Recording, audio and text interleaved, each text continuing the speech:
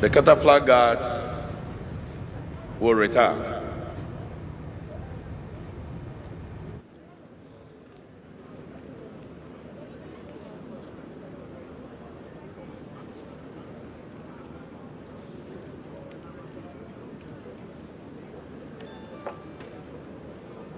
And the aim is to ensure that there's orderliness where he's laid.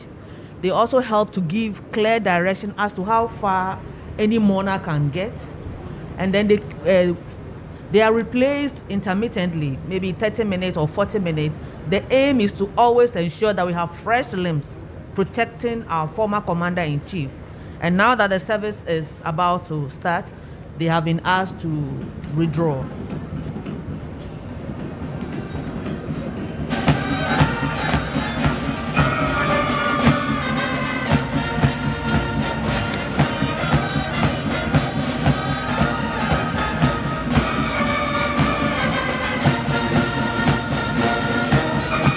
Of course, the catafalque being the wooden structure on which the casket is resting. Exactly.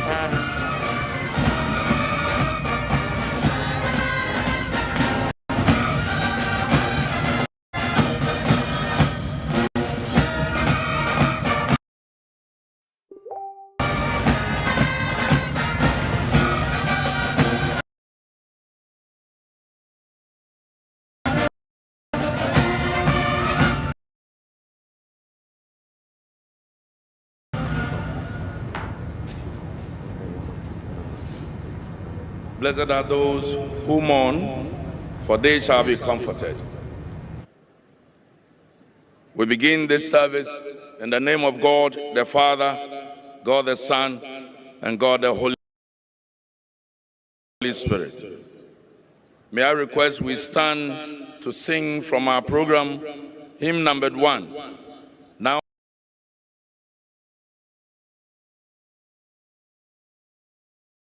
praise we great men.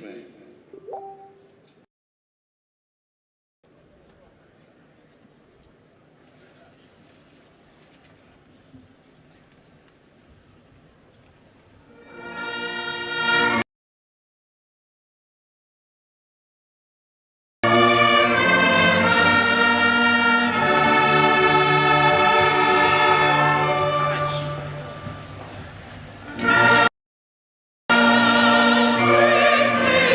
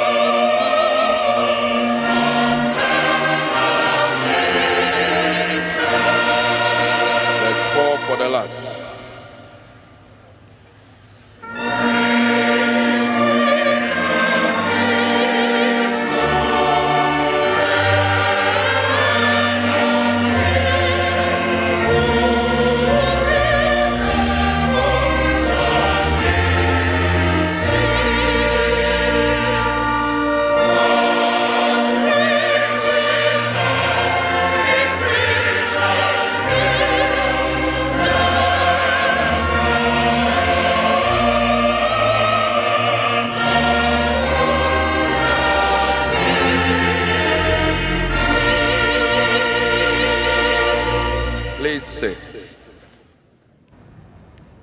Grace, mercy, and peace from the Almighty God be with you through Jesus Christ, who abolished death and brought life and immortality to light. Blessed be the God and Father of our Lord Jesus Christ, who by his great mercy has born us anew a living hope through the resurrection of Jesus Christ from the dead. Time. None of us lives to himself, and none of us dies to himself. If we live to the Lord. And if we die to the Lord. So then, whether we live or whether we die, we are the Lord's. Amen. We'll continue to sit to sing hymn number 2. The Lord's my shepherd.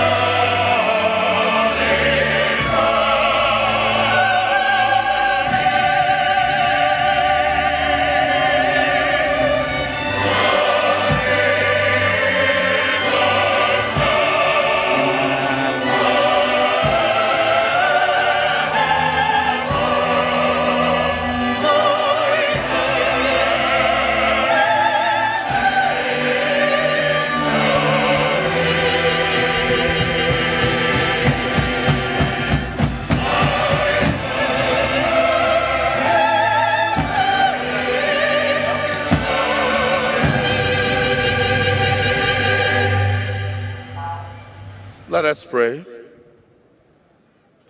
And in this prayer, may I urge you to thank God for the life of our former president, the first president of the Fourth Republic, the late His Excellency Flight Lieutenant Jerry John Rawlings,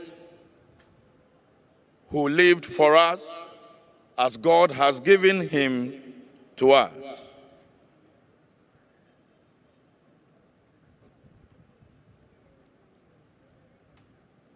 Let us thank God for the numerous things that through him our country, our motherland, Ghana, has achieved.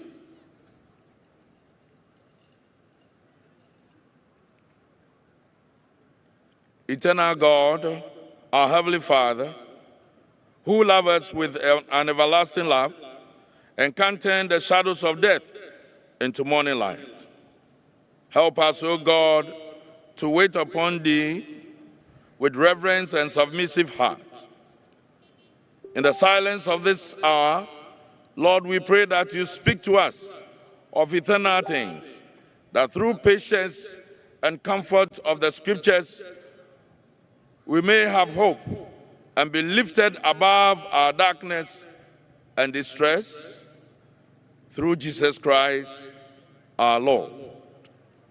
We thank You, dear Lord, that You gave us Your Son, our country, the late His Excellency and Flight Lieutenant Jerry John Rawlings, whom You gave to our country for a number of years. Thank You, dear Lord, for all the benefits that we receive from Your hands through him, and for the blessings You gave us as a nation and also as individuals.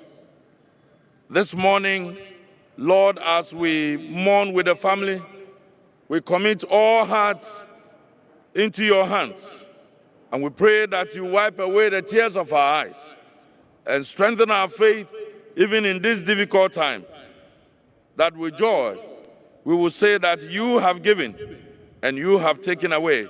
So blessed be the name of the Lord. We pray for all those who are here to join us and all who are listening to us or watching this service, that, Lord, You strengthen the faith of the people of Ghana, particularly his family, and let the joy that fills the hearts of those who have faith in You dwell with us through Jesus Christ our Lord. Amen.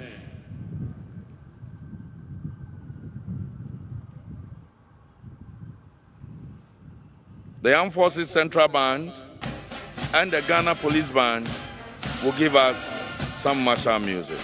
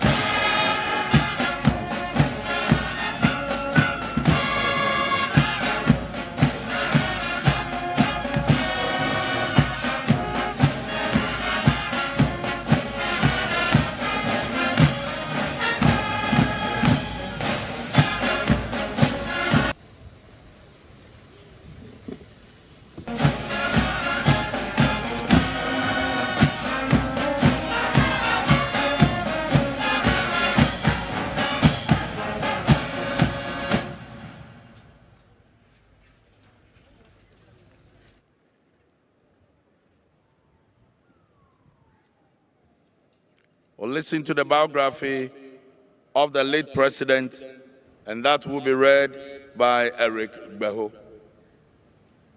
After which the mass choir will give us some music.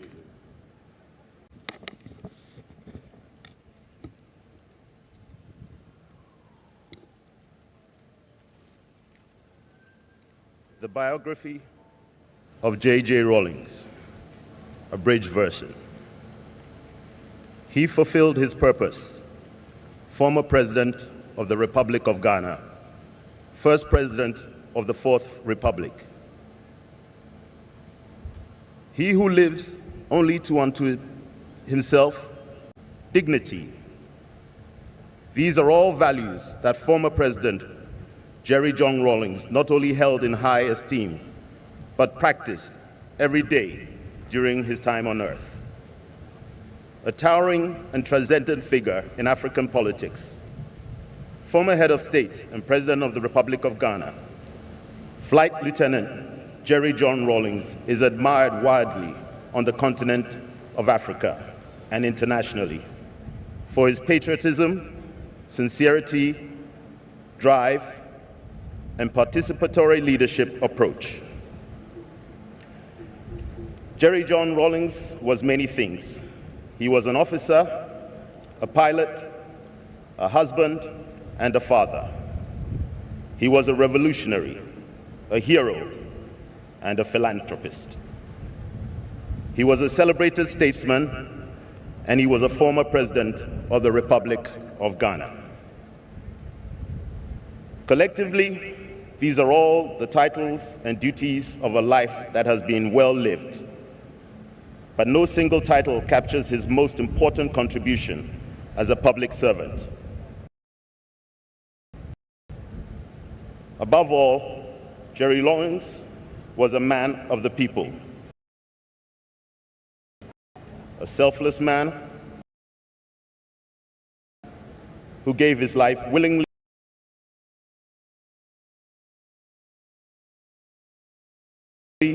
in service to the ordinary Ghanaian.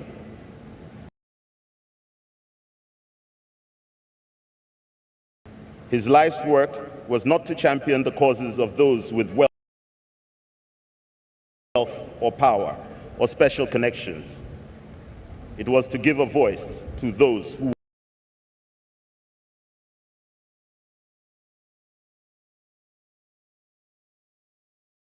were not heard. The strength of Jerry Rawlings was his sincere dedication to the cause of the working poor and oppressed masses.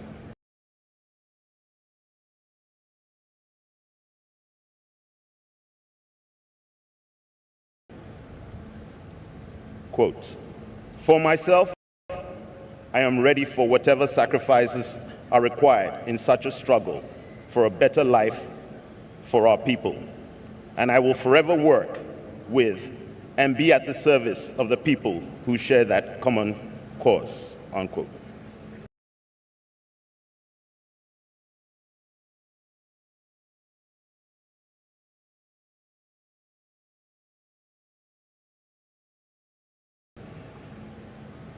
He was given the gift of empathy and was able to humbly feel for and show compassion for the pain and suffering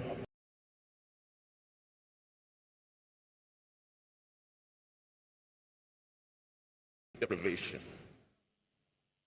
Throughout his life, President Jerry John Rawlings used his gift to touch as many lives and right as many wrongs as the years would allow. Early life and education. Jerry John Rawlings was born on June 22nd, 1947, in Accra, Ghana. He was first named Jeremiah Rawlings John and was baptized Roman Catholic. Accountability and the political and socio-economic empowerment of Ghana's people. From Scotland. He eventually made his mark on the world in 1935 to work and become head of the Kingsway Chemists. His mother, Madame Victoria Abutri, from Jelokupe in the Volta region, was the head of the catering department at the State House. Raised by his mother, she wanted her son to be a doctor. But at the young age of 6, Rawlings recalled telling his mother that he wanted to be a pilot. He enrolled in the prestigious Achimota School in 1961, where he was very active in the school choir and Red Cross. He also excelled at the cadet corps, which suited his no-nonsense and disciplined personality. It was therefore not a surprise to his classmates when he joined the Ghana Air Force. Jerry Rawlings was also one student who stood up to bullies and described by his year group as someone who always looked out for the weak and vulnerable and defended them. With his sole passion for flying, Jerry Rawlings enlisted as a flight cadet of the Ghana Air Force after Achimota in August 1967, and was subsequently selected for officer cadet training at the Ghana Military Academy and Training School in Teshi, Accra, when he enlisted as a flight cadet at the age of 20. Jerry's surname was changed from John to Rawlings. Assuming John to be a second Christian name, the Air Force administration made a clerical error and recorded Rawlings as his surname. He has been known ever since as Jerry John Rawlings. As part of his ongoing training, he was posted to the Takoradi Air Force Base in the Western region in 1968, where he subsequently advanced and became a commissioned pilot officer of the Ghana Air Force in January 1969, and was awarded the Distinguished Speedbird Trophy for his outstanding airmanship. He got posted to No. 1 Transport Squadron for his operational conversion and training on the DHC Otter aircraft. In June 1970, Jerry Rawlings was posted to the Communications Squadron, Air Force Station Accra, as a squadron pilot flying the Beaver aircraft. And shortly after, in December 1970, he was then reposted to No. 1 Squadron, Air Force Station, Takoradi, to continue with his operational duties as a squadron pilot on the Beaver and Otter aircraft. Just a month after January 1971, Jerry John Rawlings was interviewed and selected to join the prestigious No. 4 Fighter Squadron at the Air Force Station in Accra. He began his conversion and operational training on the MB-326F aircraft, and in April 1972, he was appointed Station Adjutant to the commanding officer of the Air Force Station Accra, and appointed officer in charge of stations Operation Feed Yourself project, the flagship project of General Achampong's National Redemption Council. A natural workaholic and one who enjoyed working in the outdoors, Jerry John Rawlings took this responsibility very seriously and dedicated all of his off-duty hours to this task. He was a natural leader, so it came second nature to him to motivate the officers and men under his command to participate actively in the project. He single-handedly operated the station's tractor to plow all arable lands on the Air Force Station, which earned him the admiration of the officers and especially the airmen. His dedication to the project yielded a bumper harvest, which was short-lived when the mode of distribution was deemed most inequitable, much to the utmost dissatisfaction of the young officer. The majority of the harvest went to the commanding officer, which was a common practice in the Ghana Army at the time. He openly expressed his dissatisfaction when approached by the commanding officer with the order, "My boot is open, fill it." His utterances earned him the respect and endeared him to the hearts of the officers and especially the airmen. This singular event in his career propelled him as a unique and empathetic leader who cared for the welfare of his men and the downtrodden.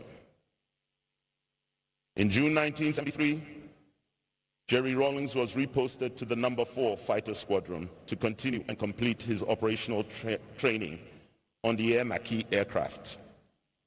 The training was made up of general formation flying and combat, as well as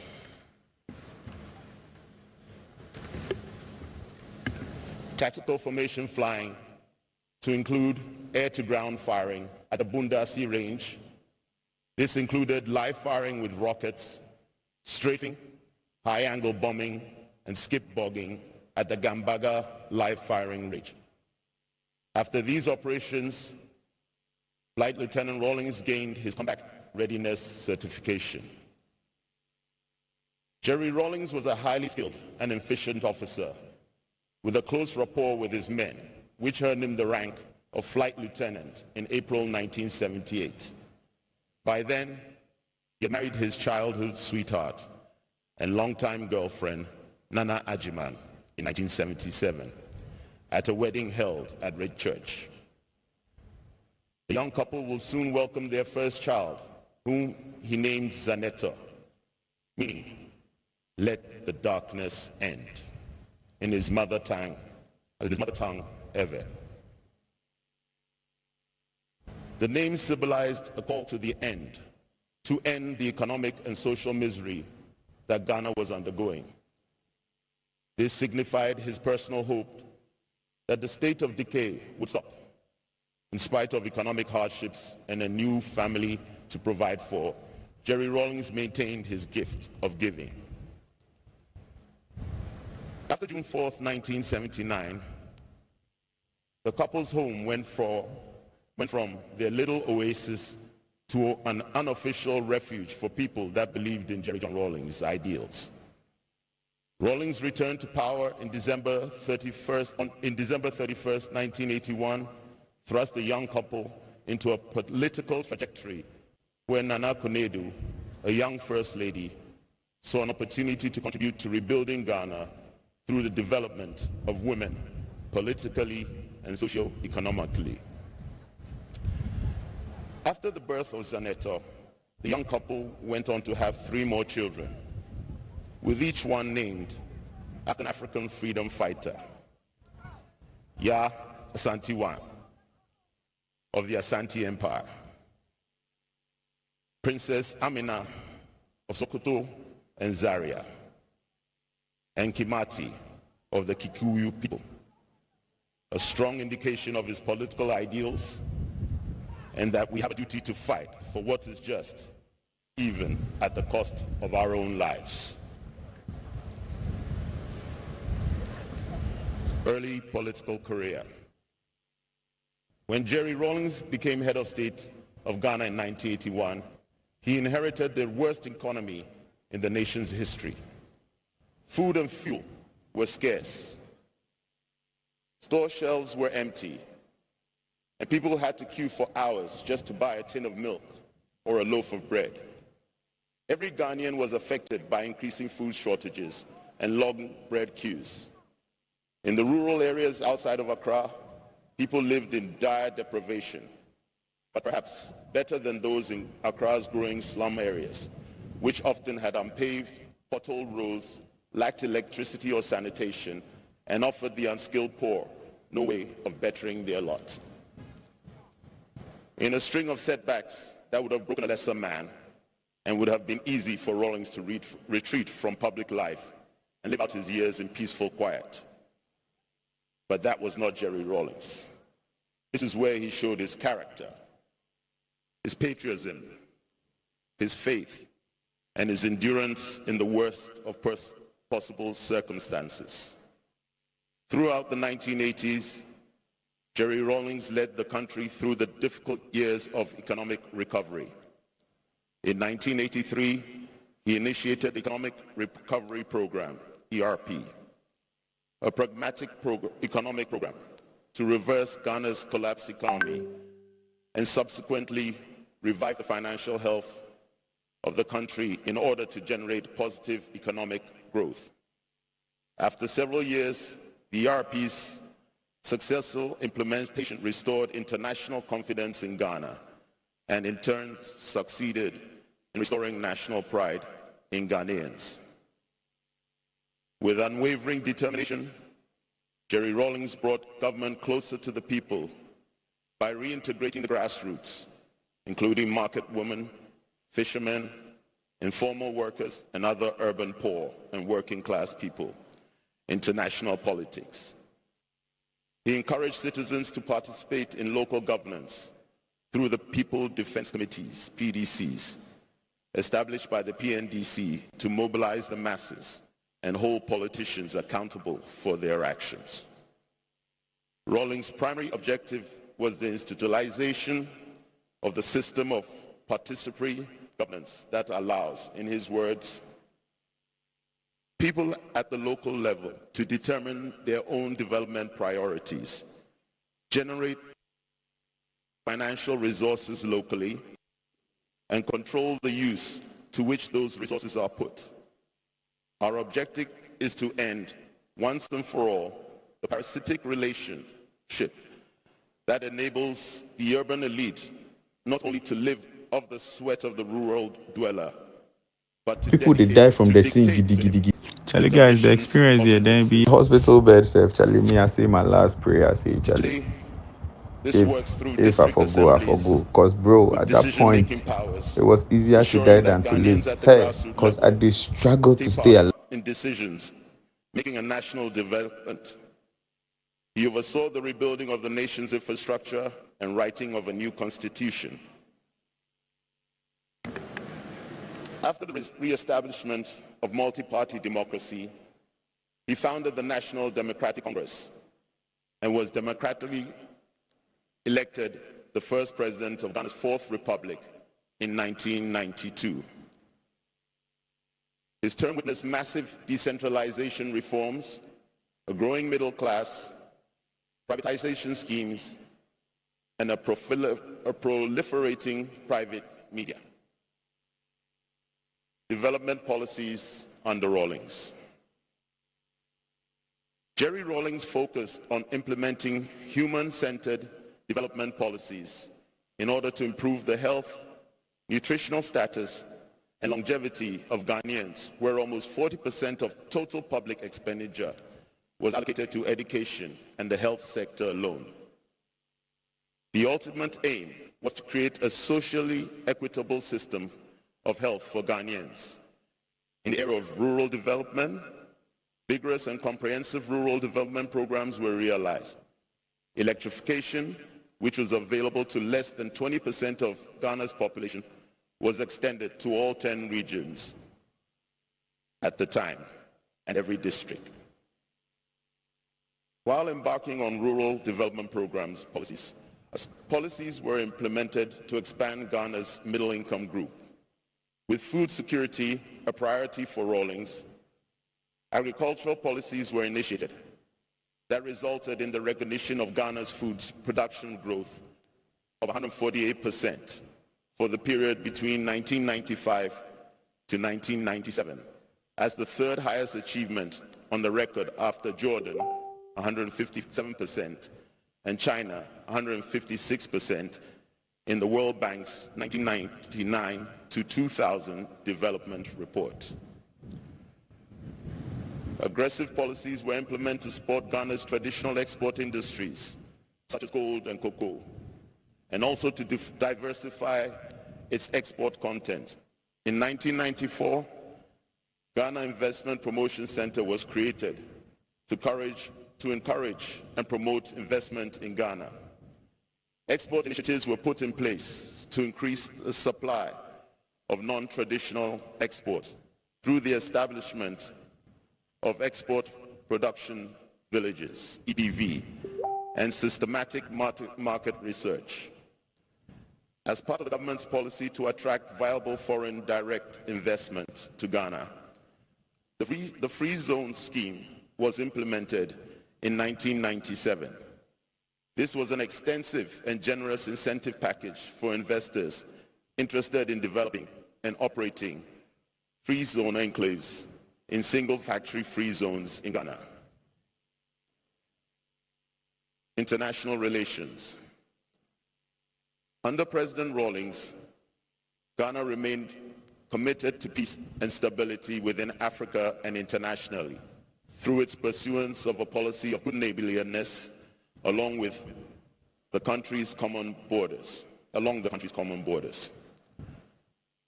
This was consistent with Ghana's commitment to peace and stability and crucial to the social economic development of Ghanaians, while strengthening ties with progressive movements worldwide, especially members of the non-aligned movement, and providing support to the African struggle. He restored relations with Western nations as well as China and Japan. To enhance trade and economic cooperation between Ghana and other nations, President Rawlings undertook investment tours to the West, emerging economies of Asia and within the African continent as well. He, however, criticized the global system as inequitable, emphasizing that developing economies that are operating free market systems are not deriving maximum benefit from the global free market system. He spoke passionately about international political morality and inequalities, and never hesitated to criticize the savagery of capitalism whenever he had the opportunity. Within the sub-region, President Rawlings contributed tremendously to conflict resolution and political stability in countries such as Rwanda, Sierra Leone, and Liberia. Under his leadership, the Ghana Armed Forces regained its reputation as one of the finest and most disciplined forces in military operations around the world. His special interest in the armed forces can be credited to his early career in the Ghana Armed Forces, where he showed exceptional skill and acumen while proving himself as a distinguished fighter pilot. His experience as a military strategist was a major contributory factor to Ghana's record in conflict resolution in the sub-region. This was observed in 1994 when he became the ECOWAS chairman during the Liberian Civil War. Under his chairmanship, the Akosombo Accord and Accra Peace Agreements were signed. Post-presidency, elder statesman. After 2 terms in office, President Rawlings stepped down and handed over to his elected successor on January 7, 2001, reinforcing Ghana's transition to a stable, multi-party democracy. Later that year, he was appointed as the first United Nations eminent person for international volunteerism, helping to raise the profile of millions of volunteers working for peace and development around the world. As a former head of state, Jerry Rawlings refused to embrace traditional retirement.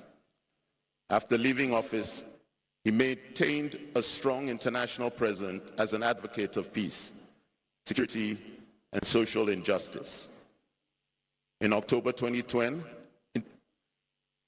the African Union appointed him as the AU High Representative for Somalia to mobilize the continent and the rest of the international community to fully assume its responsibilities and contribute more actively to the quest for peace, security, and reconciliation in Somalia.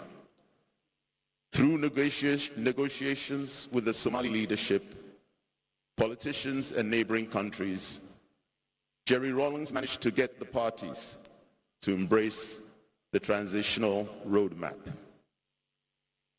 By October 2011, President Rawlings was also appointed Ambassador of the Pan-African Parliament. Through active engagement at various forums, London to Nairobi, President Rawlings worked to ensure that various interest groups in the Somali political climate reached consensus on bringing the traditional period to an end. To this end, President Rawlings is recognized for his statesmanship and dedicated service to restoring peace and security in Somalia. Later life philanthropy. President Rawlings dedicated most of his retirement years to philanthropy. He focused on supporting the underprivileged by providing support towards medical care, the payment of school fees, and issues of accommodation and personal welfare. In March 2017, the former president funded the spinal correction surgery of Maxwell Agoso, a young boy who had a serious spinal abnormality that threatened to cut his life short because of the pressure brought to bear on his heart. Rawlings also solicited funding for young Naomi Gomeshi's life-saving heart surgery at the Kologu Teaching Hospital. The former president was also passionate about nature and deeply interested in matters of the environment when he was in office. He would personally join voluntary groups to desil drains and prevent diseases like Brolly ulcer and guinea worm. The passion never waned, and on countless occasions, he expressed concern about the hacking down of trees to construct concrete buildings and the failure of Ghanaians to embrace tree planting as an environmentally progressive policy. In a note he penned on the environment for a magazine in 2013, President Rawlings wrote, "Nature is the only true friend I have. I have always derived so much comfort and serenity from her. The loyalty, trust, and integrity of Mother Nature has never been in doubt. If only our greed and lust for power had not demeaned us, the life of Mother Nature and the environment would be hanging perilously in the balance. If I could live my life again and again, I would still spend it trying to protect her. My profession as a pilot would have been empty without the beauty and wonder of the landscape. Mother Nature and the environment made me a more responsible person. My relationship with nature and the environment is too spiritual for a sentence piece." On his 70th birthday in 2017, a symposium on the environment was held in his honor under the theme, "Protecting and Safeguarding the National Environment for Generations." Conclusion. Jerry Rawlings has gone home now, leaving those of us who grieve his passing with the memories he left behind, the good that he did, the sacrifices he made, and the dreams he kept alive. We are forever grateful for his courage and conviction, his humanity, and his compassion for others. But above all, we love Jerry Rawlings for what he represented: a determination to succeed against the odds, humility, an innate sense of social justice, and a tremendous sense of service to country. He gave to himself with intelligence and energy and devotion to duty. In the words of William Shakespeare, "I have touched the highest point of all my greatness, and from that full meridian of my glory, I haste now to my setting." Jerry John Rawlings, your work on earth is done, and your life and legacy will be an enduring reminder that a life of service is a life well and greatly lived. May God bless Jerry Rawlings, and may he rest in eternal peace. Freedom must be enjoyed on mutually respectable terms, not on one man's terms. If it's on one man's terms, then it's not freedom. The golden rule must apply. see? I want the best for you. I want the best for all my people in this country. But let's learn to make the golden rule apply.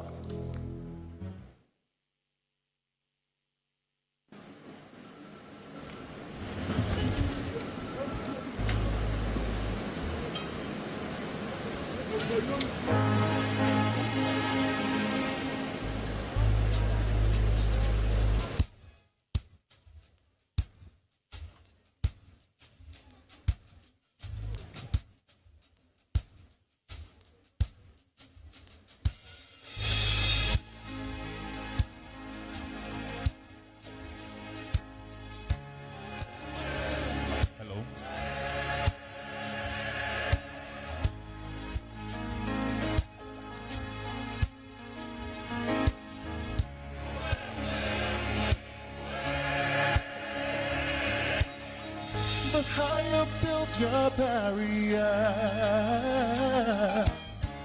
the taller I become. Yeah, but you take my rights away.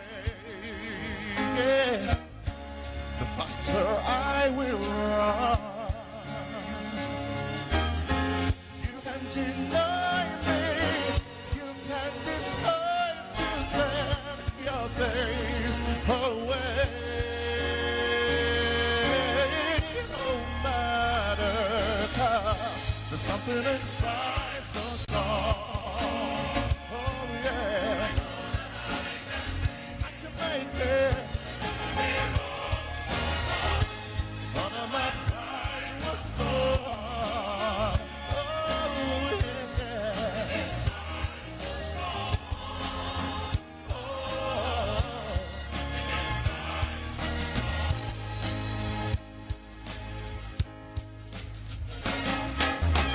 The more you refuse to hear my voice, yeah, louder I will sing. Yeah, you hide behind walls of Jericho. The lies will come tumbling. Yeah, deny my place in life. Turn the world that's mine.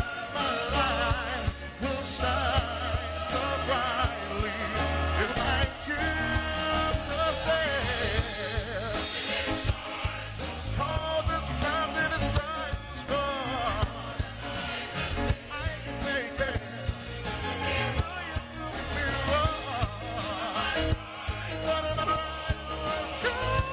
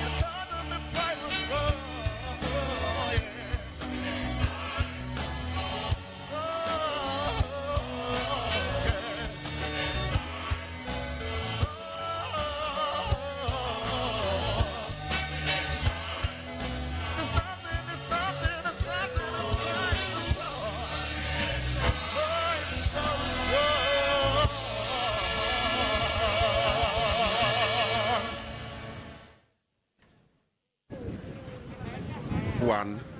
That is a musical interlude. Now, the next tribute that would happen would be tribute by wife. That is Nana Kunedu, the excellent Nana Kunedu Ajima Rawlings. And we're expecting the tribute to be read by Amina Rawlings. We'll take the first tribute,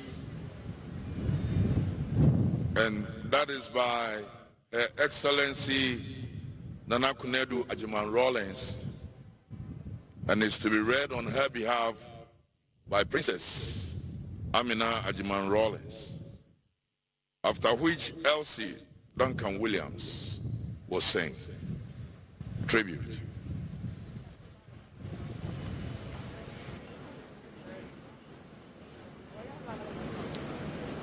Tribute by the wife, Nana Kunedu Ajiman Rawlings. It starts off with a poem. We started on the journey with wonder at the world. We skipped along with heads held high. Our flag of hope unfurled. Enthusiasm filled our days. As optimism grew, we had so many plans and dreams. Did some of them come true? But then our path grew steep and rough, and clouds obscured the sun. As problems raised their worried heads, we lost our sense of fun. But love was there through troubled times to ease the hurt away. With caring hands and gentle touch, it helped us through each day. So as the road goes winding on, step bravely mile by mile. Through sun and showers, hope and joy, the journey is worthwhile. By Iris Hesselden. Just as the poem states, we started on a journey, one that was free and easy in spirit. I was innocent and you were streetwise. There was so much I did not know and understand about the real life outside the wings and home of Mr. and Mrs. J.O.T. Ajiman, since I had lived a very protected life under their roof. I had to learn to understand how to be streetwise, move along with the flow of your friends and acquaintances, but it still did not sit well with me. It went against all the upbringing I had intensely received under the roof of my parents. After several trials, I decided a leopard never changes its spots. I was who I was based on family values. I decided I could not change for the sake of love. You finally understood me, to take me as I am. I was who I was, and there was nothing I could do about it. You sometimes called me snooty. I refused to accept that. I said it was based on my values. We had our ups and downs. However, our foundation of love for each other kept us together. We got married on January 29th, 1978. I recall you wanted us to elope and get married. Again, it did not sit well with me, and I said no. And you very quickly told me you were just tricking me to see my reaction. Family was very important to me. That is all I knew. So eloping without a wedding involving my family was out of the question for me. Our wedding remains a memorable day for me. It wasn't a military wedding because of your disillusionment with the military government and armed forces at the time. I do remember my father's words, quote, "There are several reasons we send girls to school. But when you get married, you do not make a man your pillow. You stand on your own and earn your keep," close quote. He advised you to encourage me in my endeavors because a working woman is a free woman. We were married and I learned to move into another family of just us. I tried. It was not easy, but I knew I had you as my support, so I pushed on. With the birth of our first child, your care and concern knew no bounds as you would spend all morning cleaning the house and doing all manner of chores before setting off for work, so I could rest and see to the baby. You took pride in your fatherly duties. There was no task too tiresome or bothersome for you, as you sought to take care of your young family. The scarcity of goods in the country at the time made things so difficult for everyone, and so you decided to name our daughter Zaneto, which meant let the darkness end. The next few months had me in a constant state of fear, as you were arrested countless times by the military intelligence, culminating in the historic trial after the May 15th uprising. Life after June 4th, 1979 was never laid back. It was a roller coaster. And to quote Iris Hailsden, but then our path grew steep and rough and clouds obscured the sun. As problems raised their worried heads, we indeed lost our sense of fun. But love was there through troubled times to ease the hurt away, close quote. Our home went from our little oasis to an open refuge for all manner of people that believed in your cause. You were passionate and open-hearted, sharing all you had without a thought for yourself. After the arrival of our second child, Yaa Santwa, it felt like the nation was at its peak with hardship. In spite of this, Jerry, your gift of sharing knew no bounds. You would bring different people into our apartment, strangers and friends, for tea, coffee, and any meal you could lay your hands on in our kitchen. I tried countless times to hide the meager provisions we had for the children, but somehow you always discovered my stash, much to the mirth of your friends. After the 1981 December Revolution started, with all the difficulties of running a collapsed state, I saw less of you due to your schedule. When the restructuring and reconstruction took off, improvements to the national economy were clearly visible, and I would bring the girls over to visit on weekends and fortnightly. They never could hold back their excitement. When Amina and Kimathi were born, my work with the rural and urban communities intensified. You made me your eyes and ears to what was going on around the country. You trusted in the integrity and astuteness of our womenfolk to give a good assessment of the reality on the ground. With your help and support, we were able to make the fight for women and children's rights a reality with the passing of the interstate succession laws, family accountability laws, and all the other laws passed on behalf of Ghanaian women and children. They are a testament to your concern for your nation when you were made aware of the difficulties women were facing in the country. You never hesitated to help with the passing of laws to protect the vulnerable and the voiceless. From 1983 to 1992, I worked assiduously on empowering the Ghanaian women. I knew my passion to transform the lives of women could become a reality. I had dreams of improving the lives of the urban poor communities through women, but it still remained a dream since I could do nothing without passing through the People's Defense Committees, who, by the way, totally disagreed with my style.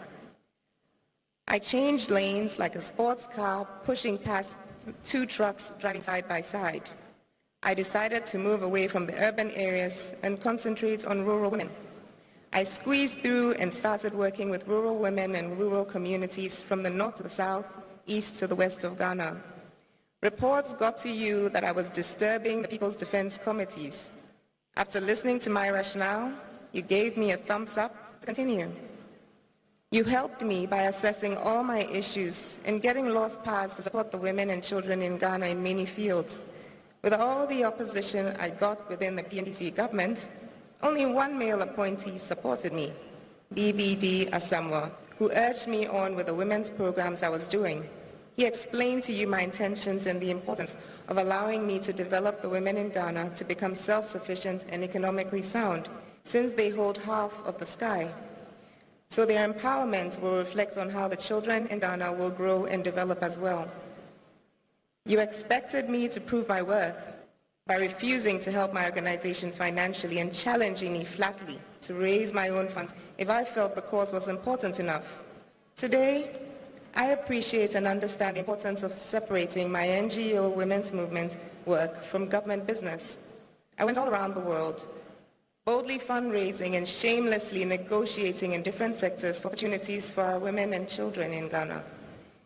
Jerry, I know that God created us for each other. And today we make a formidable team, notwithstanding the ups and downs of life. We believed in each other and in our dream of making Ghana a country we could all be proud of. One to set the pace for our sub-region and continent, I dare say we did not do a bad job. As you worked assiduously on state matters, I concentrated on empowering the women and improving the quality of life for them. Irrespective of their origins or creed, we were a team fighting to transform a collapsed state into one of potential prosperity for all. You did your best, and I played my part in my own way. You always said you did not need titles to define you, so you remained Flight Lieutenant Jerry John Rawlings. You also said you did not need political titles to influence a party to do what is right and honest for Ghana. So for most, you remained chairman. To me, you were and always will be Jerry, my love, my life partner, my friend. You were for Ghana and then for me. I say farewell with the words of Rachel Wallace.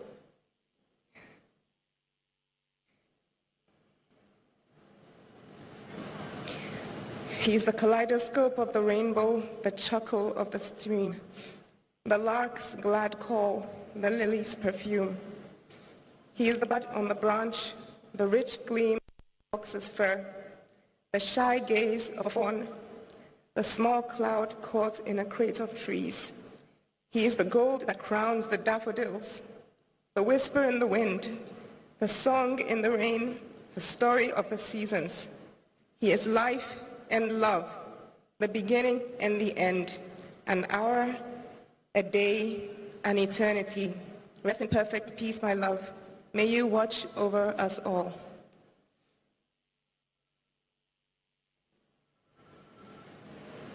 My wife, Nana Rawlings, read by Princess Amina.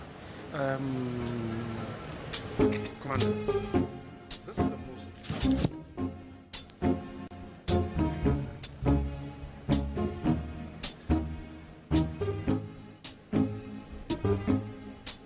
When the night has come and the land is dark and the moon is the only light we'll see. No, I won't extremely well. be afraid. Very few No, people can read I won't their mommy's be tributes afraid. and read what Just she as did. long Yes, she's done as you excellently. Even me watching by me. and documentary, I was So touched, and I'm touched. darling, So I'll say yes, she's done very well. me. She's proven that she's a strong princess. By me, oh, stand by me, stand by me. So darling, darling, stand by me.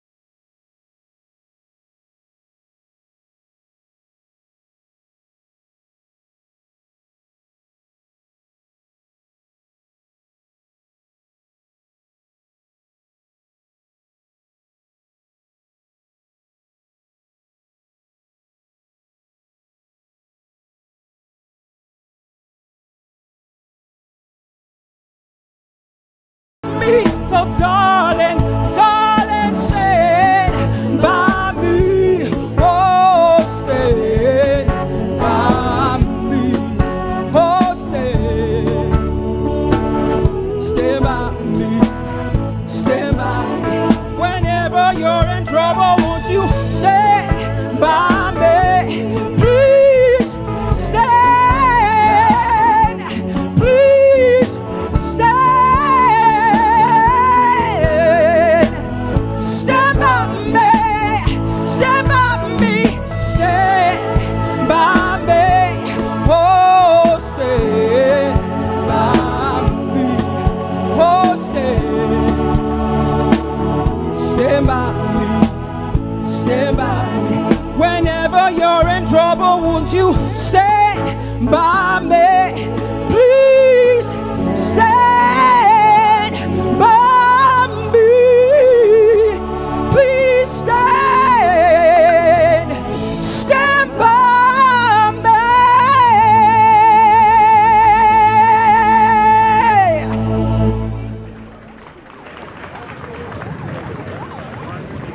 The next tribute, that will be for children.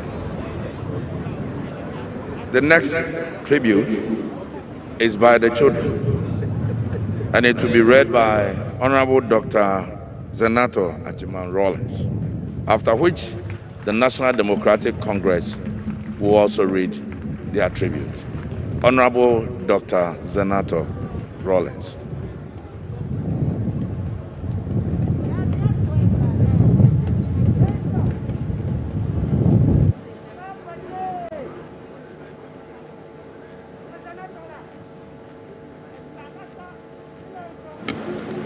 The only thing necessary for the triumph of evil is for good men to do nothing. Edmund Burke. Daddy, so much that should have been said, but the perpetual folly of mankind, always thinking there's more time. Well, like many others before us, the realization only hits home when befallen by such a tragedy. This has been so unexpected that translating anything to words has proven harder than we could have imagined. A lifetime of anecdotes, where to begin? We'll start with the names. You were the earthly possessor of the name Jeremiah, whose mission covered some of the most turbulent and tumultuous decades in biblical history. Your father, James Ramsey, named you Jeremiah and tasked you with a similar fate. Your shoulders were strong enough to carry the weight. You knew your purpose and you accomplished it. You never faltered. Courageous and daring in every way, you stayed true to the essence of who you are till your last day. Daddy, you were a warrior, and with each one of us, you took pause to name, because resonating within you was an organic understanding of a name's sacred soul. She, or he, who is the earthly possessor of a warrior's name, is beholden to that name. You knew this. You did not name any of us after you to ensure that we would discover our own purpose in our name's sacred soul. A warrior's label was thus your gift, and reveled in each name lay your challenge to us to be watchers, protectors of creation, keepers, seekers of universal knowledge, to be courageous, never to falter, to stay grounded, to seek our purpose and remain true to it. Xanator, an ever-extraction name, a command meaning the darkness must cease. A name you made up and gave to your first child during the difficult times in Ghana as you hoped for an end to the corruption and economic hardship. Your second child, Ya Santua, of Asante extraction in modern-day Ghana. You named her after Nana Ya Santua of Ejisu. the Queen Mother who led her people to war against the British colonialists after the king of the Asante Kingdom was exiled.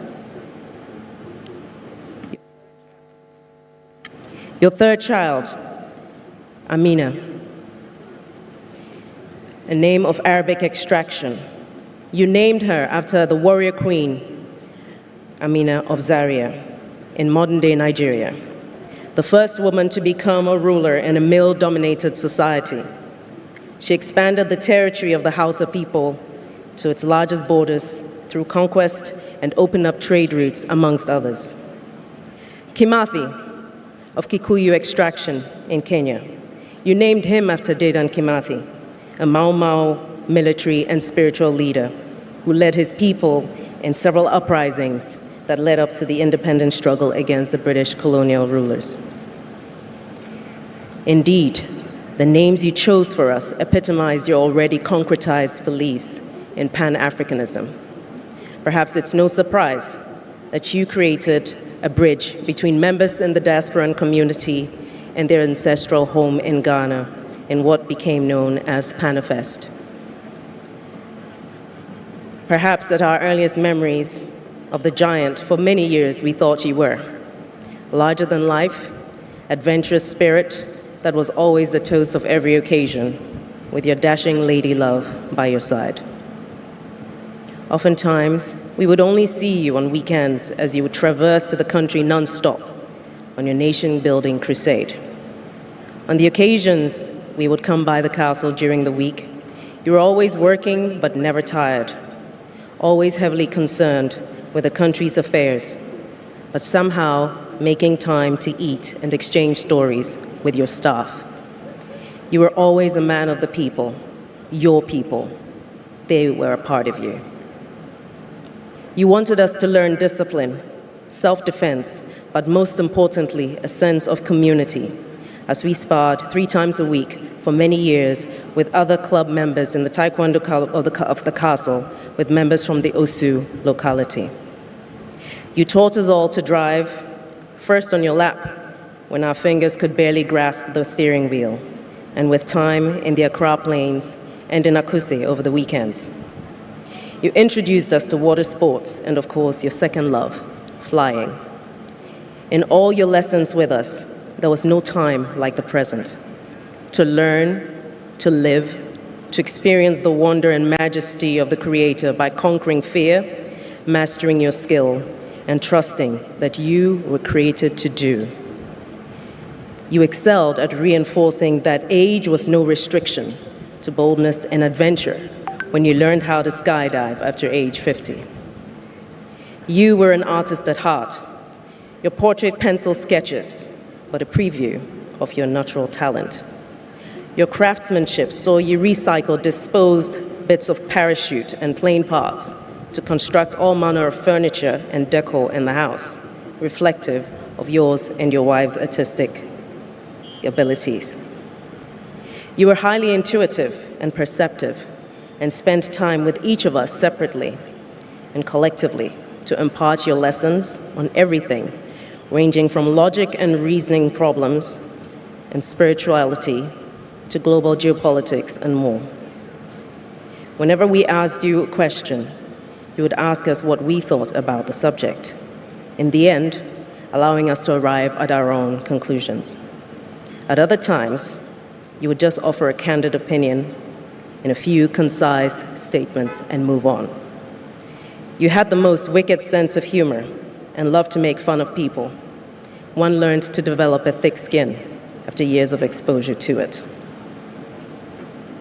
When it was time for us to go to boarding school, you took pride in setting up your barber's shop on the compound of the house, skillfully cutting our hair with such ease that some of us, don't worry, I won't mention your name, thought that we could do just as well before hacking our cousin's hair to the most shocking yet hilarious spectacle.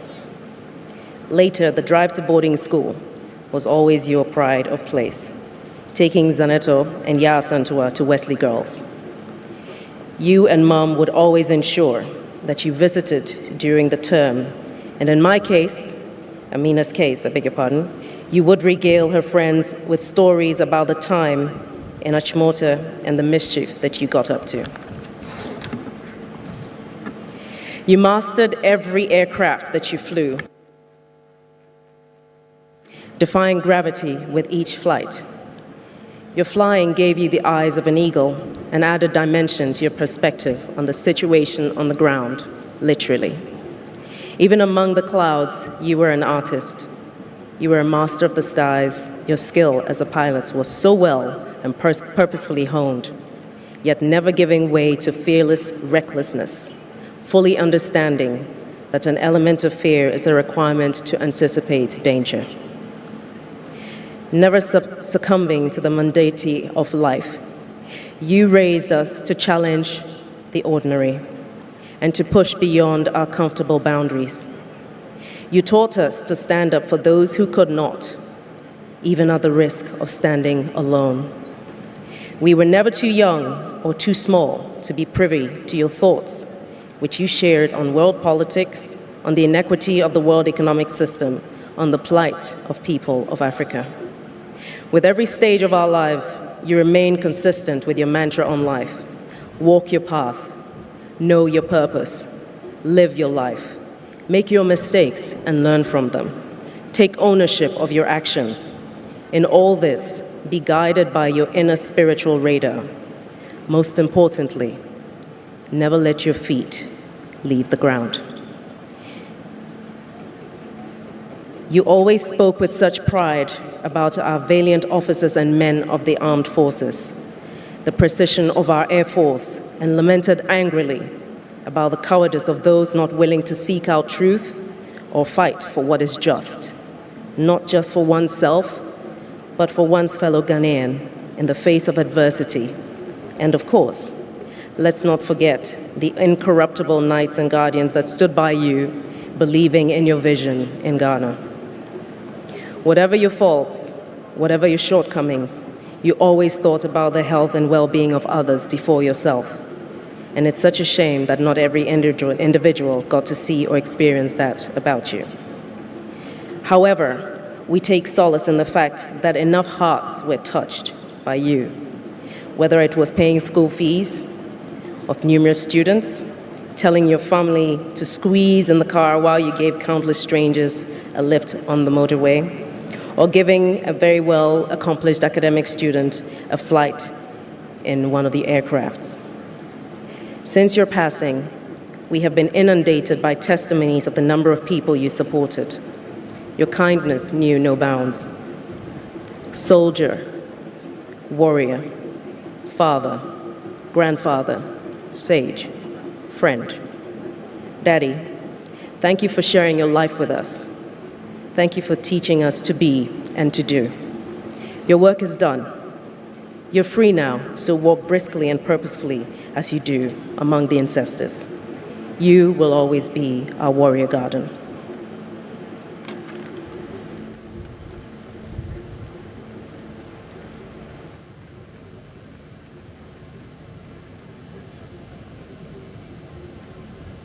The next tribute is by the National Democratic Congress, and it will be read by Alhaji Udu Yahya, after which the mass band will give us some martial music.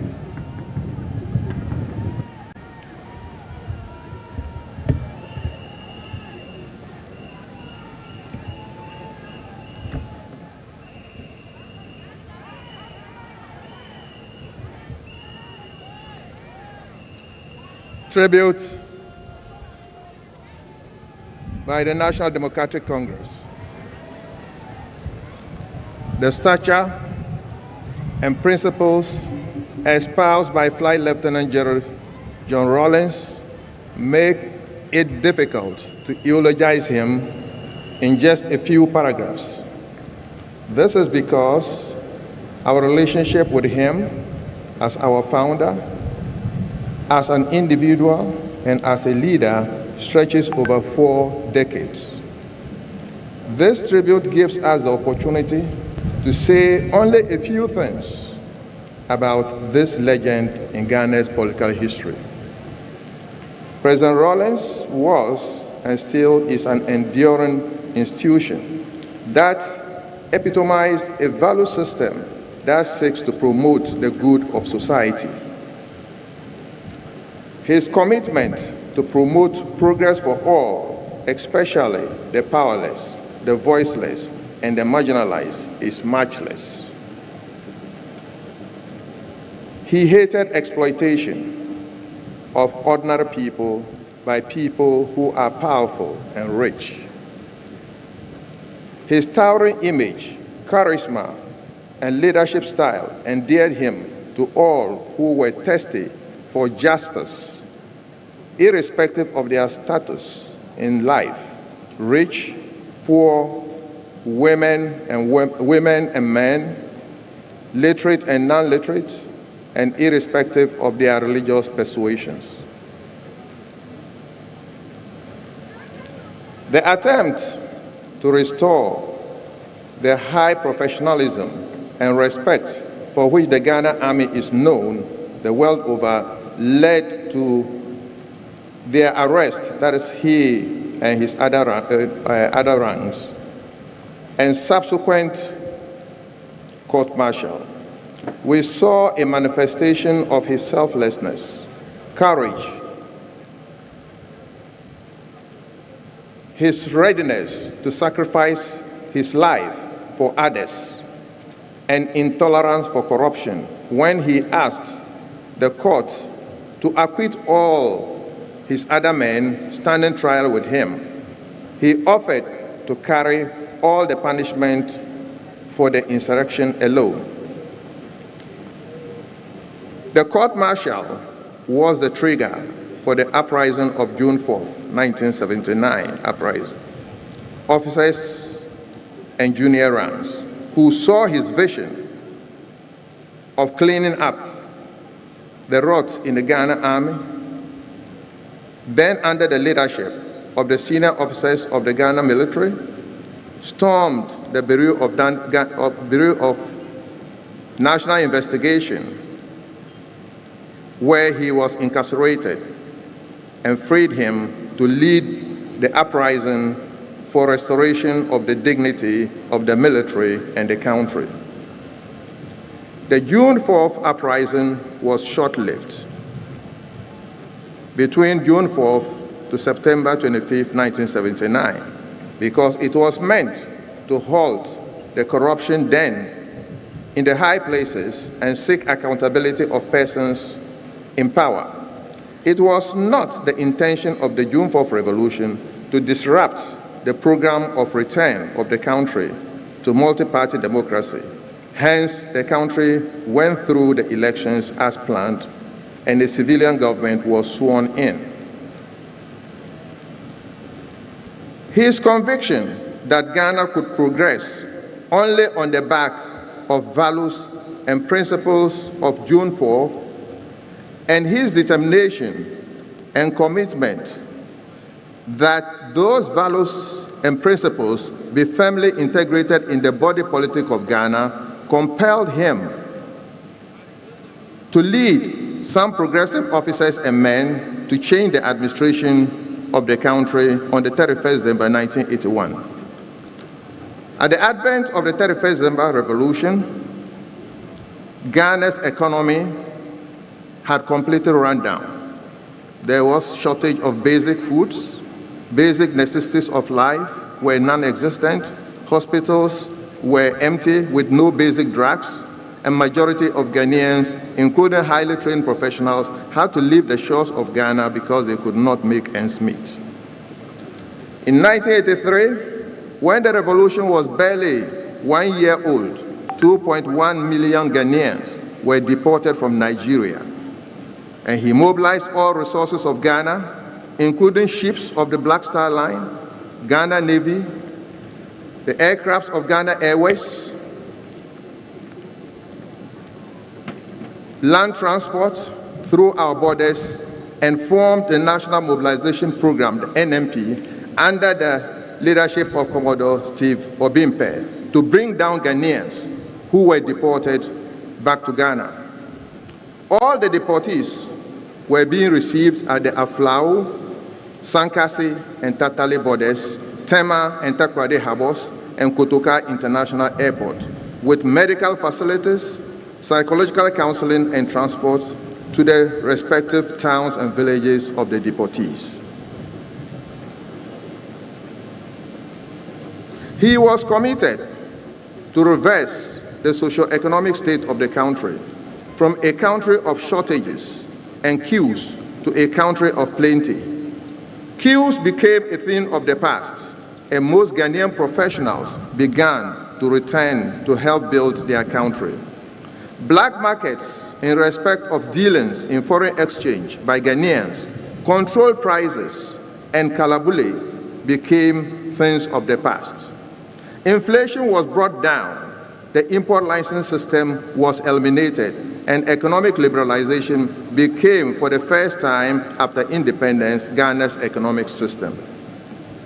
Ghana's exports revenue began to soar, and diversification of the economy was also pursued vigorously. The economic and social infrastructure, which had largely broken down due to years of neglect, underwent serious rehabilitation. Under him, electricity from Akosombo was extended to all the then 10 regions of Ghana, the then 110 district capitals, and towns and villages, which accelerated development in Ghana. The road sector underwent expansion to the rural areas, and the ports in Takoradi and Tema saw rehabilitation and expansion, as well as our airports at Kotoka, Kumasi, and Tamale. The educational system was not left out. The grammar-type education, which was inherited from our colonial masters, was changed to the Junior Secondary School, JHS, and the Senior Secondary School, SHS. Public universities were increased from 3 to 6. The medical school in the north at UDS, University of Development Studies, was added to the existing 2 at Kolebu and Konfonochi. The policy of each region having a polytechnic was rolled out to address the middle manpower requirement for the industrial development of the country. Several political landmarks were achieved in the decade that the 31st December Revolution lasted.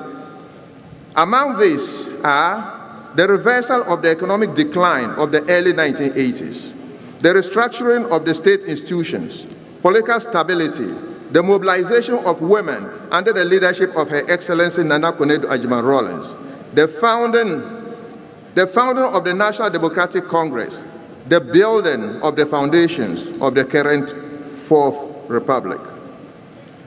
Given that Rawlings meant the PNDC was a provisional administration, he ably guided and tailored the process of transition to the constitutional rule that began in Ghana in 1992 and has since endured. The process created the opportunity for the founding of the National Democratic Congress to help consolidate the values that Jerry John Rawlings had always espoused.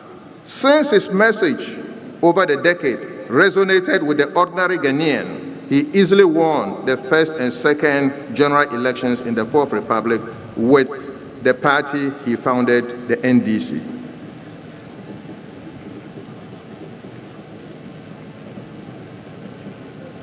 Perhaps it is appropriate to state here that His Excellency President Jerry John Rawlings signed the party's manifesto with his blood at Ho to signify the deep faith he had in the party to the principles which he believed in.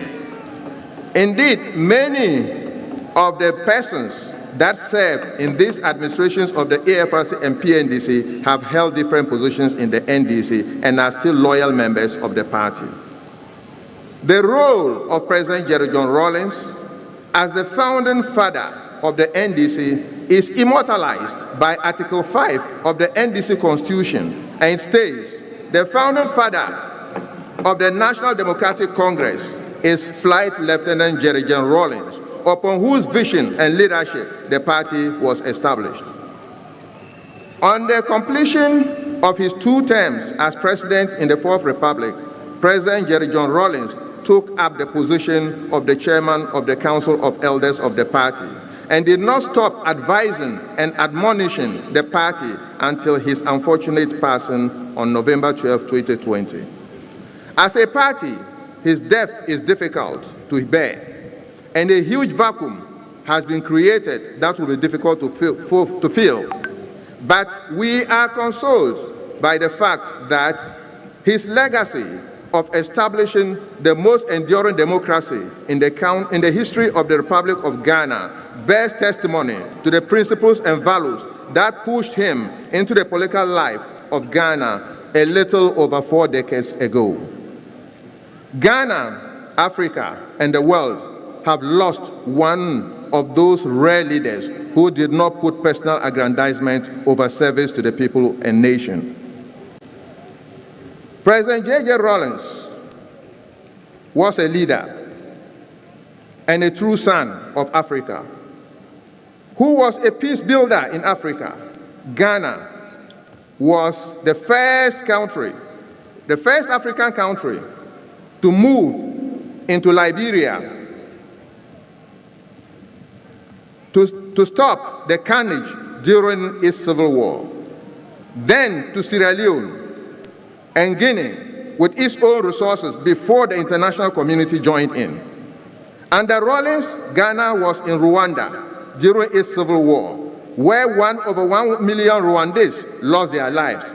And when all the international community, including the United Nations, withdrew their personnel, President Rawlings ordered our troops under the command of General Anyidohu to stay on and save lives. The United Nations appointed him as a peacemaker in the Somali conflict to bring the warring factions in Somalian conflicts to the negotiating table. President Rawlings, we owe you gratitude for helping in the founding of the NDC, the National Democratic Congress. And we assure you that we will uphold your legacy as long as we exist as a political party. Your kind is rare, and we are proud that we have benefited from the fountain of your vision and wisdom. May God grant your soul eternal and perfect and peaceful rest, and may the earth gently lie on your remains. Fare thee well, our leader, our former president, our chairman of PNDC, our chairman of AFRC, our founder, and our chairman of Council of Elders, Hedenue, fare thee well. Thank you. Pachi Hudu Yahya of the NDC, once a Secretary General of the party, reading the tribute of Flight Lieutenant Jerry John Rawlings. He was one of the strong men that Rawlings used when forming the NDC. The next tribute would be by the Ghana Armed Forces, that is after a musical interlude.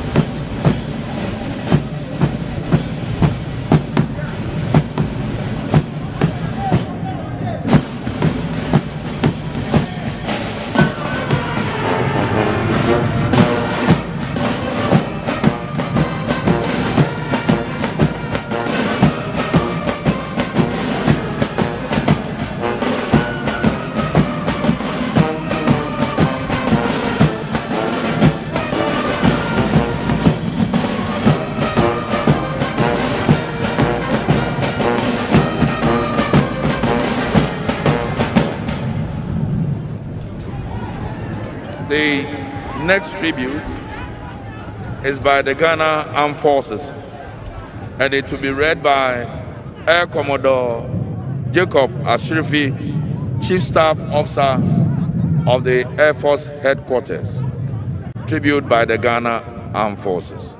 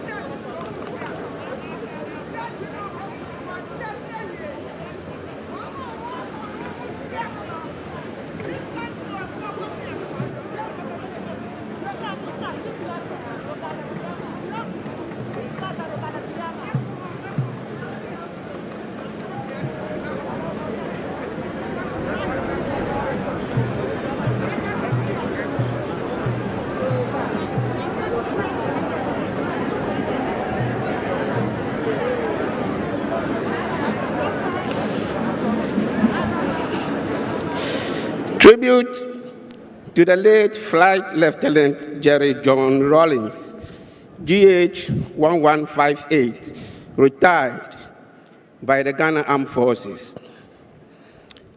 The great Nelson Mandela said, and I quote, "When a man has done what he considers to be his duty to his people and country, he can rest in peace." I believe I have made that effort, and that is therefore why I will sleep for the eternity. Any keen observer will agree that these words of Nelson Mandela resonate equally with the life of His Excellency Flight Lieutenant J.J. Rawlings, whom we mourn today. The late Flight Lieutenant Jerry John Rawlings was commissioned into the Air Branch of the Ghana Air Force as a pilot officer on 25th January 1969, on completion of his basic military training at the Ghana Military Academy. Flight Lieutenant Jerry John Rawlings' passion for flying was very evident even as a very young officer, and the route to that realization was challenging. However, by dint of hard work and dedication, he successfully achieved that cherished objective. Indeed, he was adjudged the best graduating cadet and was awarded the much coveted Speedbird Trophy, an award which every flight cadet at the flying training school in Takoradi dreams of. His career as an Air Force officer began at the Air Force Base Takoradi as a squadron pilot. Over time, he distinguished himself as a fighter pilot, demonstrating his exceptional skills in aerobatics. In addition to flying duties, he was also the base adjutant. From June to December 1970, Flight Lieutenant Jerry John Rawlings was posted to the Communications Squadron of the Air Force Base Accra as a squadron pilot. Subsequently, he was reposted to the No. 1 Squadron of the Air Force Base Takoradi from December 1970 to January 1971. His passion for precision and adherence to flying procedures, coupled with his dexterity at flying, earned him an appointment with the renowned No. 4 Squadron from 1971 to June 1979. He simply loved his job as a pilot. His situational awareness and rare skills with cockpit management and the art of flying were exceptional. He was also known for his love for other machines, especially motorbikes. Whilst in active service, he accepted extra-regimental assignments willingly and always executed them to the required standards. He was very firm, fair, and straightforward on his principles, especially when it came to dealing with his subordinates. He exhibited good leadership qualities at the flight lines and at social gatherings. The late former president had an affable personality, and his social etiquettes were that of an officer and a gentleman. In addition, he was an ardent sportsman, and he particularly loved horse riding and boxing. He served on the Inter-Service Boxing Organizing Committee on a number of occasions, and as the officer in charge of the Ghana Armed Forces boxing team, led it to win several laurels, both at home and abroad. His involvement in the political history of Ghana is now legendary and hardly needs any repetition. He had a deep sense of patriotism and nationalism and was very considerate of others, no matter their status in society. His daunting spirit was unbreakable and could never be affected by any challenging task. He will be remembered as the longest-serving head of state of Ghana and the architect of the Fourth Republic, which has been the most enduring. Most of the current serving personnel of the Ghana Armed Forces never met Flight Lieutenant Jerry John Rawlings whilst he was in active service. They only know him from open sources as a revolutionary and a Democrat who has left an indelible mark on the Ghana Armed Forces and the nation. One little-known fact is the amendment of the Armed Forces Regulations on Discipline, in which the trial by a sole commanding officer was replaced by the current disciplinary board. This was implemented by the late president and was informed by his empathy towards his subordinates and his sense of fairness. He was also the brain behind the formation of the 64 Infantry Regiment and the extension of 7 years from 18 to 25 years for soldiers until the recent further extension to 30 years. He was once both the Chief of the Defense Staff and the Commander-in-Chief of the Ghana Armed Forces, and was honorably released from the service on 14 September 1992. Your Excellency, your sudden departure has robbed the Ghana Armed Forces, the nation, and indeed Africa, of a treasured statesman, compatriot, nationalist, and a Pan-Africanist. Your personality accommodated a wide oeuvre, a quintessential lover of flying, a man with an unflappable revolutionary zeal, and an unabashed Democrat.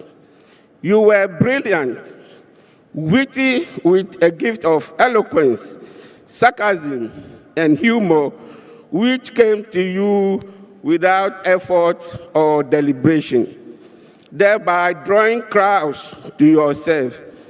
You have shaped our national destiny, and you can now rest in peace. The words of William Shakespeare in his book, Julius Caesar, sum up the life of our departed president and statesman. Quote, "His life was gentle, and the elements so mixed in him that nature must stand up and say to all the world, this was a man, unquote. We are consoled that he is lying in the bosom of his maker until we meet again to soldier on in heavenly bliss. This tribute concludes with hymn number 896 of the Methodist hymn book, which says, quote, now praise we great and famous men, the fathers named in story, and who now, as then, reveals in man his glory. Rest in perfect peace.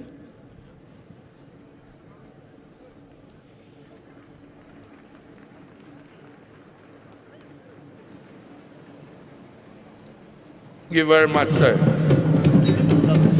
The choir will sing.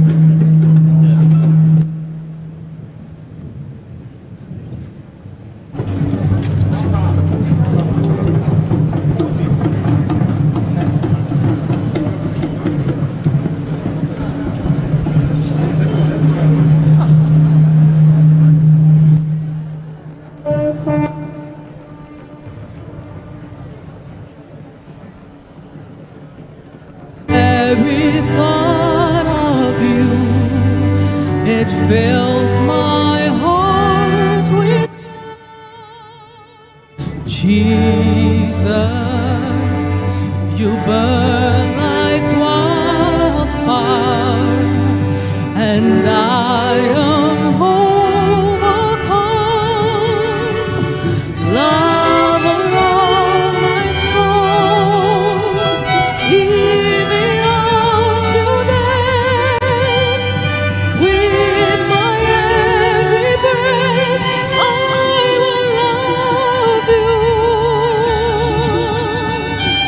Lover of my soul, even unto death, with my every breath, I will love you. Jesus, you are my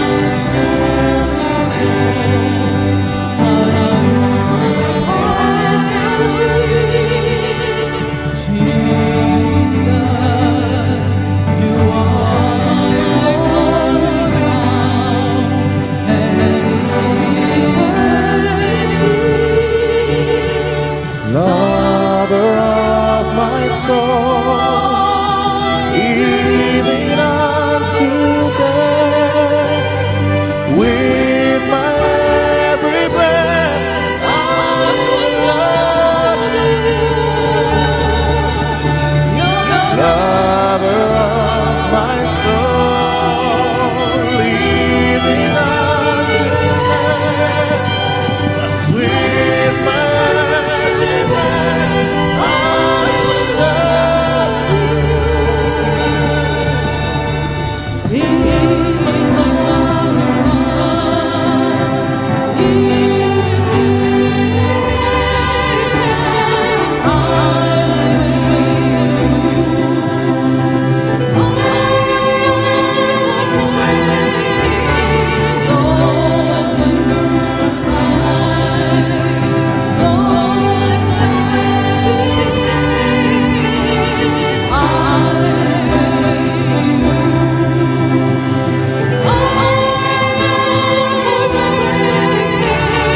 One and I desire to see you in your beauty,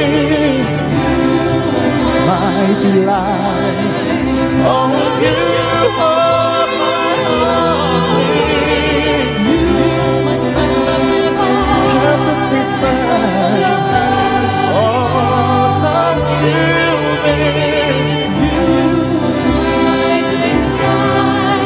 And you are my only.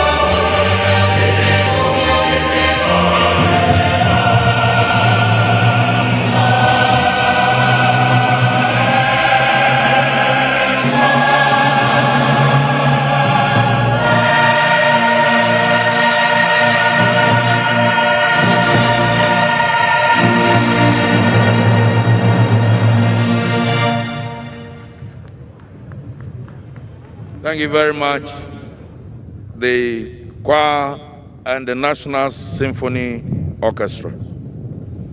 Brothers and sisters in the Lord, I have the singular honor to invite the President of the Republic, His Excellency Nana Addo Dankwa Akufo-Addo, to read his tribute.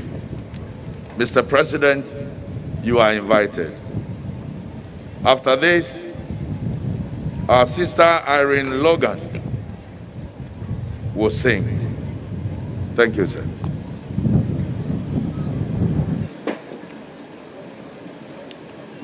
Tribute to His Excellency Jerry John Rawlings, first President of the Fourth Republic. Farewell, Commandante. He burst onto the scene like a meteor, but a meteor that did not burst into flames and disintegrate like all meteors do. On the contrary, it remained potent until the very end of its life, leaving strong footprints in the sands of time. The turbulent occurrences of the 1970s in Ghana, the overthrow of the Second Republic and the Progress Party government by the military coup of 13th January 1972, the takeover of power by the Colonel Ike Champong-led National Redemption Council and subsequently the Supreme Military Council, the proscription of multi-party democracy, the professional strike of 1976, the March 1978 referendum on the proposal to entrench military rule through the union government concept, the formation of the People's Movement for Freedom and Justice, PMFJ, to mobilize the no vote in the referendum, the consequences of the vote, and the conspiracy to abduct the Electoral Commissioner, the palace coup that removed General Kutua Champong from office and ushered in General Fred Akufo in his stead, culminated in the emergence of Flight Lieutenant Jerry John Rawlings in the political space of our country. Charismatic, energetic, fearless leader. Such were the attributes ascribed by many Ghanaians to the man, Jerry John Rawlings, the young Air Force officer who announced his presence in Ghana's politics by the abortive coup of May 15, 1979, and was sentenced to death for his part in the failed effort. He gave at his trial an important insight into his character when he stood up before the military tribunal to accept sole responsibility for the attempt and to request the NCOs who were being tried with him to be absolved and freed by the tribunal. The great events that were to define his character and career followed quickly after his trial, conviction, and sentence. 3 weeks later, whilst awaiting execution of his sentence, he was dramatically freed from prison by the insurgents of what has come to be known as the June 4th uprising, when junior officers and other ranks of the Ghana Armed Forces banded together to throw out the Supreme Military Council and install the Armed Forces Revolutionary Council, AFRC, headed by Flight Lieutenant Jerry John Rawlings. Thereafter, JJ to all and sundry in Ghana. It is no wonder that he came to regard June 4th as, quote, that defined day. unquote. He re-emerged as chairman of the Provisional National Defense Council, PNDC, when he led a successful coup that brought the short-lived Third Republic to an end on 31st December 1981. The tumultuous and at times lawless incidents of the AFRC 3-month tenure of office and of the early years of PDNC rule are matters of record, winning him passionate admirers, vociferous critics, and determined lifelong enemies, all at the same time. He was the longest-serving ruler in our history, 11 years as a military leader and 8 years as a twice-elected civilian president, making 19 years in all. He was fortified in his work by his union with his celebrated consort, the equally dynamic Nana Konadu Agyeman Rawlings, who proved to be a sturdy pillar and invaluable companion to the very end, and who bore him 4 children, the eldest of whom, Zaneto, is continuing his tradition of public service. It was no secret that the relation that existed between the two of us, right from the heady days of 1979 through to my brief period in exile, his assumption of office as the first president of the Fourth Republic, the historic Kumi Preko demonstrations, my period as Attorney General and Minister for Foreign Affairs in the Kufuor administration, to be my elected the 2008 NPP presidential candidate, was one of open animosity. We did not see eye to eye. However, with time, things changed. We came to see value in each other and understood to a very large degree our respective perspectives. One thing we had in common was our mutual commitment to public service. My visit to his Ridge residence in 2012 signified the easing of tensions between us, leading to a friendship that lasted for the better part of some 8 years.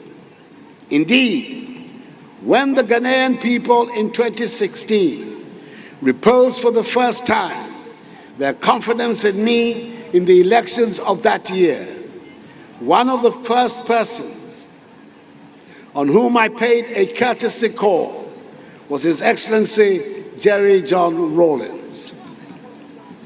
From my entry into office, right up to the day he was called by his maker, he remained a good friend and a repository of sound advice.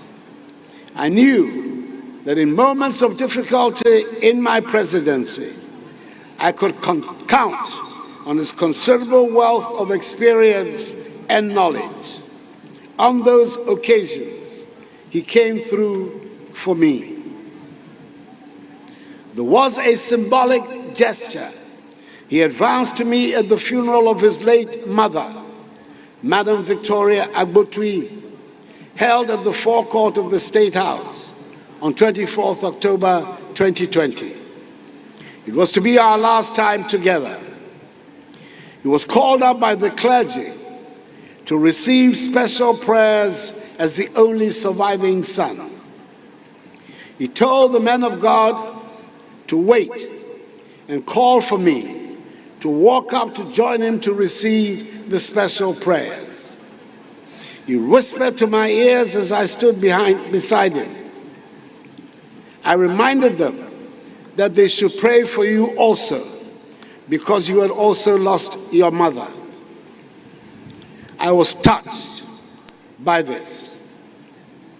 It is for good reason that his well-known, oft-cited ideals of probity and accountability, in which he invested a great deal of his political capital, have been enshrined in the Constitution of the Fourth Republic, and together with freedom and justice, the words of our nation's motto, constitute the foundational principles on which social order is to be developed in Ghana. There are many who acknowledge him as the founder of the Fourth Republic, a republic which has proved to be the most enduring and stable in our history, and which has witnessed 8 successive elections, 3 peaceful changes of government from one party to another, and 5 presidents. For all his revolutionary antecedents, he set in 2001 the enviable precedent which has since guided our country of respecting the 2-term limit of the presidency and superintending the orderly transfer of power to his democratically elected successor. Whilst he was with us, he respectfully declined an offer I made to him in 2017 to have the University of Development Studies Tamale, UDS, which he personally helped establish, named after him. His reason was that, in adhering to a long-standing principle, he did not want to have any national monument or facility named after him. 2 days after his passing, at the 21st congregation of UDS, I expressed my strongest convictions, in spite of his reservations, that such an honor should be accorded him.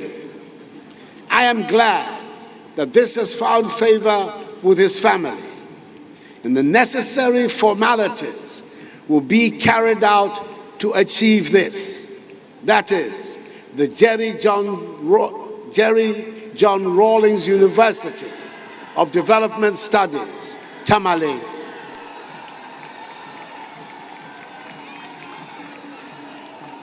Such is the measure of the man that the days associated with his political intervention in Ghanaian history, i.e. 15th May, 4th June, 31st December, and 7th January, are now significant days in the calendar of the nation. But the most significant of them all must be 7th January 1993, the day that ushered in the Fourth Republic.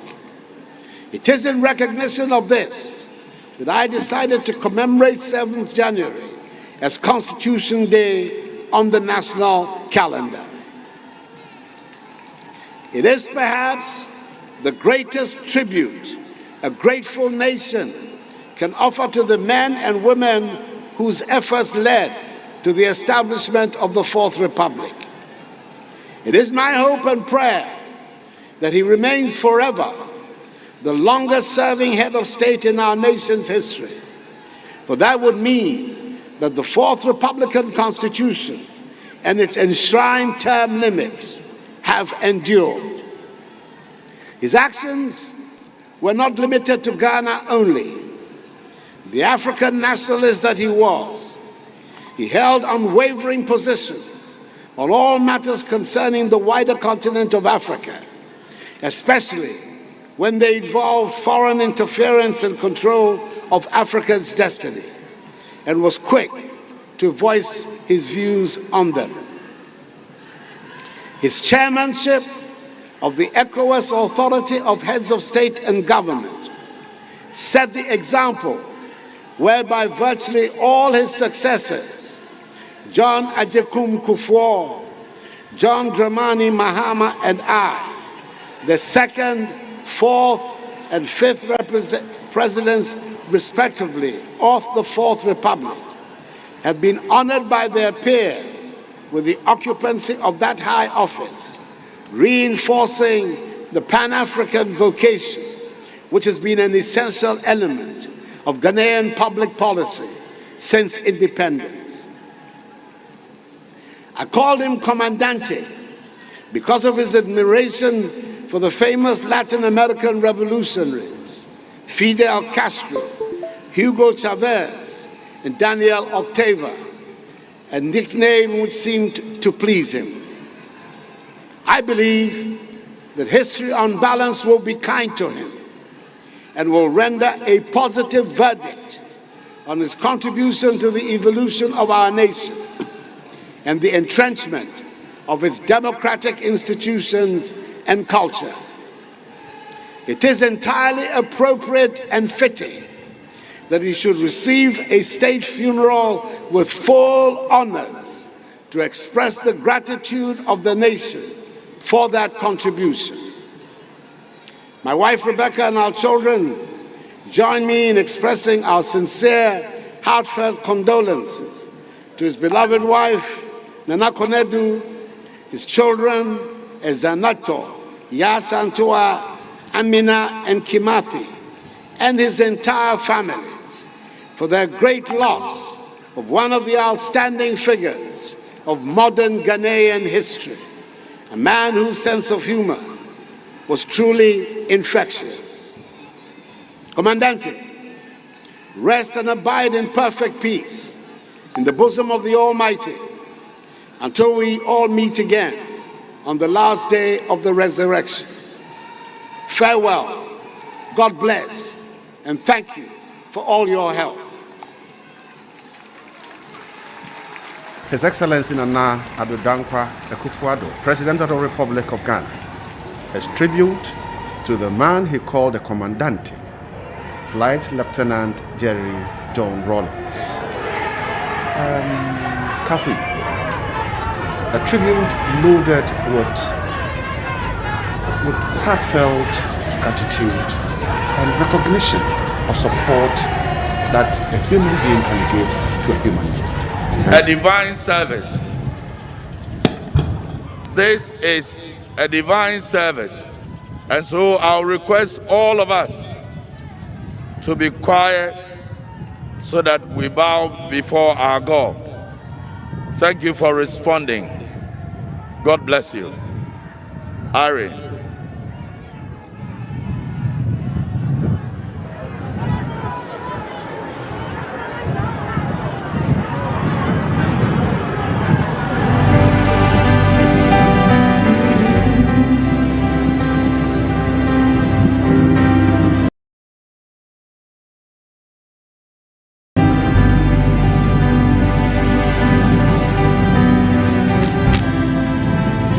Today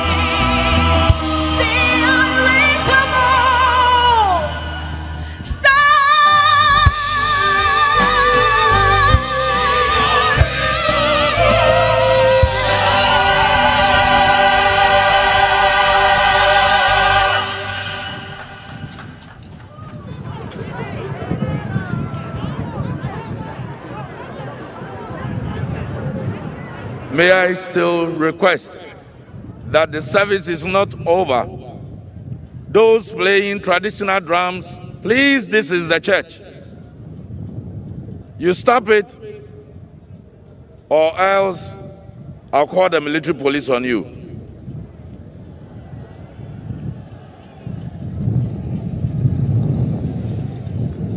Two scripture readings will be made.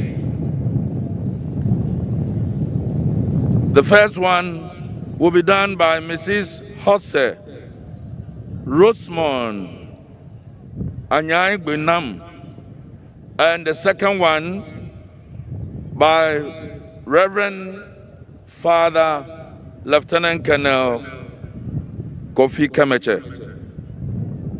First reading.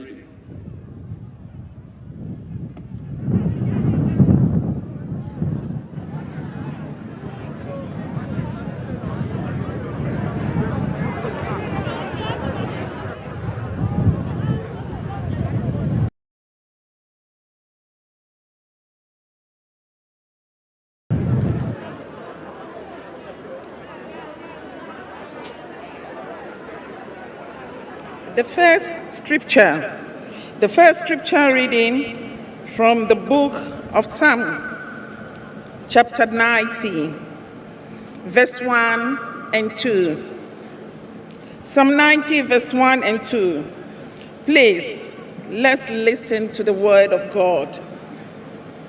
Lord, you have been our dwelling place in all generations. Before the mountains were brought forth, or ever you had formed the earth and the world, from everlasting to everlasting,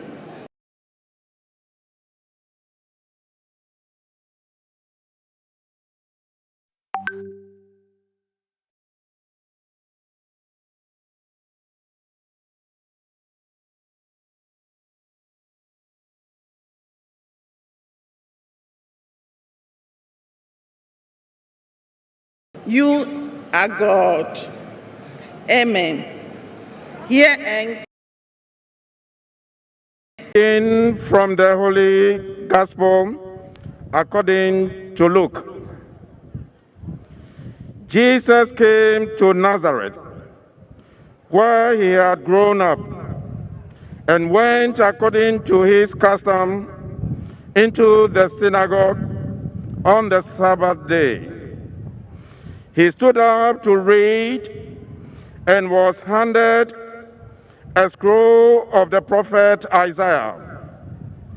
He unrolled the scroll and found the passage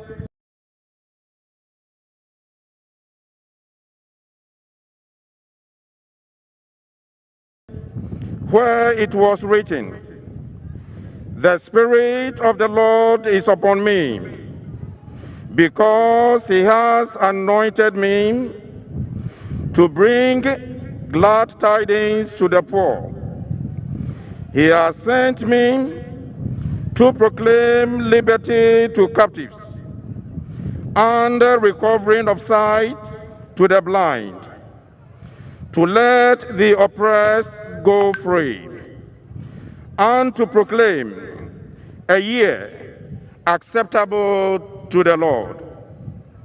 Rolling up the scroll, he handed it back to the attendant and sat down. And the eyes of all in the synagogue looked intently at him. He said to them, "Today, this scripture passage is fulfilled in your hearing." Amen. Shall we please be seated?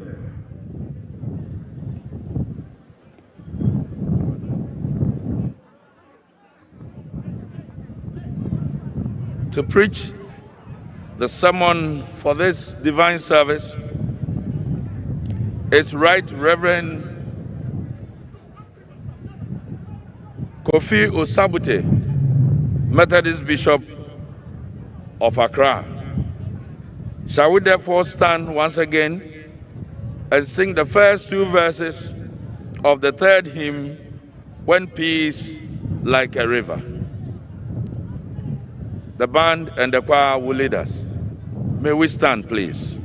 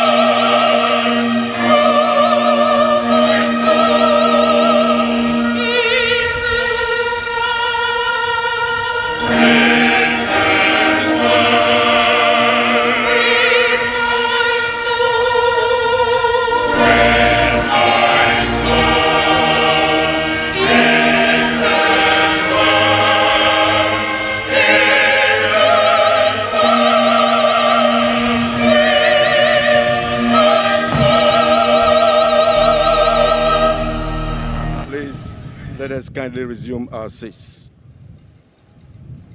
Friends, Romans, countrymen, lend me your ears. I come to bury Caesar, not to praise him. The evil that men do lives after them. The good is often interred in their bows. So let it be with Caesar. The noble Brutus had told you Caesar was ambitious. If it were so, it was a grievous fault, and grievously has Caesar answered it. Yea, under the leave of Brutus and the rest, for Brutus is an honorable man, so are they all honorable men. Come I to speak in Caesar's funeral. He was my friend, faithful and just to me.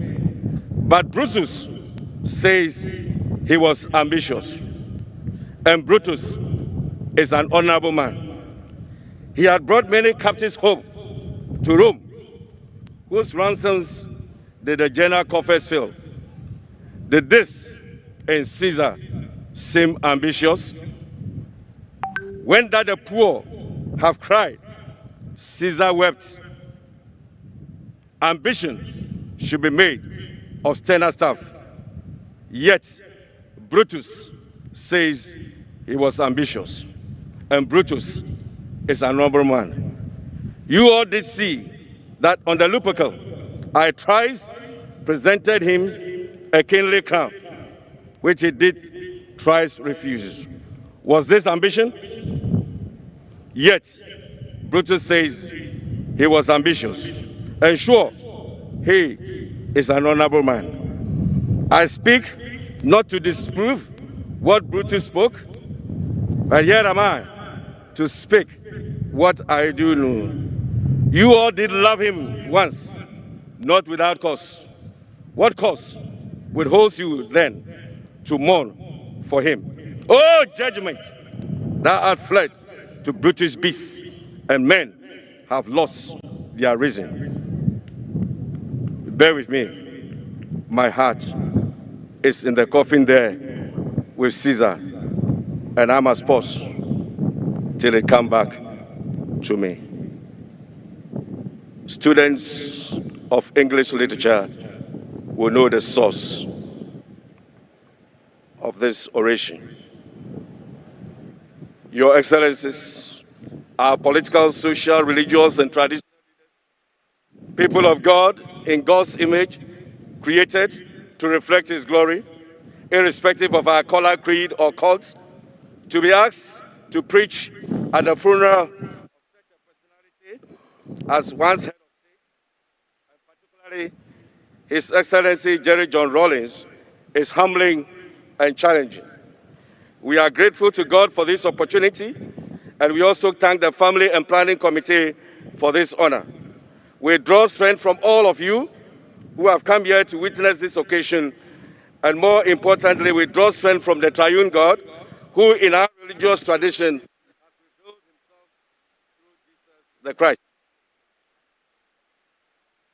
We add to the many voices already our condolences to the former First Lady, Her Excellency Nana Kunedu Ajima Rawlings, children, by Honorable Zaneto Rawlings, and the nuclear and extended. As we reflect on the life of His Excellency Jerry John Rawlings, we can all come to varied conclusions depending on our viewing point. As someone has said, your viewpoint depends on your point of view. From general social media, this was a man who was loved and hated, devoted to and betrayed, consulted and rejected, considered wise and considered foolish. Considered wise, foolish, viewed as compassionate and viewed as callous. This was as a man so difficult to wrap up. In the November 21, 2020 edition of the Ghanaian Times, columnist Professor Nana Asifi Kodua wrote a piece titled Post-Mortem, part of which we quote. All the flurry and interest about former President John Rawlings have simmered, or may have by now. So far, the aggregate is overwhelmingly incendiary, kind of Shakespearean. The good is often interred with their bones. The significant missing factor is none is possessed with absolute truth about Papa J, unless and until the piece of his own long-heated bioscripts become a book, Rawlings remains his generation's huge, never thoroughly phantom, and will daily excite research, frenetic and studious. That alone is a compelling legacy. Rival in the sense that there is so much for and against him in that hot, definitive, very impartial optimisms and conclusions. He struck you with awesome presence, and in your struggle to decide, the future makes him an enigma, unquote. This was a man whose late mother saw him as other-centered. From the funeral service brochure, we read, I know him. he would never like to build a house for himself, so I will build one for him. From his ancestry, his people, we are sure, will use one word for him, Numedi. I seek good things. This was a man who, to his dear wife, Nana, was thrust into leadership position, not because he wanted to, but because social circumstances compelled and propelled him into it. Here is how Nana Kunedu Ajima Rawlings put it in her book, It Takes a Woman, page 12, unquote. At this stage, what we knew was that Jerry himself was uncertain about his own position in his emerging revolution that had been led by the ordinary ranks of Ghana armed forces. He certainly was not the leader of the uprising. His release from prison had been the focal point throughout the revolt and into leadership pushing, unquote. This, for us, is the context in which we need to see the Johnny Lawrence factor in the history of our dear country. That he named his first daughter, Zaneto, let's get it correct, pressman, it's not Zinato. It's not Zinato, it is Zaneto. Zaneto, meaning darkness massive, should perhaps give us a perspective of his philosophy of life. Was Jerry a saint? Certainly not. Jerry was a sinner who took a risk to attempt the wrongs, to right the wrongs of a society as he perceived them. Being a sinner then, one can understand and forgive those excesses of the regime he led. As we reflect on his life and legacy, we should at least be thankful to God for the governance system we now all are enjoying, though there is much more to be done to improve it. On the occasion of Jerry's departure, it is appropriate that we all pause to reflect on the theme, the stewardship of leadership and power. We anchor our Bible text in the passage read from Luke chapter 4, verses 18 to 19. The Spirit of the Lord is on me because he has anointed me to proclaim good news to the poor. He has sent me to proclaim freedom for the prisoners and recovery of sight for the blind, to set the oppressed free, to proclaim the year of the Lord's favor. Luke 4, 18 to 19. Again, in Mark 10, 45, we read, for even the Son of Man did not come to be served, but to serve and to give his life as a ransom for many. What clearly is leadership? Broadly speaking, leadership is the art combining ideas, people, things, time, and faith to achieve predetermined objectives. Leadership in this sense means the exercise of power.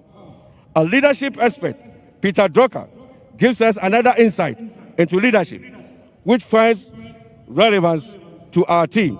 Leadership is lifting a person's vision to higher heights of a person's performance to a higher standard, the building of a personality beyond his normal limitations. What is stewardship? Stewardship is the recognition that we owe our life, what we owe, our time, talent, treasure, belong to a sovereign creator, and that God expects us one day to account for this. So what is stewardship of leadership? Stewardship of leadership is the recognition that one owes one's authority and power and leadership to God. If all authority, including civil power, derives from God, then it is important that those who wield power do so in trust. People in power are trustees in the sense that the power they wield has been given for specific purposes, namely to serve the human community in view of the realization of divine norms. the biblical imperative.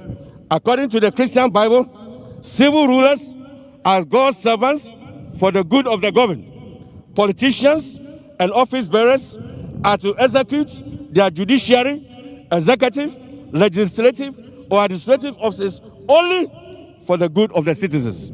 This fact holds true for traditional and religious office holders. In the Bible's perspective, power, understood as the giving authority, is to exercise leadership, is exemplified in and through our Lord Jesus Christ, who says, all authority in heaven and on earth has been given to me. Matthew 28:18. A good stewardship of power in the sense of delegated authority then is defined in the terms of its consonance with power as our Lord Jesus Christ has released it. The leadership of Jesus.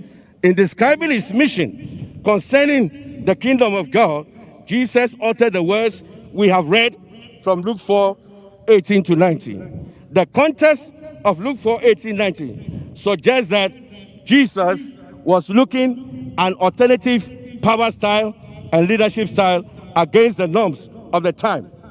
Some refer to this passage as Jesus' manifesto. According to this passage, the rule of God in Jesus Christ brings wholeness, justice, and compassion to the people. The people experience power in the sense of the rule of God in Christ as good news. The oppressed has release. The hopeless has hope. It comes as a proclamation of the Lord's jubilee in ever abroad. We should emphasize that the rule of God in Jesus Christ has everything to do with social, political, and economic life now, and so also for religious and traditional life. The point is, any political or religious or traditional authority which is worth its salt must conform to the liberating power of the kingdom of God as revealed in Jesus Christ. Abuse of power is the outcome of lack of realization that human authorities, be they civil or religious, derive from God and are subservient to him. In summary, in this short manifesto, Jesus says clearly that leadership is understood as the exercise of power is not self-serving, but service to humanity. He made this statement clearly. For even the Son of Man did not come to be served, but to serve and to give his life as a ransom for many. For those who worked and worked closely with His Excellency Jerry John Rawlings, could they not sincerely testify, his human failings aside, he fought to demystify power and send it down to where it really belongs, to the people. And for this, he, Jerry, was prepared to be misunderstood, misrepresented, betrayed, and vilified, as he shared in some of his quiet moments with some of us. Once again, we quote the words of Professor Adana Asef-Kodua about Rawlings. He came to the job a neophyte, but he learned the art of leading at one level and governing, neither weakening his grip on power and scared of criticism for his ability to follow through. We quote from John Jerry's own words: whatever form of government we adopt as a people to suit our peculiar circumstances, our basic tenet is our common yearning and concern for every individual. For politics, listen to that carefully. For politics, whatever its color, must be an avenue to serve our people. Jerry John Rawlings. For clarity, one is not comparing Jesus with Jerry John or Jerry John with Jesus, because we have already pointed out that JJ was a sinner who sought to serve his country. simply. But the issue here, as we bring this discussion to a close, is not about JJ. It is about all of us who are living now, because death is the experience of the living. Death is the experience of the living. Professor Nana's Estefri Kodua notes, in the depths of our mosque, the sage advised that you don't hoist or wave a white flag even on the death of your most deadly enemy. This bears repetition. In the depths of our mosque, the sage advised that you don't hoist or wave a white flag even on the death of your worst enemy. How do we evaluate our own leadership and exercise of power in the light of the Jesus paradigm, which I have sought to labor was maybe, or perhaps, or in one way, exemplified also in Sina Jerry. Papa J, with all his force, has served his generation. For those of us living, we have been exposed in this sermon to the stewardship of leadership or power, as exemplified in the life and mission of Jesus Christ. In Jesus and throughout the Bible, we draw these concluding statements to guide all of us who will live after Papa J. 1, the ultimate power is God, and not the political, institutional organization called the state or the religious organization called by whatever name.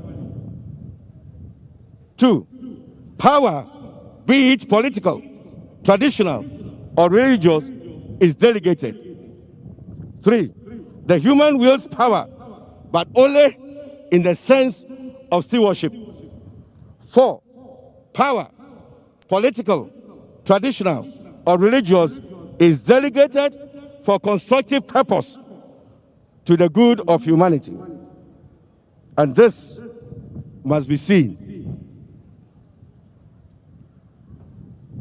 5, finally, stewardship of power involves accountability to those over whom power is exercised, and ultimately before God and to God. The holders of power must not lose sight of the fact that the day of accountability before God will surely come. It begins with the people, it will end with God. 1 Corinthians 5, 9, 10 says that we must all appear before the judgment seat of Christ, that everyone may receive the things done in his body, according to that he had done, whether it be good or bad. My fathers, my mothers, brothers and sisters, JJ, His Excellency, has ended his work. Those of us living have the responsibility. Are we prepared for this accountability? My submission is that if we submit to the authority of Jesus, he will give us the new perspective to be better stewards of leadership and power entrusted to us now in our time. And we can be proud of our leadership and legacy, no matter where we are serving now. And we can leave a legacy that we all can be proud of, and God can be also proud of. The choice is ours. What shall it be for you? Onupa JJ Yawo Jugba Togbi Afo Jerry Hadanywe.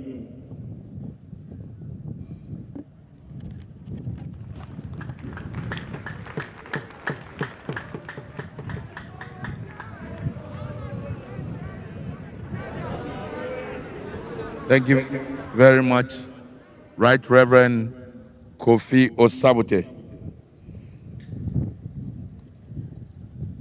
A song by Joe Mettle, after which wreaths will be laid. Joe Mettle. Yes, nyamia oyo wa weni bibi aransu no ye ono kasa atinyina yeti bibi aransu no ye say yes nyamia oyo wa weni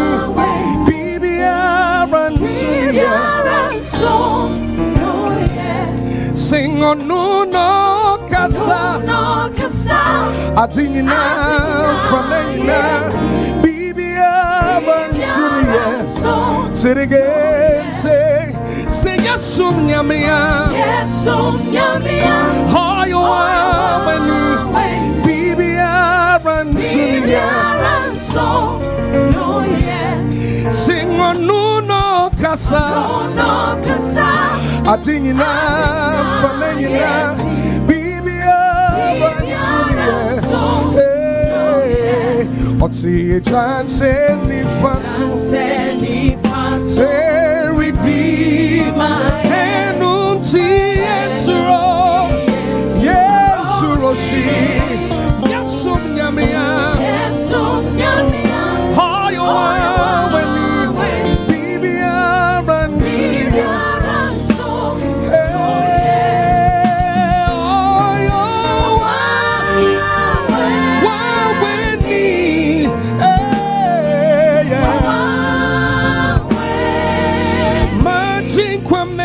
no yeah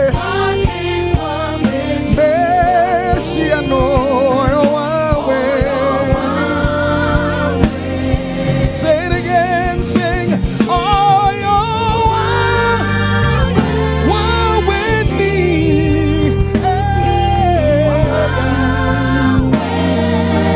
Machikwa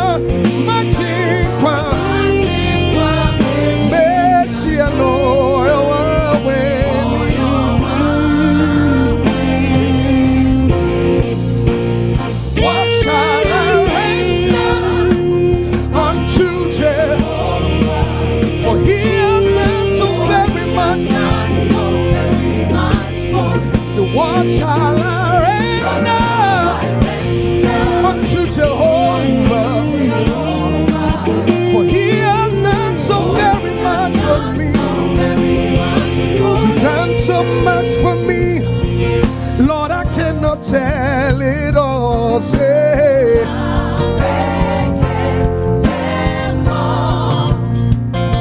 cause if I have 10,000 tongues, Lord, it still won't be enough.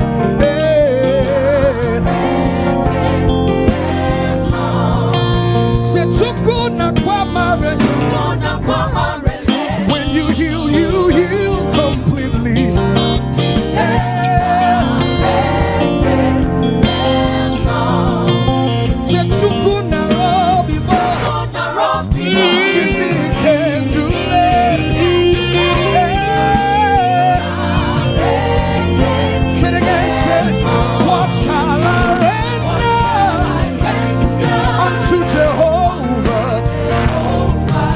For he has done so very much for me.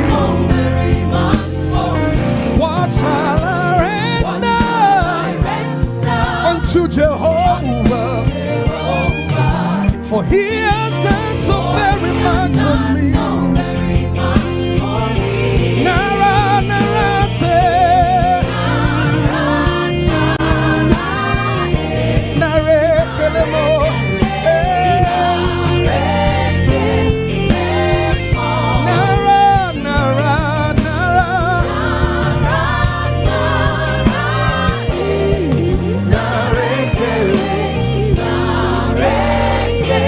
Yeah.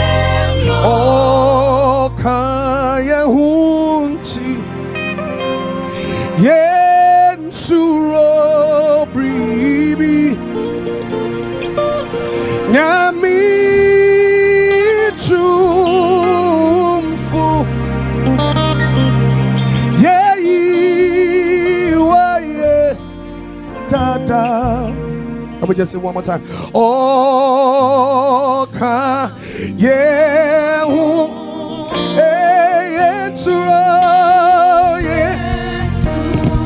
suro, nyami chumfu, nyami mi chumfu.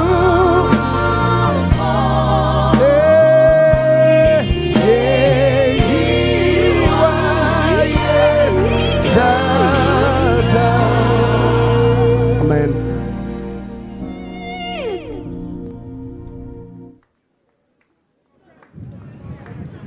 President Nana Addo Dankwa Akufo-Addo for the Republic of Ghana, widow, Her Excellency Rawlings. Children will be laid by Dr. Zenato Rawlings, Honorable, and then the family will be laid by Colonel Retired Joshua Agbutui. And then we have a wreath for the Anglo states, and then the NDC, the ECOWAS, the AU, and the Ghana Armed Forces. That will be laid by the Chief of Defense Staff, Lieutenant General Obed Boama Akwa.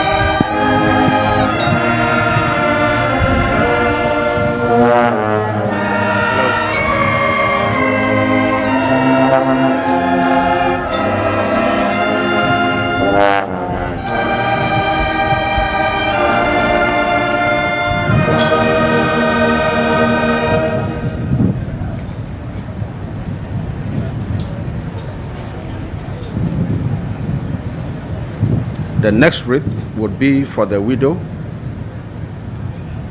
That is Her Excellency Nana Kunedu Ajaman Rawlings. Thank you very much, Mr. President. For the second wreath, I wish to humbly invite the widow of the late former president, our former First Lady Nana Kunedu Ajaman Rawlings, to kindly lay her wreath.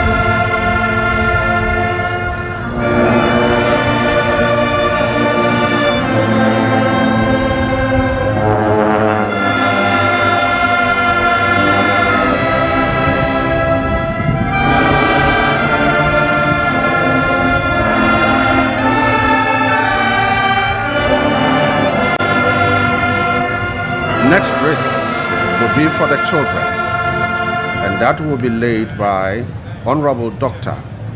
Zanata Rawlings.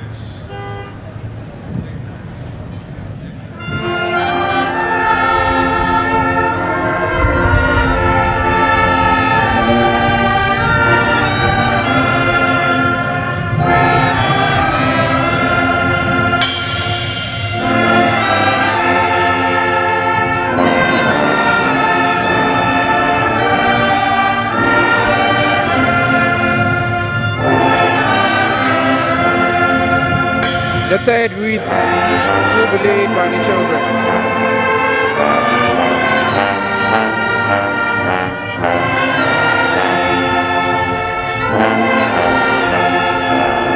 Dressed air women are the wreath bearers. They place the wreath gently to lead the siblings to lay the wreath. The laying in state.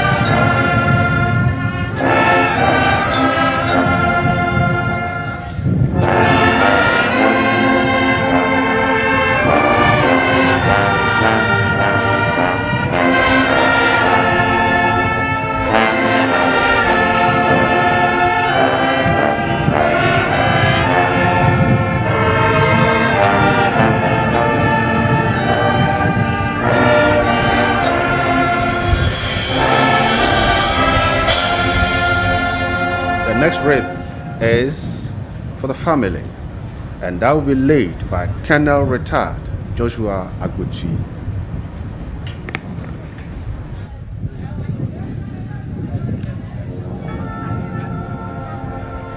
The fourth wreath will be laid on behalf of the family of the late former president.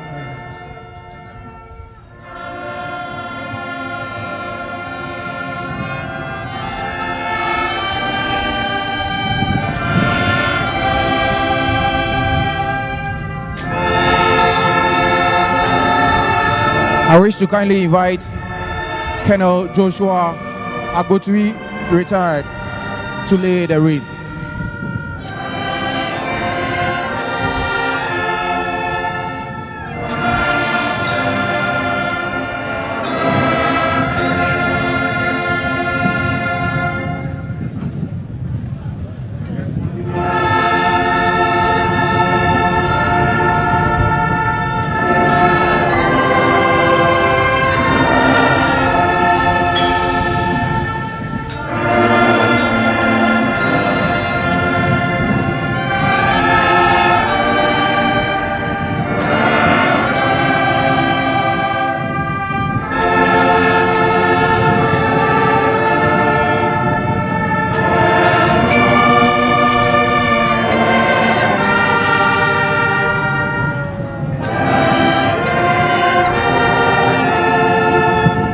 Of the late Jerry John Rawlings,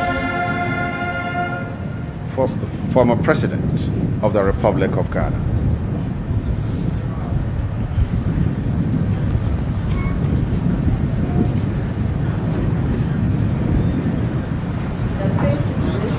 The fifth wreath. This will be laid on behalf of the unloved states.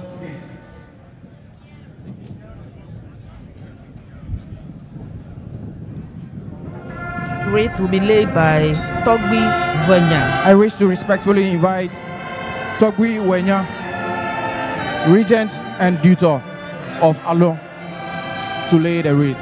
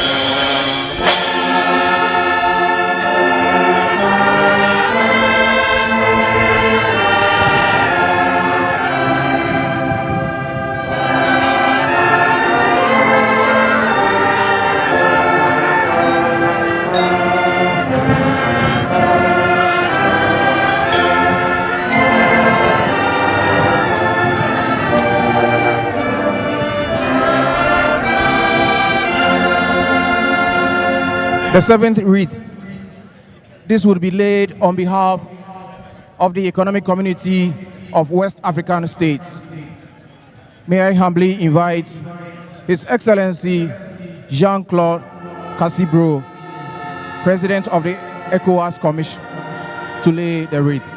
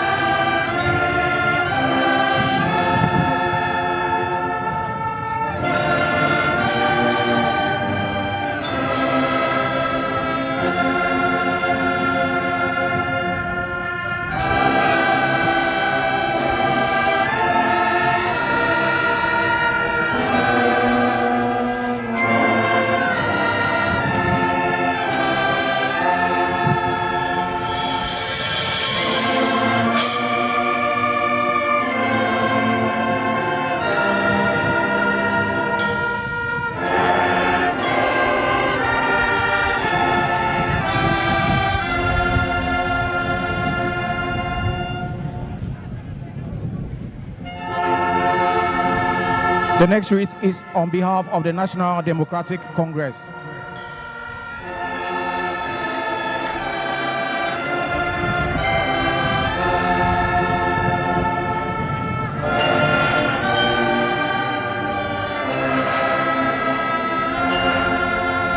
I humbly invite our Haji Hudu Yaya to lay the wreath.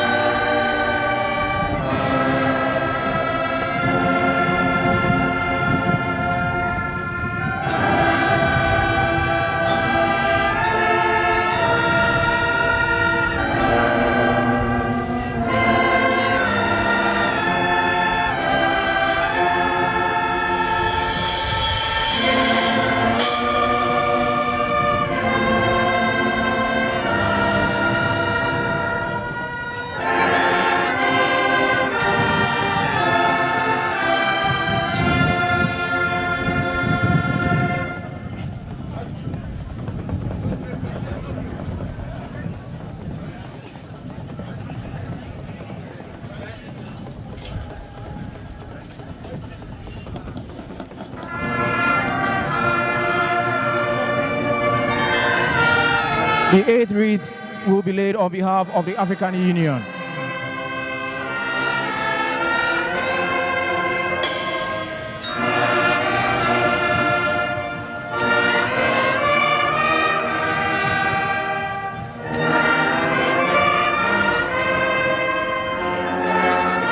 May I humbly invite Ambassador Abdoulaye Diop, Chief of Staff at the AU Chairperson's Bureau.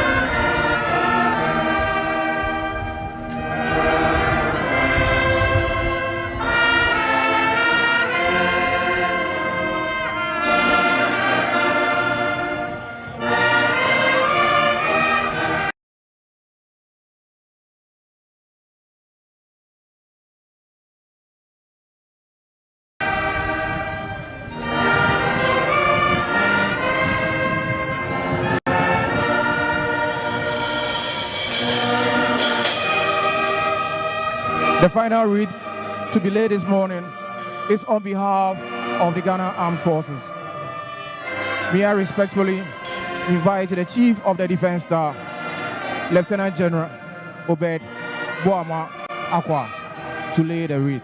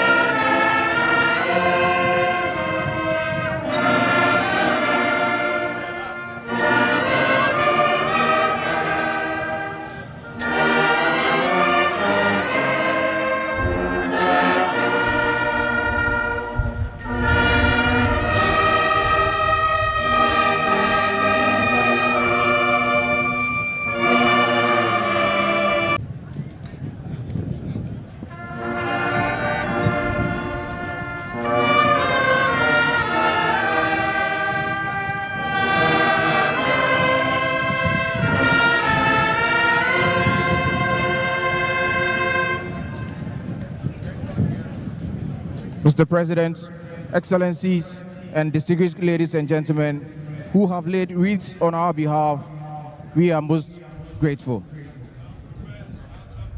The clergy will kindly continue with the service. Thank you.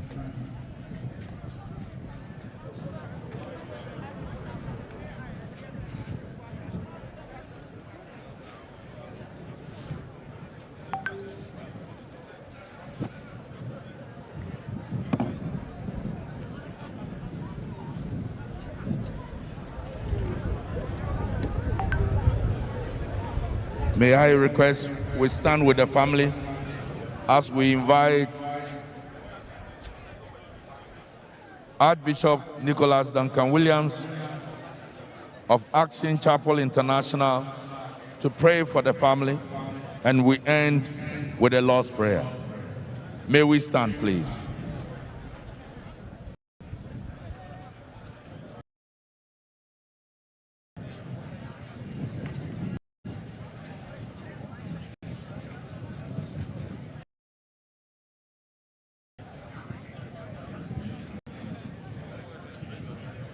From thee, tree on to thee, trees a mission, he leads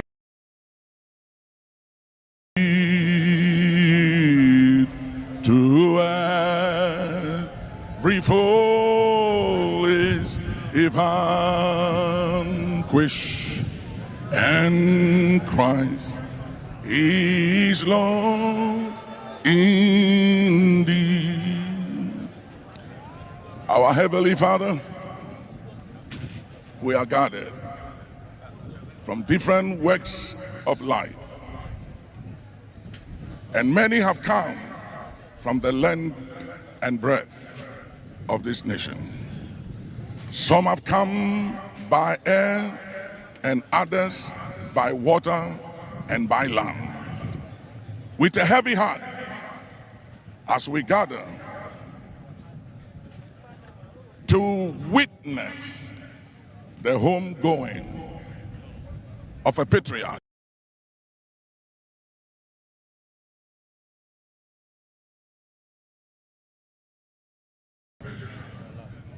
a friend, a father, a charismatic leader, one that made a difference in all of our lives. We now recognize that we understand that our understanding is limited in times and moments like this.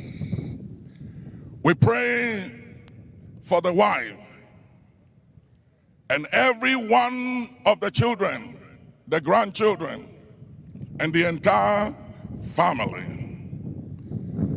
that you, the father of the fatherless, will father his children.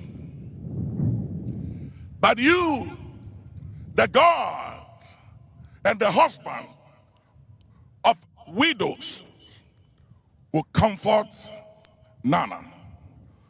In the name of Jesus, praying for his family, that history will treat them kindly and remember them for good and not for evil. That thou, O God, that answereth prayer, will bow your head, and that you will attend and hearken to our petitions, intercessions, and prayers, and grant to everyone in the name of Jesus that is grieving for the loss of a loved one, a friend, the comfort so needed from you at this difficult, challenging time in the life of the family of our late president. Shield them, comfort them, protect them, deliver them, guide them, and let none at his departure face any life-threatening situation. May they be preserved, and may they escape every danger and challenges that is ahead. I pray now in the name of Jesus, you spirit and angel of death, it is enough. Stay your hand, pass over, stand down, relinquish your powers, pass over this family, and pass over all the grieving families of this nation. In the name of Jesus, the Son of God, Heavenly Father, from Zinato, in the name of Jesus, to all the siblings, Yas Antoine, in the name of Jesus, to Amina, to Kimati, we pray that you will be with them and help them to make sense of the unanswered questions on their mind. For it is you and you alone in times like this that can help us to make sense of the things we can make sense of. Heal, comfort all the grieving people of Ghana. In Jesus' name I pray. Amen.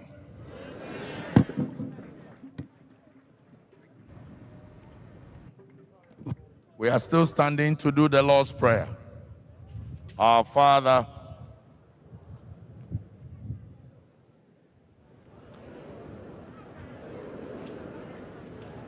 as it is in heaven. Give us this day our daily bread, and forgive us our trespasses, as we forgive those who trespass against us. And lead us not into temptation, but deliver us from evil. For thou is the kingdom, the power, and the glory, forever and ever. Amen. Please be seated. We'll take announcements.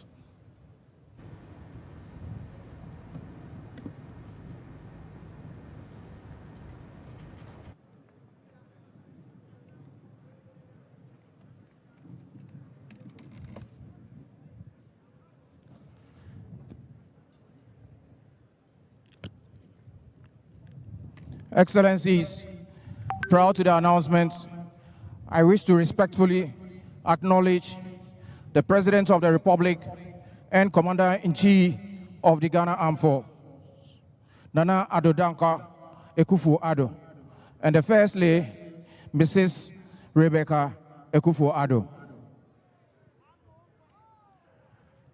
I wish to also acknowledge the President of the Republic of Liberia, His Excellency, Dr. George Mane Weah, and the First Lady of Liberia.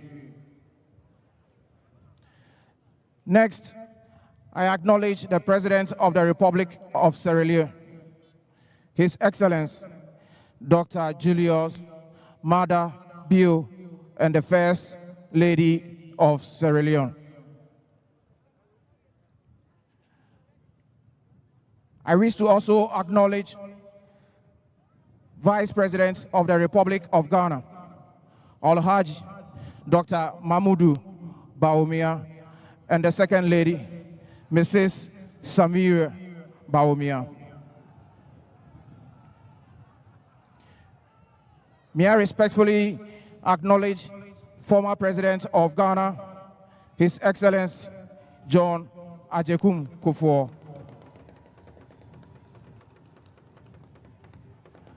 Former President of Ghana, His Excellency John Dramani Mahama.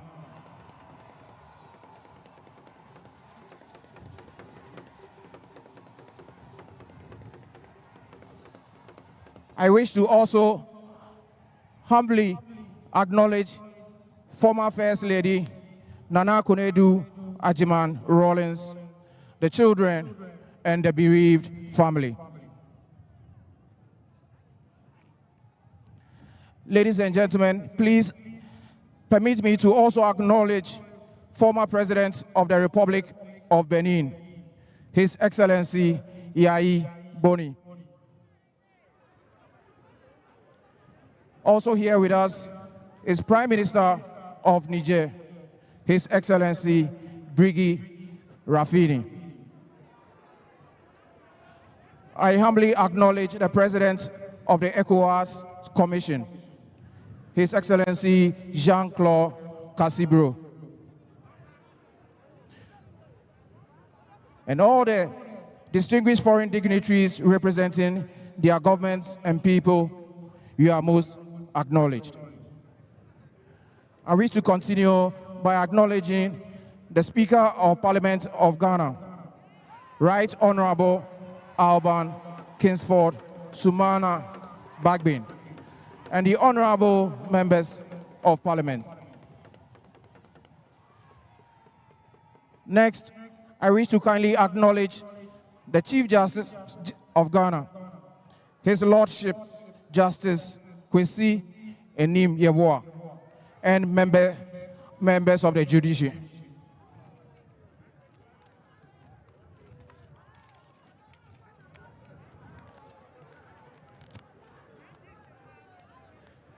May I humbly acknowledge the Chief of Staff designate at the Jubilee Hall, Honorable Akosua Freeman Osei Opare, and Ministers of State designate. Next, I acknowledge the Chairman and members of the Council of State, the officiating clergy, members of the Diplomatic Corps, heads of security service, our venerable traditional authorities, members of the media, and all ladies and gentlemen here gathered.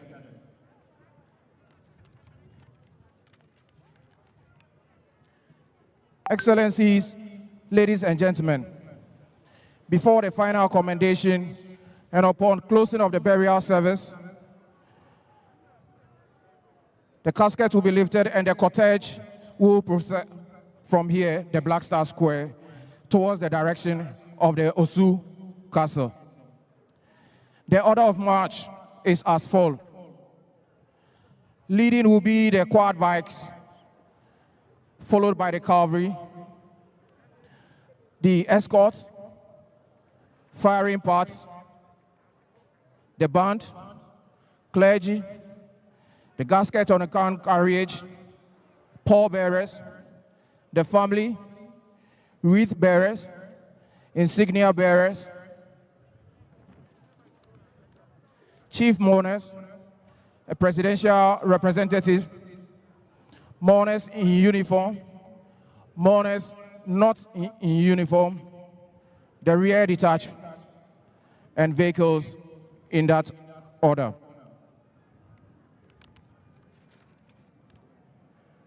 From the Osu Castle Junction, the cortege will embark on the drive through some principal streets in Accra. They will first head towards the Ridge Roundabout, continue on the Castle Road, through the Accra Psychiatric Hospital traffic intersection, onto the Kwame Nkrumah Avenue. Subsequently, the cortege will head towards the Kwame Nkrumah interchange and branch onto the Ring Road Central towards the GBC area and onto the Akwaje interchange, and then proceed to the 37 Military Hospital.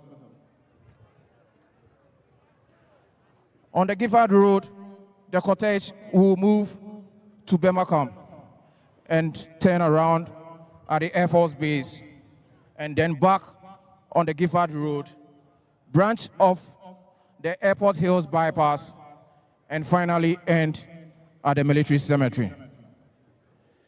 There will be a helicopter escort and an honorary helicopter flyover at the military cemetery. I wish to kindly add here that the clergy that will be proceeding to the military cemetery will be conveyed with a military Ankai bus to the cemetery. Excellencies, distinguished ladies and gentlemen, after this service, it is requested that we all remain for Mr. President, the Vice President, visiting heads of the state, and other dignitaries to depart from this location before the rest of us follow. A departure schedule will be announced after the service. Thank you very much.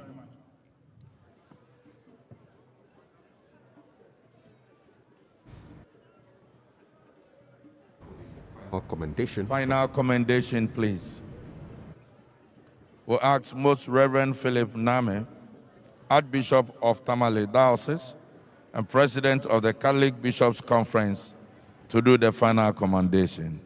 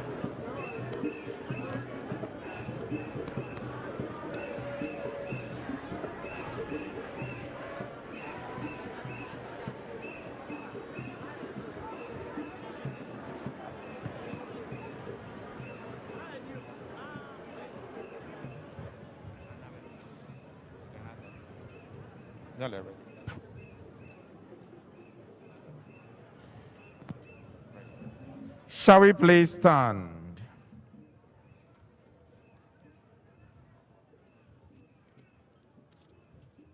Before we go our separate ways, let us take leave of our brother. May our farewell express our affection for him. May it ease our sadness and strengthen our hope. One day we shall joyfully greet him again when the love of Christ, which conquers all things, destroys even death.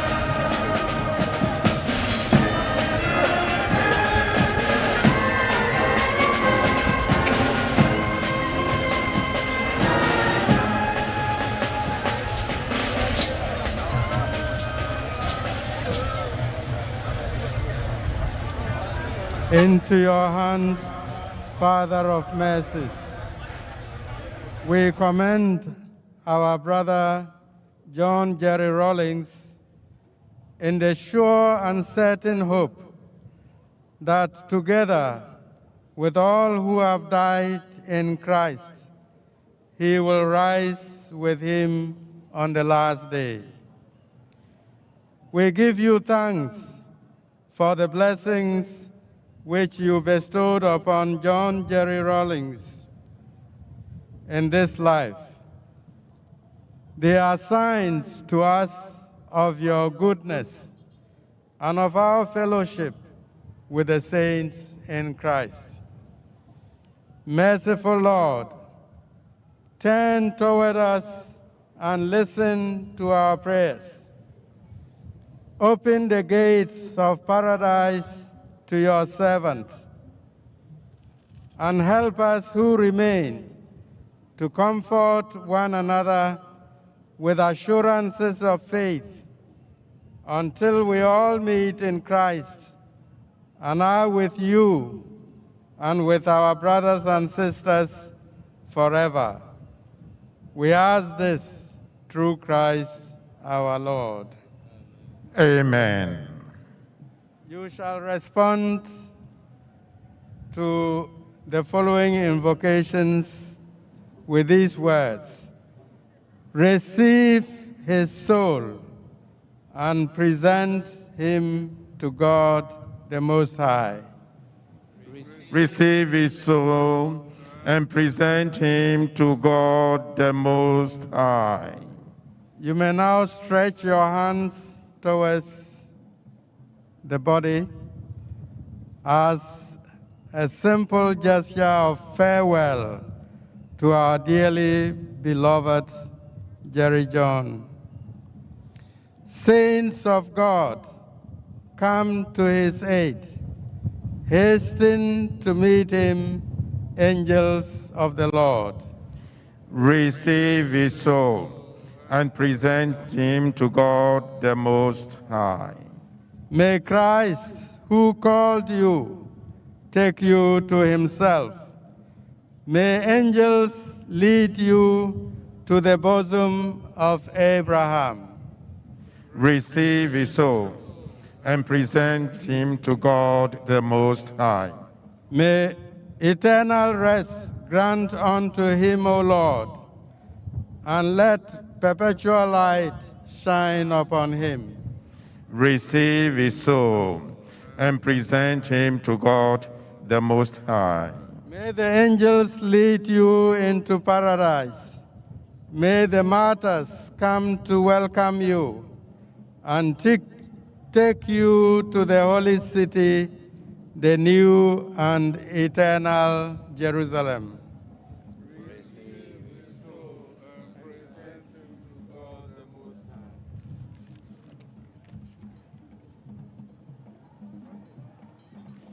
Shall we please be seated?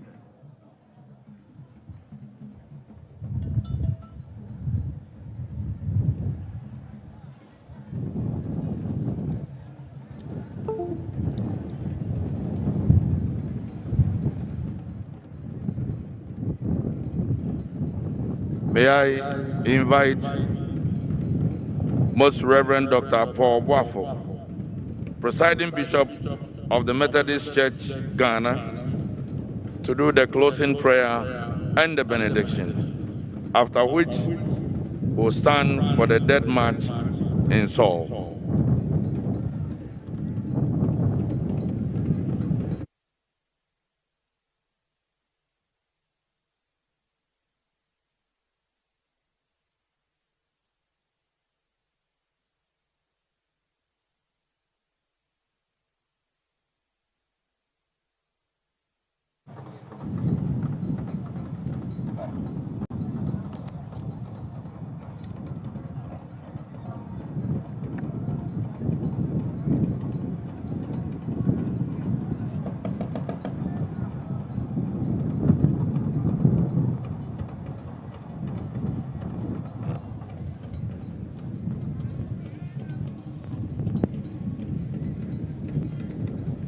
Your Excellency, people of God, may we all rise as we take the closing prayer and the benediction.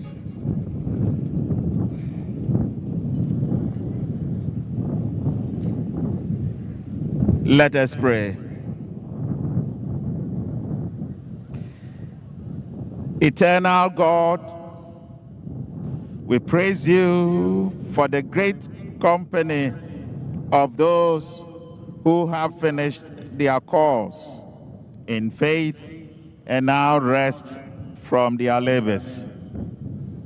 We praise you for those dear to our hearts, whom we name in our hearts before you today as a nation. Especially, we praise you for the life, the devotion, the dedication, and the service of our former president, His Excellency Flight Lieutenant Jerry John Rawlings, whom you have graciously received into your presence. Grant that he may sleep here in peace until you awaken him to glory. For you are the resurrection and the life. Then he will see your face, face to face, and be within the light which will shine unto your people. To him and all others who have departed this life, Grant them perpetual light to shine upon them. Eternal God, we commit at this moment once again family and friends and all who have come to join us as we bid farewell to our loved one. Grant them the peace of heart. Enable them to go through this state of life with your abiding, strong presence. Eternal Father, be with the widow, the children, friends, and all who are touched, especially this nation of ours, Ghana. We also bring before you our president and the entire nation as we go through bereavement. Encourage and strengthen us, O Lord, we pray. And let this time of bereavement continue to unite us as one people with a common destiny, looking forward to the development of our dear nation. Bless our nation, make us strong, and defend us, O Lord, we pray. By your grace, you brought us here in peace, granting us genuine mercies.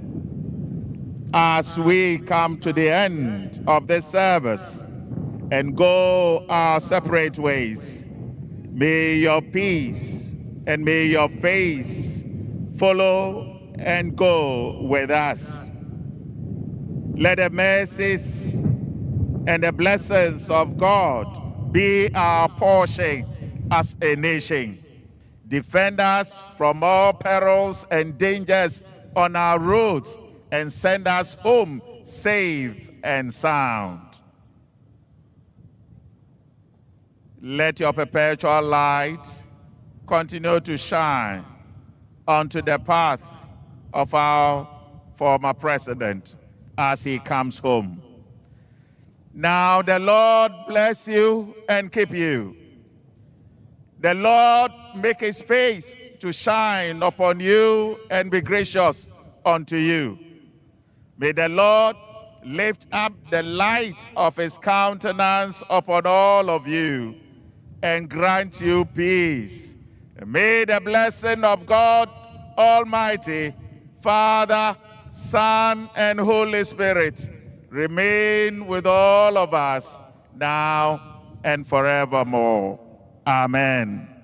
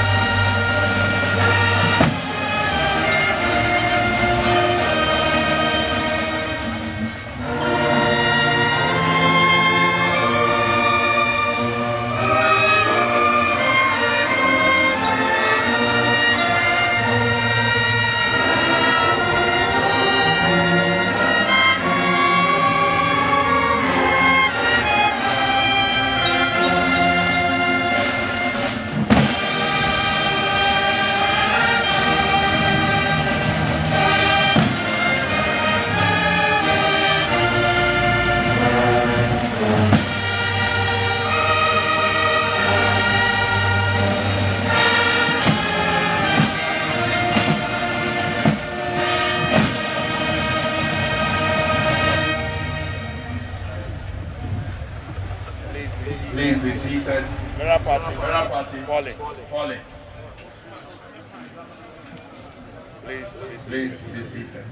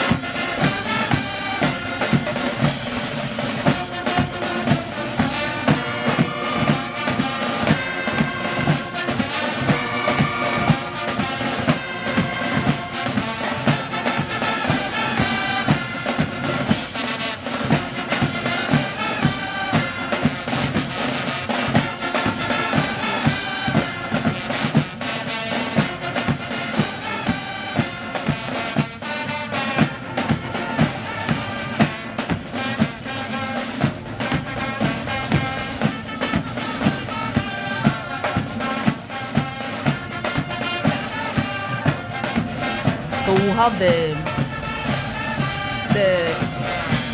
cavalry also escorting him. So they are all just preparing to take their position, and then the official procession will take place.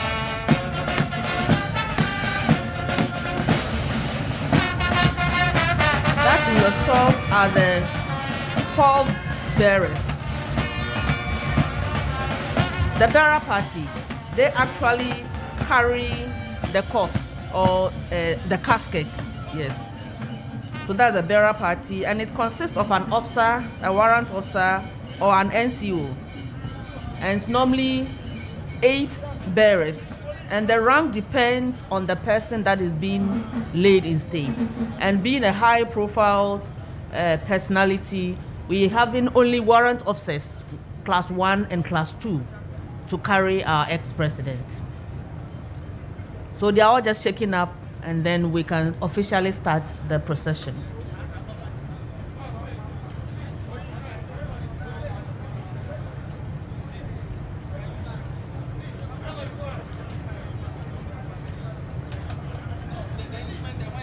And you realize that the casket is draped in the Ghana flag. That tells you that it's a national burial. If we could recall, during the burial of His Excellency Kofi Annan, when the casket was brought down, it was in the UN colors. And then the UN colors were removed and draped with the Ghana colors. So that is why the casket is also draped in our flag, red, gold, green. And now we have the pallbearers. They will escort the body as it moves. In some jurisdictions, the pallbearers carry the casket. So the pallbearers can play dual role. They can help in carrying the casket or escort it. In the Ghana Armed Forces, the pallbearers will escort it, whilst the bearer party carry the casket, as we are seeing now.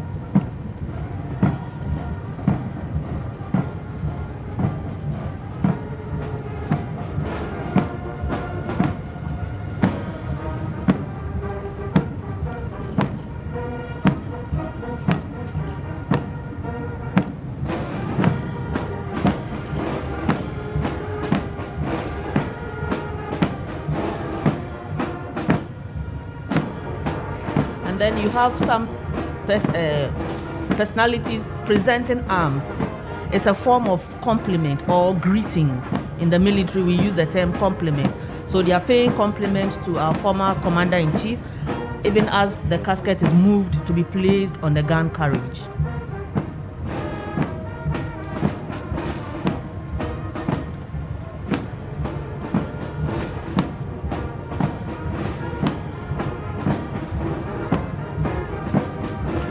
Everything has been rehearsed, and so every group in the procession know what they are supposed to do.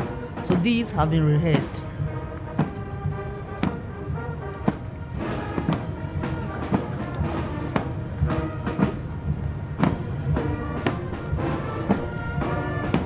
It's a very solemn occasion. It's full of significance and pageantry. These are some of the unique situations around institutions. If you see situations like this, and you see how orderly it is moved, look at how the casket was lifted, and then look at how they've even lifted their hands. Their hands. Mm-hmm. Everything rehearsed, an indication that this is an organized group, and it is so beautiful to see them. And then they all took off their headgear as a mark of respect for what is happening now. Mm-hmm.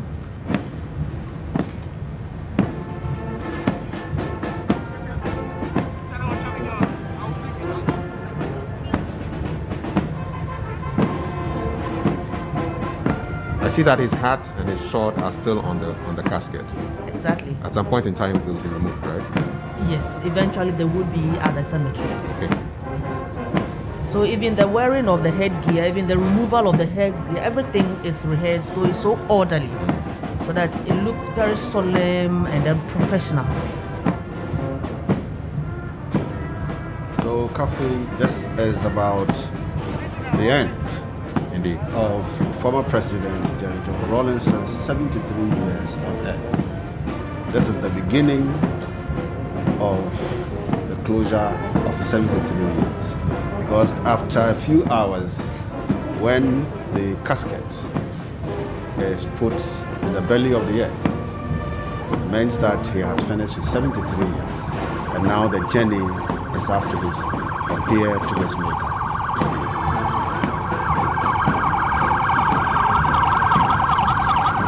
And then we have the firing party. They are also taking their position at the cemetery. They'll be firing the volleys, the 3 volleys.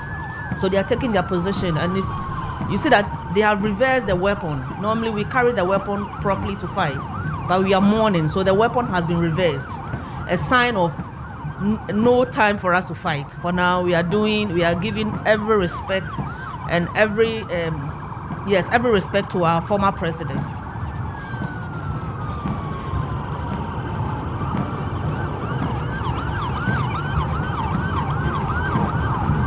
This is the police force. They are also adding some gymnastics to the whole program to make it very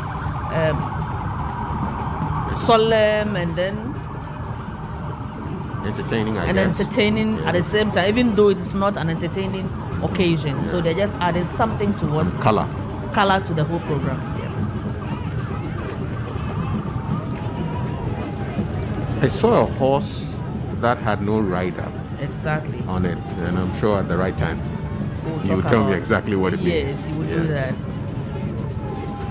And that is a riderless horse, a horse without a rider. You know, our former president loved horse riding.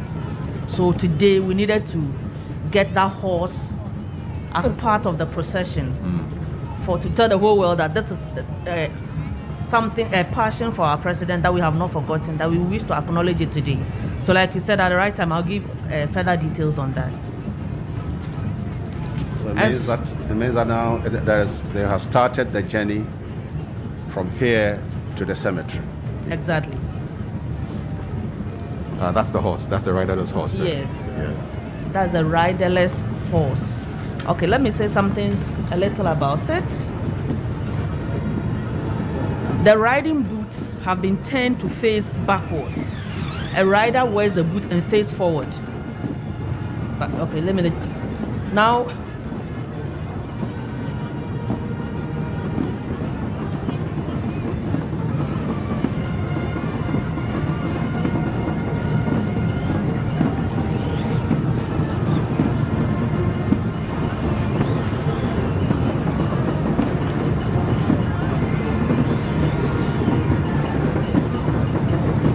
I would like to go through the order of procession once again. We'll have the escort, we'll have the firing party, the band and the drum, with the body on the gun carriage, with the pallbearers escorting it, and then we'll have the insignia bearers, we'll have chief mourners, we'll have the president's special representative, then we have mourners in uniform in order of seniority, then mourners not in uniform, then the rest, and then we have the rear detachment as well as the motor cars. This is to ensure that every mourner knows where he or she must stand in the procession, to make sure that everything is orderly. So we have the cavalry, and then we have the motorcade by the police, the gun carriage,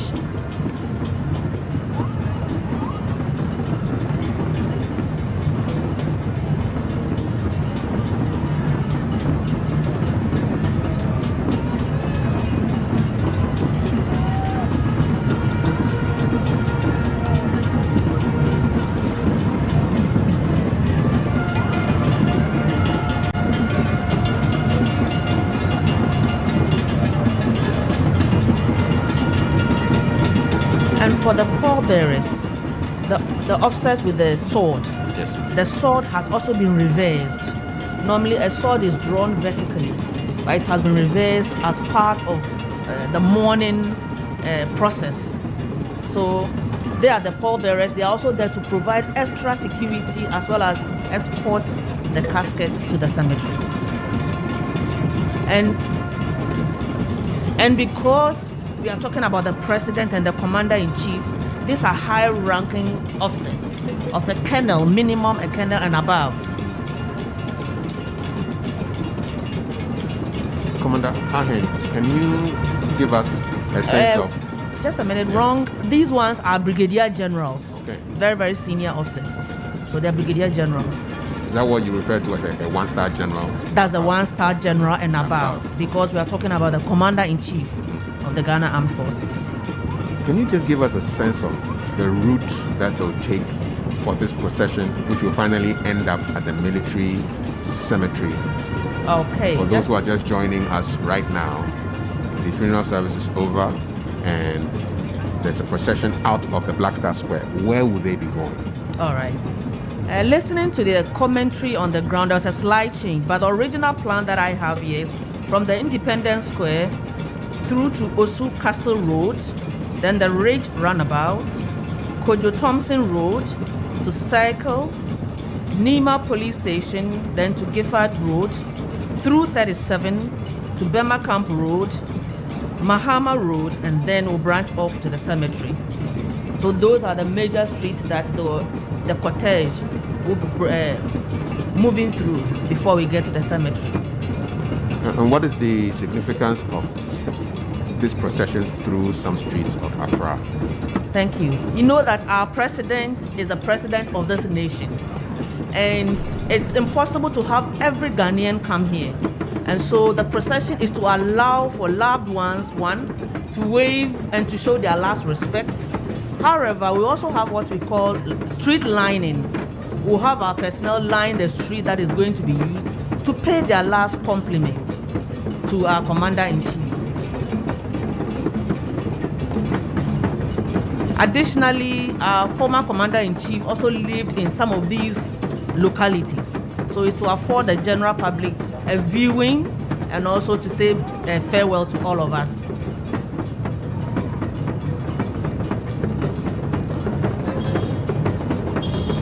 It's obvious that a lot of thought has gone into today's ceremony, and it's rich with symbolism and significance.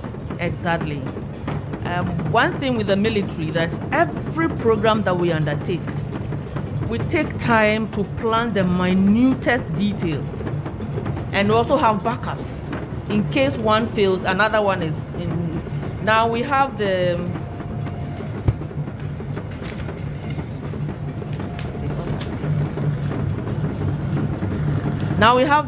helicopter escort.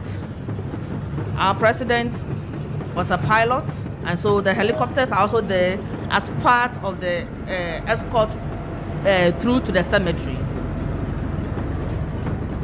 And so then the procession with the soldiers along the line, along the route. That practice is known as the route lining, the street lining. And it has so many advantages. One, it tells the cortege exactly where they are passing. It also provides security for the cortege as they move, and will appeal to the public not to crisscross them, allow the cortege to move through solemnly. And at every point, the soldiers will pay the appropriate compliments as the cortege passes by. This is one long, slow march to the cemetery.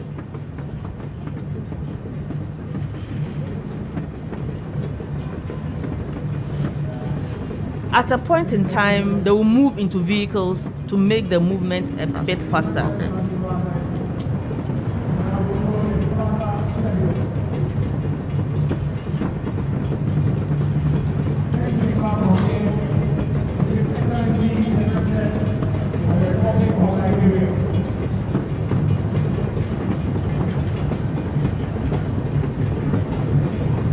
I see the riderless horse leading the 4 other horses.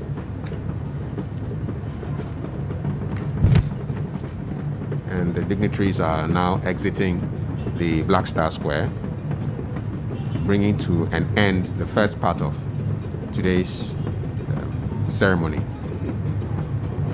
And the wreath bearers are also getting ready to carry the wreath to the cemetery. And I believe you agree with me that they're also playing a very significant role. We have people detailed for this, so that we do not get there and say, where are the wreaths? So everything is orderly. So they're also packing the wreaths. They will be put into a vehicle and they'll join the procession and send it to the cemetery. It appears that they are all air women. Yes. Yes. Our commander, our former commander-in-chief was an Air Force officer, so it's just appropriate that we allow the Air Force to play that role. But there are other roles where you have other, the Army and the Navy also playing some roles. And it's an all-female contingent. Exactly. Yes. Exactly. Well, he was very strong on gender issues as well. And The men and the women playing their complementary roles in the Ghana Armed Forces.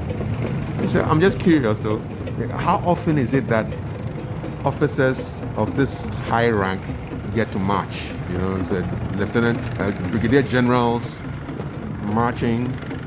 It's not a rare. It's not a common occurrence, is it? It's not a common occurrence, because I think it's the second time we are losing a commander-in-chief. Indeed. So it doesn't often happen. Indeed. Because where they have gotten to, They don't march. They don't. Yeah. They may, under some circumstances, maybe when there's a national parade, they may. But it's not something they do routinely. Indeed. From a brigadier general, no.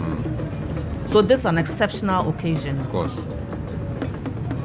And I see the flags are all at half-mast for today. Yeah. And that is a mark of mourning, state mourning or national mourning. So we are all in the state of mourning. And that is a street lining or route lining. So the personnel are all in a solemn mood. Their weapons stand downwards with their hands on it and their face downwards. They are all mourning. That is what it signifies.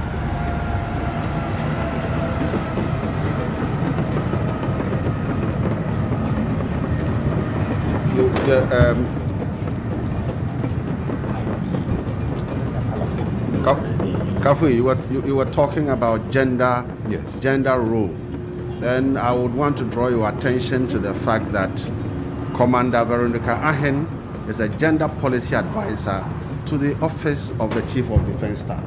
So he is in the office of Lieutenant General Obed Boama Abba as a gender policy advisor. So it means the military is abreast of this and they know the role of women and making sure that they are not left out of it. So it should not surprise you that all gender carrying the wreath. It doesn't mean that wreath carrying is for women, but this one, they said, look, this is a man, that wife was in charge of women's movement, 31st December women's movement. So if he is finished, and the wife's tribute, she acknowledged the role, the support that got from the former president. He said he gave me all the opportunity to go ahead, and anytime at all there were confusion around projects, when even others were saying that she was disturbing them in the regions, he said, you have my blessing, go ahead. And 31st December women's movement was a success. It created economy for women across the country. Thank you. I'm pleased to have our commander here with us, Commander Veronica Ahen. If I were in the army, I would have been saluting her left, right, and center. Yeah, but I can just give you a nod here for the good work you're doing here for us and instructing us, teaching us about some of these things, traditions in the military that civilians would not know about. So I'm grateful to have you here. Thank you so much. It's an honor to serve. But you know, the military, they just principled. You remember one thing that has just stuck in my mind. He said, you should know that this is a church. So stay where you are. If you don't know and you do, I will invite the military police around you. So even in this environment, he wants to tell you that, look, you don't take it that it's a church hall or it's a church and so you can misbehave. He says, stay where you are. Don't cross. If not so, the military police will be invited around you. And I like the word around you. When the military police come around you, where will you pass? In trouble. And that's the Armed Forces Central Band also displaying as part of the procession.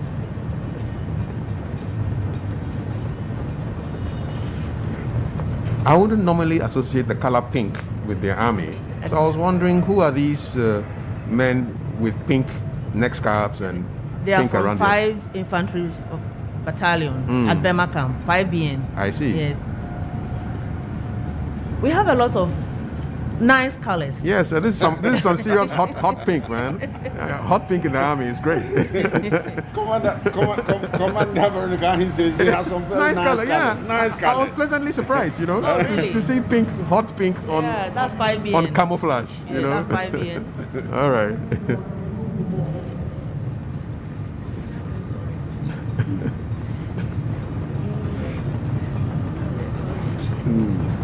I think it's therefore instructive that after all we have now had an open day in the military. That we now open the barracks for civilian population to move in there, and they're starting with the kids. When we were growing, kids were made to. Let me just cut in briefly. We have the quad bikes, and these are also soldiers, and they are leading the procession.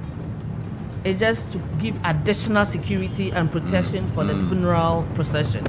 And so either by the front, the rear, or the sides, security is covered. Number one. Yes, for the procession. Please. For soldiers, everything they do, they want to show you that we have force. If we want to show strength, we can show strength at any point in time. You understand? And I was talking about this open day at the barracks. For example, anytime at all anybody is misbehaving, parents will tell you, police will come for you. So you create an impression that police are there to do something that is not civil and that is untoward. But we need to walk away from that and get children, even at their growing age, at tender ages, they would want to be police. They would want to be soldiers.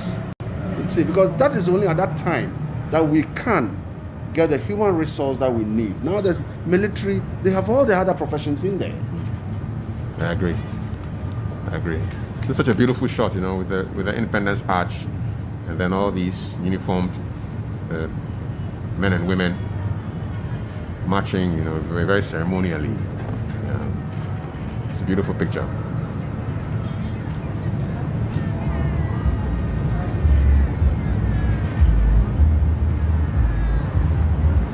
So the 5BN, they are the firing party that will be firing at the cemetery. They'll be firing the 3 volleys. So we'll see them also displayed there.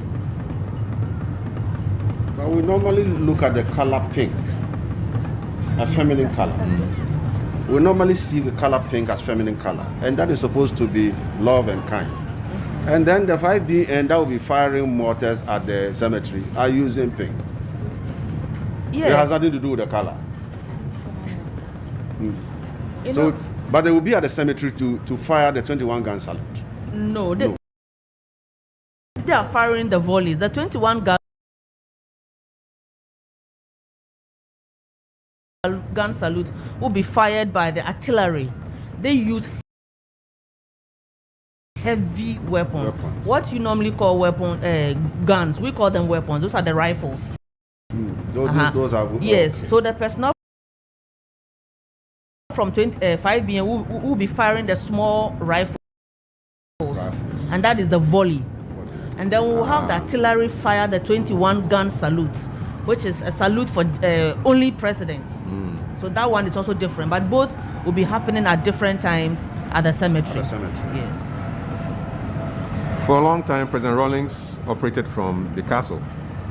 So the procession is moving in the area of his former workplace. This is quite symbolic. Exactly. Yeah.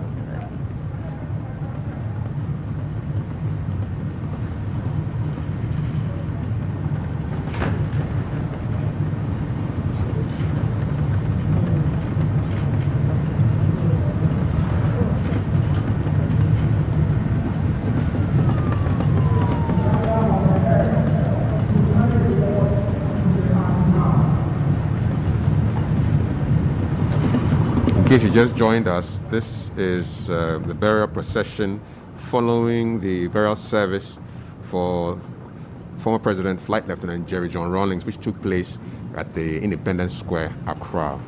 That has been done, and this is the journey that finally takes him to the military cemetery where his remains will be interred. And so the cortege is being taken through principal streets of Accra. They have just left the Independence Square area and heading towards the Osu area.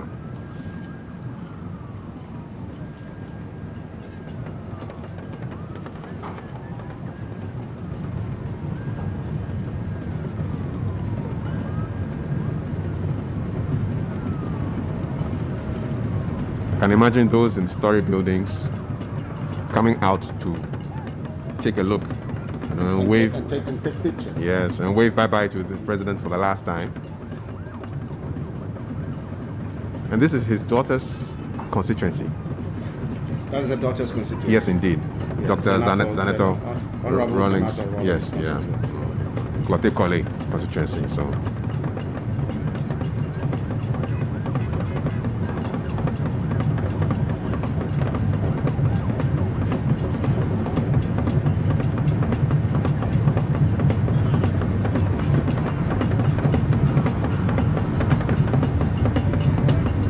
The band is gradually filing off, and then they will be conveyed with the vehicle eventually to the cemetery. And the fire party is still in the procession.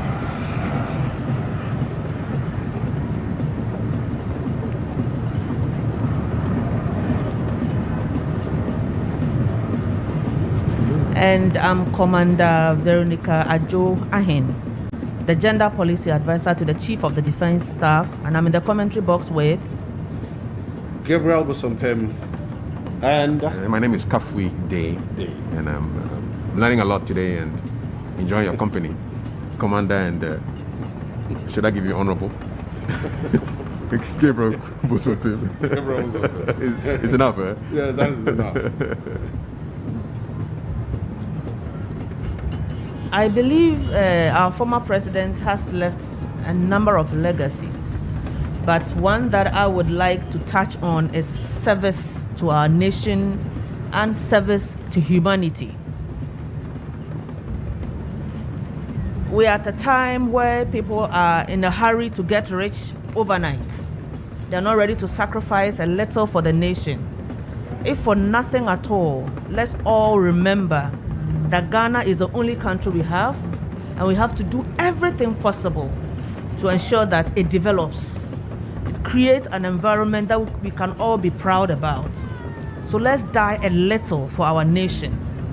I'm urging the young one there, there's a need for us to serve rather than to wait to be served.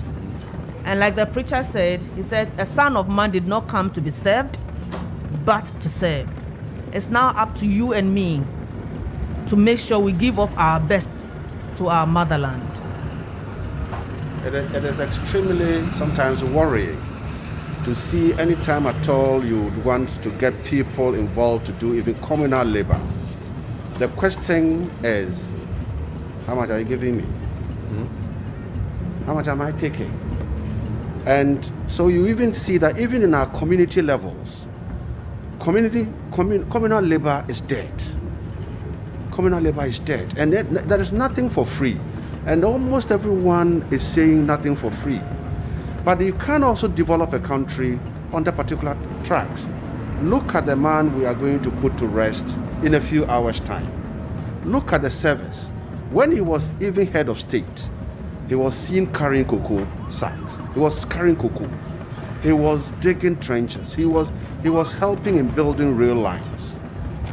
And almost everything that he did, you can see him with his singlets, his military uniform, top removed, his boots, trousers, and singlet, sweating and doing the work.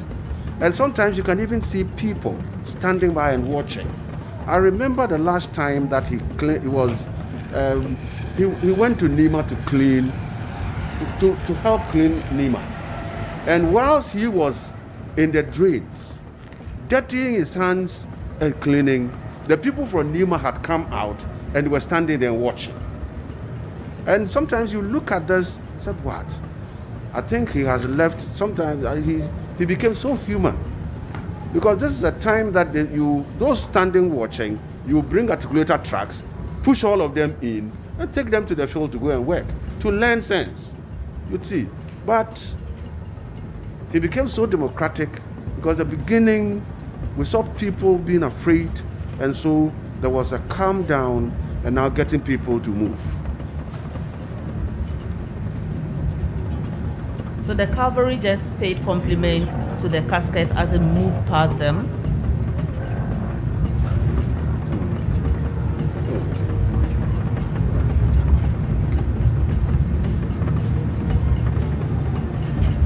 I think viewers, at a point in time, you can see that your picture quality is dropping and they're freezing. It is because of use of the helicopter and then communication interferences. These are things that technology would always have to visit on us. But as they get to where the communication systems are stable, you get them. And when the chopper is not interfering with us flying part, then the signals will come in. So viewer, it is not your TV set that has a problem. So don't adjust your TV set. Don't touch your TV sets. It is because of the helicopter, use of the helicopter, and then communication interferences that is creating this. And the quack bikes are in the shots again, and they are manned by personnel from 64 Infantry Regiment, one of the units created by our former president. And so they are all here to give their last support and respect. You know, I was pleasantly surprised to find out that the 64 actually stands for June 4th, right? Is that correct? 6th month, 4th day, 64. Yeah, so quite interesting. And one very prominent individual that you can always remember around June 4th was Colonel Gwevnolat.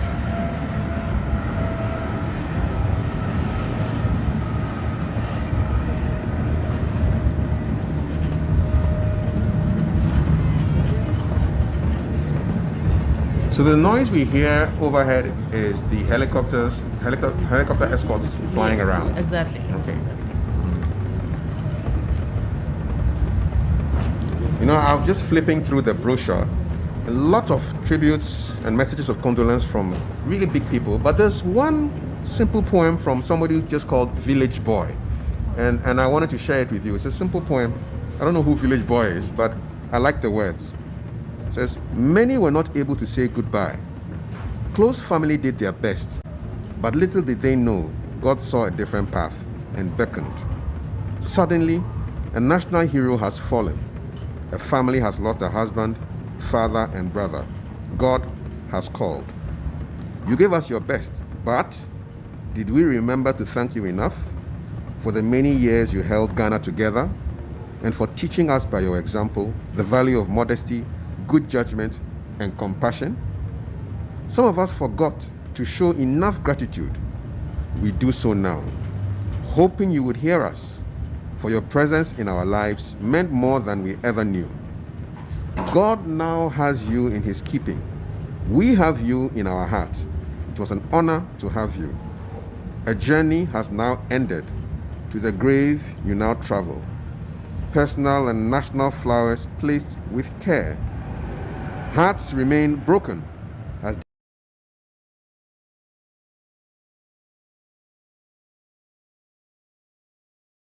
dear ones turn to leave you there. Many hands are pressed into molding a nation. Yours, an indelible impression. Ordinary people drafting the Constitution of the Fourth Republic, a firm resolve, patriotism, discipline, and moral strength. Selflessness, probity, accountability, and integrity. Your mark will live on still. Rest in perfect peace. And this is your presence in our lives meant more than we ever knew by Village Boy. And this Village Boy is really instructive. The Village Boy is really on point. Let's see. And this is what we should all learn as a people to carry on with. If not so, it would just mean that the strong politician had come to waste his time. And I don't think it should be anything near he has come to waste his time. It's a track he laid, a track he followed, and he made sure that he got along with us. He didn't do it alone. He made sure that he did it with us. And if we believed in what he did with us, then it is time that we should continue with whatever we started with him. Then at that point, we can say that the country Ghana has a brighter future.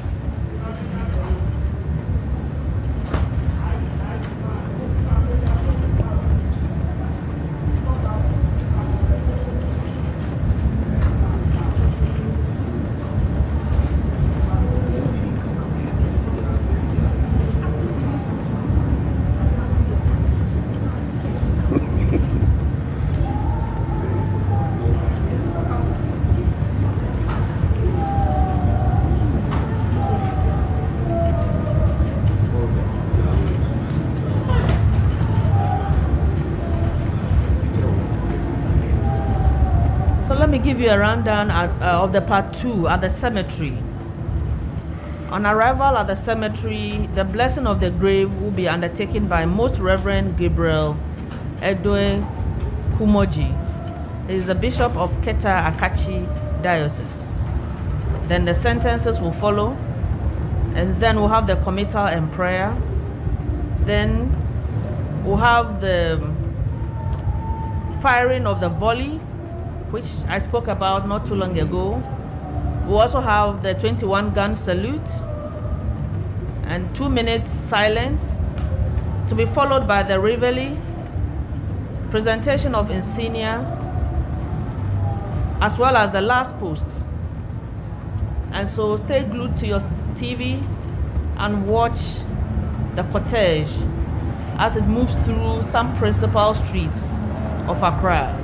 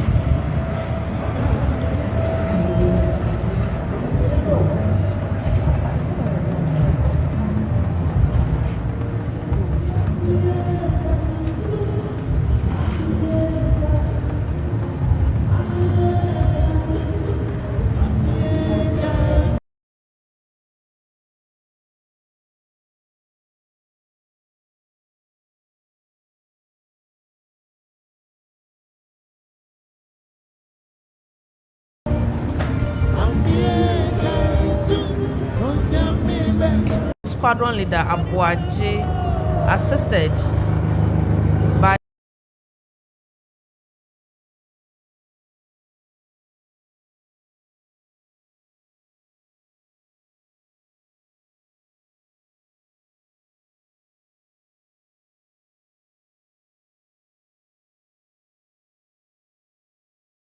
Flight Lieutenant Opong.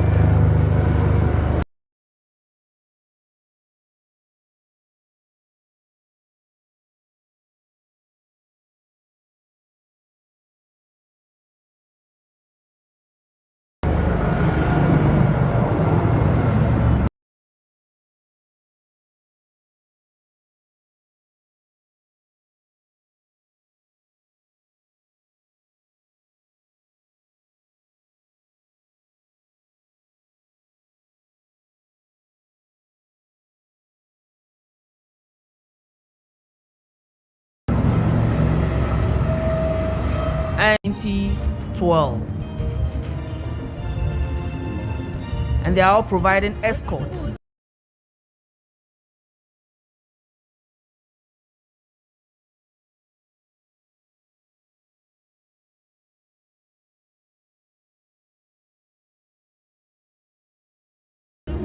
for the cortege.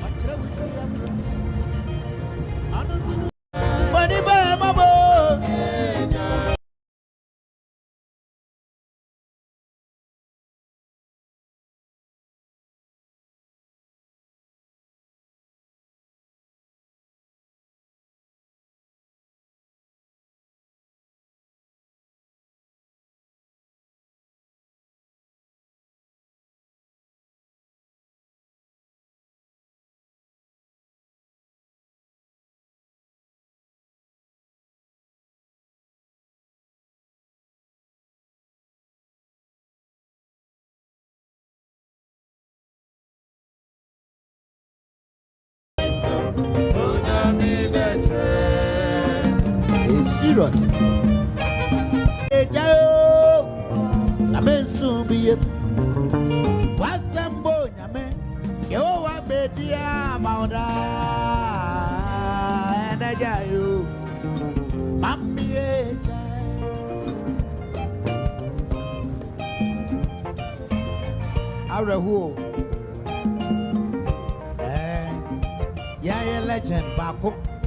Legend Baku and the other con. Actually, be an amazon a macro. I have a whistle.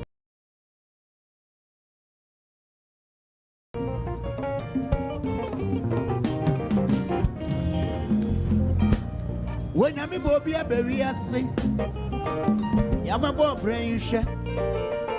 Obana say ya Obama wow Obana sanya yensua Aya won krabia na yewa Eti mami eja Amensu bi Azamo nyame Wo abedia maoda O sujayo Amie Odivaye mabro Amie jaisu oh Money by my boy, money by my boy. I dare you, money by my boy. Come here, money by my boy.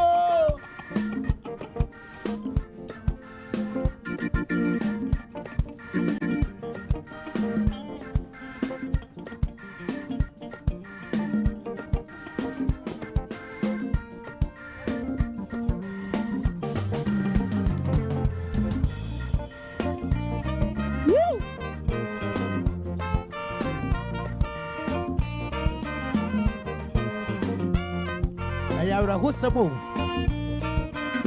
Oh, Papa Jane, Chrono. What should have been a macro? Obrasha said, yet in Serbia. Kwame, some for me too. Rio, I wonder what bad I am. Rio.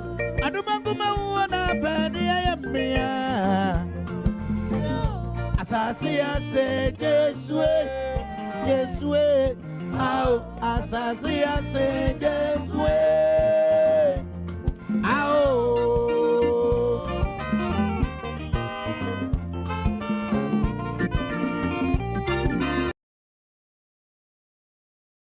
Hey.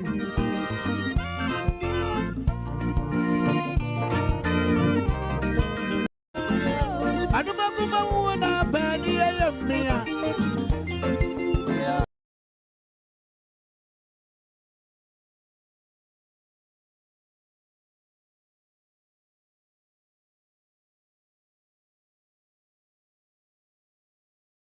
Asasi ase Jesue, Jesue, ao asasi.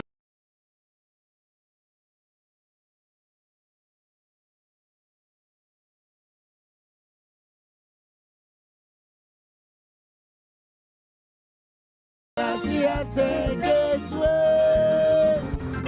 ao.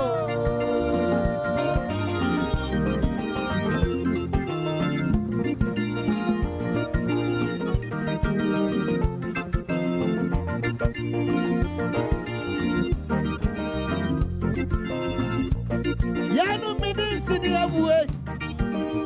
Wasu afu anuwai.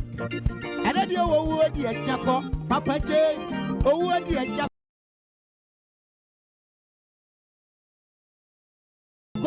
Ene mami adadi omo ebio. Aje adi ebio. Oh Papa je. Oh. Yanu midisi ni abue. Wasu afu anuwai. Adadi owo di ejako. Papa je owo di ejako. Ene babe adadi owo ma yewio.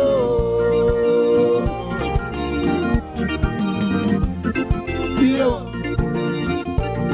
Dio Dio Dio owo de bo bedi ayemia Papa je. Adumaguma owo na bedi ayemia Papa je. Asasi ase Jesue. Oh! Oh, asasi ase Jesue. Are you serious? Oh. Me ura huye. Me ura huo. Every Papa Jesu adebechi na na mo bi foforo so. Kwa na ye ko ba so na ye ba.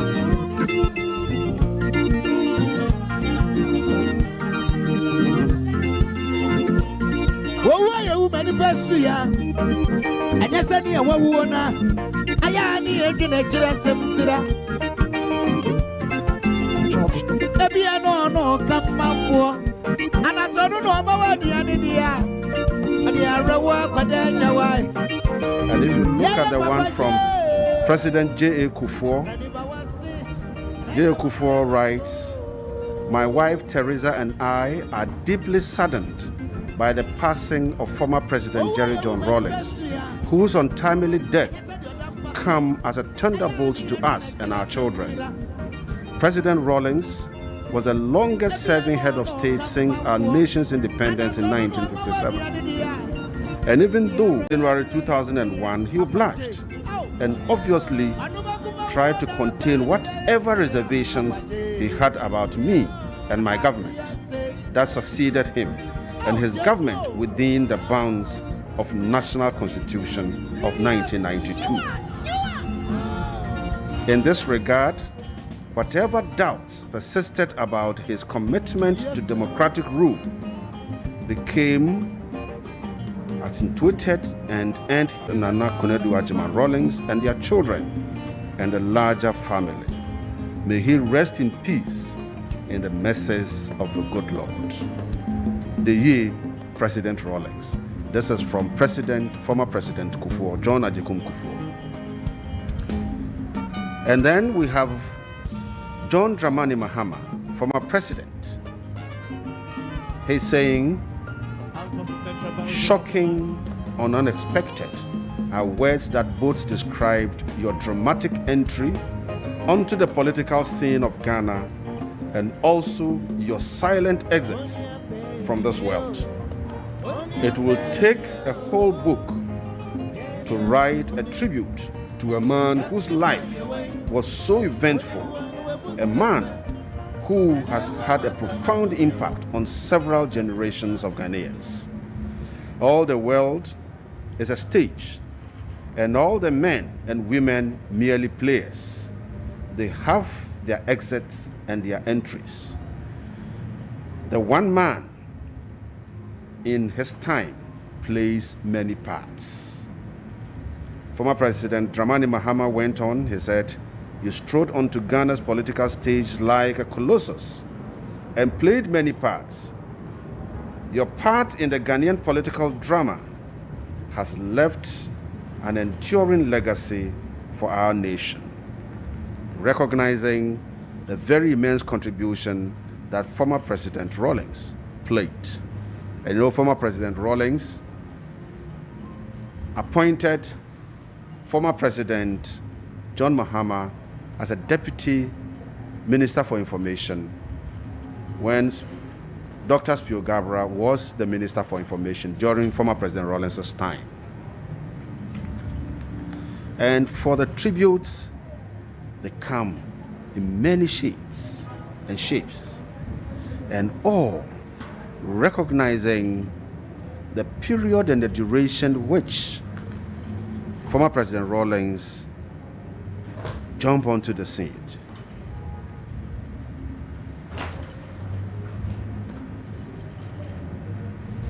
And this is a tribute from Queen Elizabeth of England.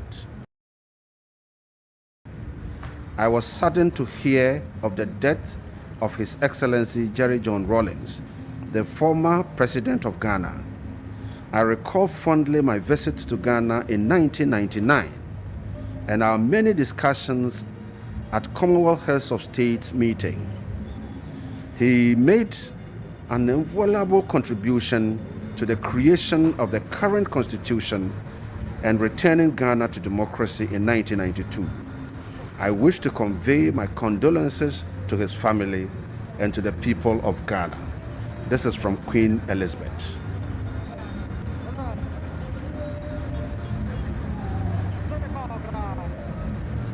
And this one is from Prince Charles. This is a tribute from Prince Charles. My wife and I were very sad to learn of the death of His Excellency, former President Jerry John Rawlings.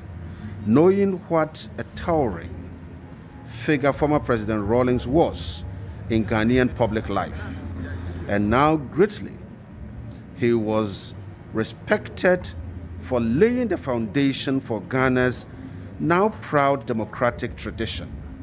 I can well imagine how keenly his loss will be felt by so many people. For my part, I have such special memories of having met former President Rawlings on my visits to Ghana, most recently in 2018, when he had the opportunity to recall fondly how, in 1977, he was a young Flight Lieutenant Rawlings of the Ghana Armed Force who escorted my aeroplane as I landed in Ghana for the first time. As Ghana mourns the passing of former President Rawlings, my wife joins me in sending our heartfelt condolences to his family, to yourself, and to all the people of Ghana. This is from Prince Charles.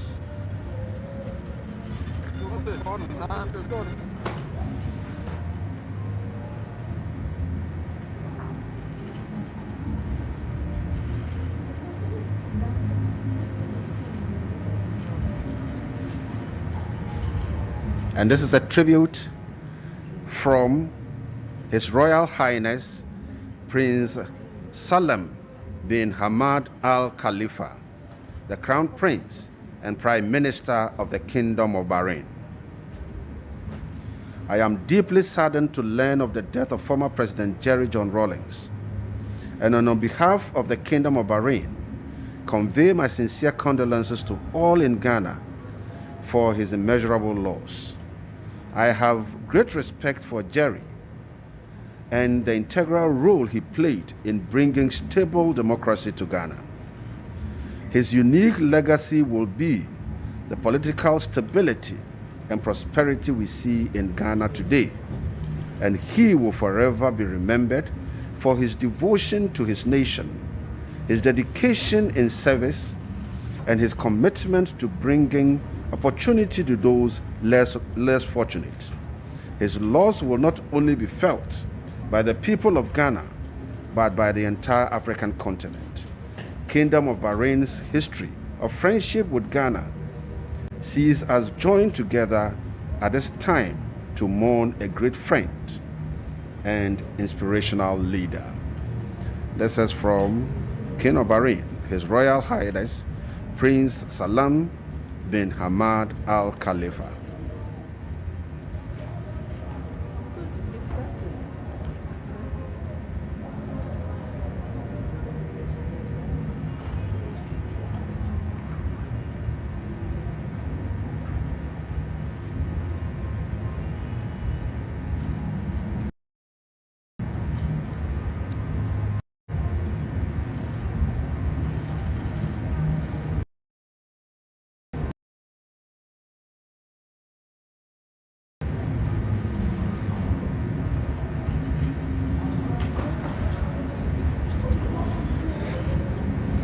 And this one is a short tribute from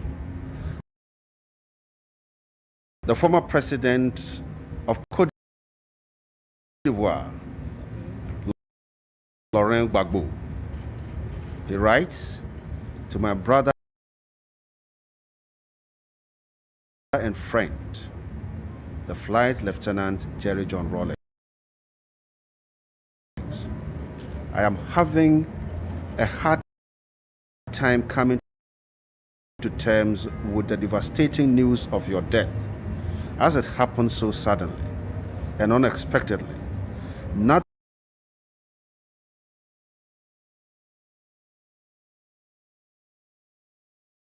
from our telephone conversation on Wednesday, October 7, 2020, suggested that this would be the last conversation with you. Whereas I had called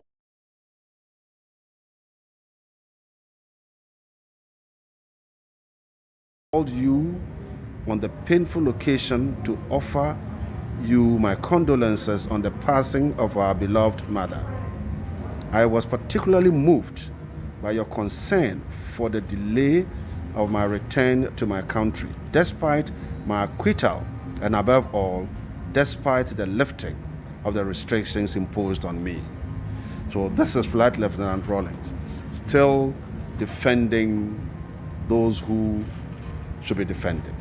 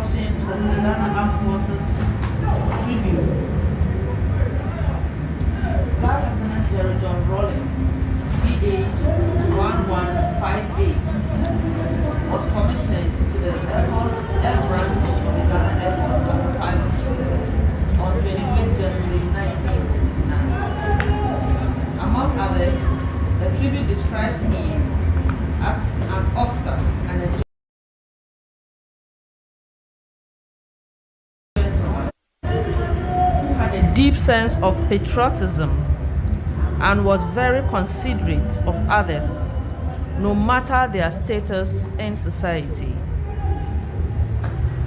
His daunting spirit was unbreakable and could never be affected by any challenging task. He will be remembered as the longest serving head of state of Ghana and the architect of the Fourth Republic, which has been the most enduring. He was a revolutionary and a democrat who has left an indelible mark on the Ghana Armed Forces and the nation.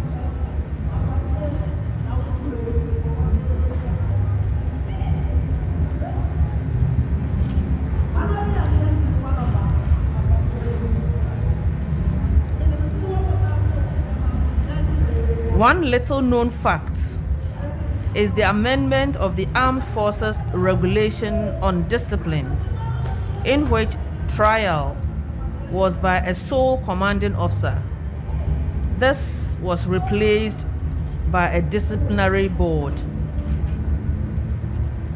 Through his direction and guidance, this decision was informed by his empathy towards his subordinates and his sense of fairness.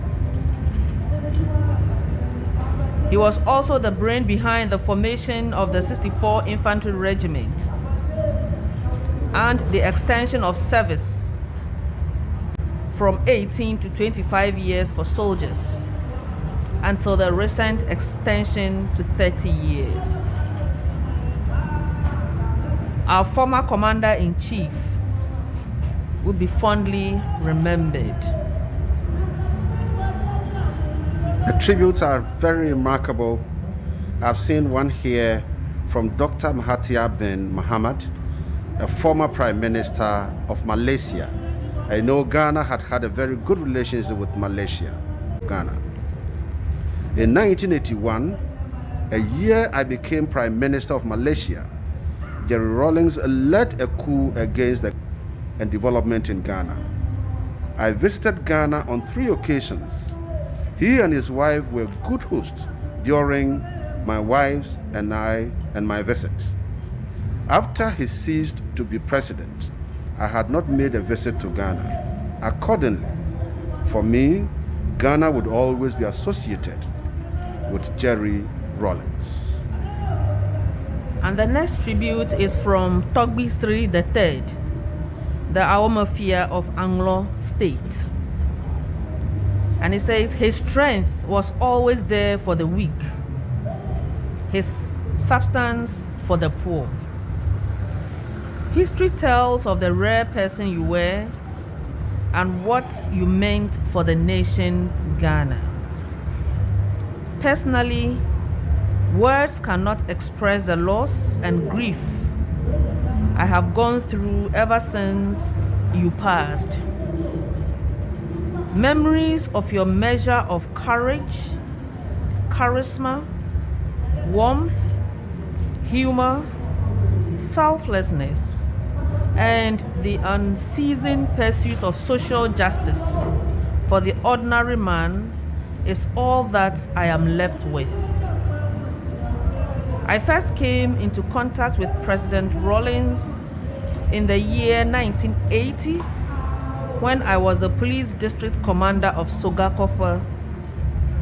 I can vividly remember the early hours of one Saturday in 1980 when the young man, Jerry John Rawlings, came to me with a request to enable him buy adequate fuel into his car. In that era, petrol was in short supply, and therefore drivers who needed more than 4 gallons had to justify and obtain a written note from the prescribed authority. Having given a listening ear to his explanation, I gave him the note to buy the fuel.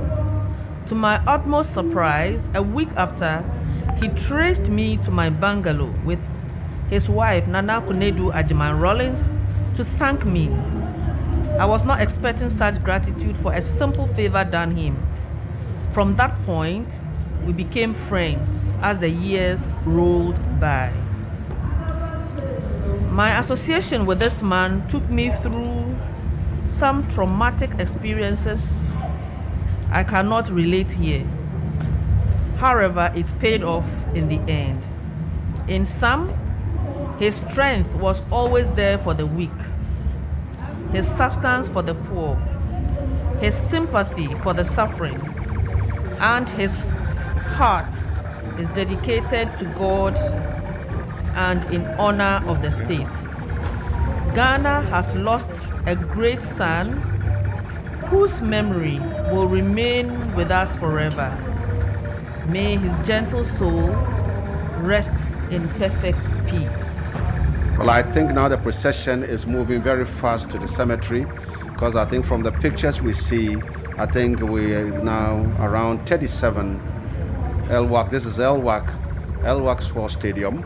And so then it means that it is now going quickly straight down to the Air Force Base, and then turning and moving straight to the cemetery. So in a very short time, I am expecting that by the next 30 minutes, the burial ceremony would start, and then the former president would be laid to rest finally. Bema Beyebi Wameye Ninyina has played his part. If you listen to the tributes from people all over the world, it is so phenomenal that he is recognized, and almost all words are just on probity, accountability, integrity, social justice. And it is not about how fabulously rich he is and how, it is not about that. It is just about his commitment and contribution to developing the country that he loved so much. And it is not only Ghanaians who are saying this, but heads of state from other countries that had engagement with him, and those that observed him from a distance, are saying that the man had lots of love for the country Ghana. And if we had about 10 of such people, if we had about 10 of such people in the beginning of Ghana's independence, Ghana is about 60 how many years old now? We are going to 64. So if we had about 10 of such people within, before his time, would have made a lot of strides. Because look at the time that he came in and the job he did to put development at the doorstep of people.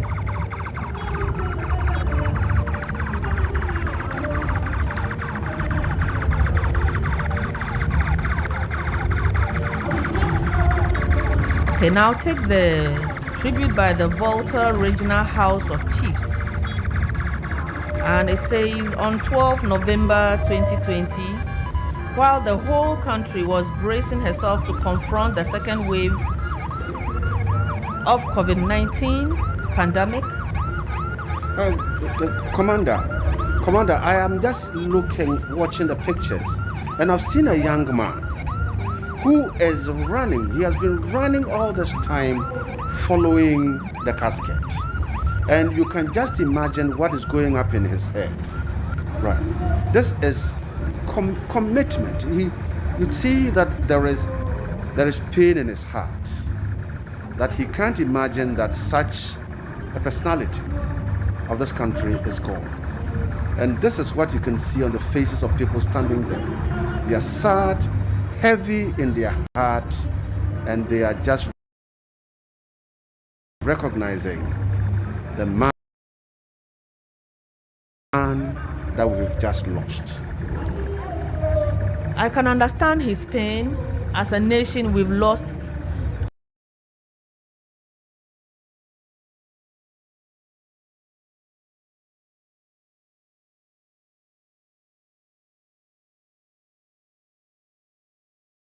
an irreplaceable hero.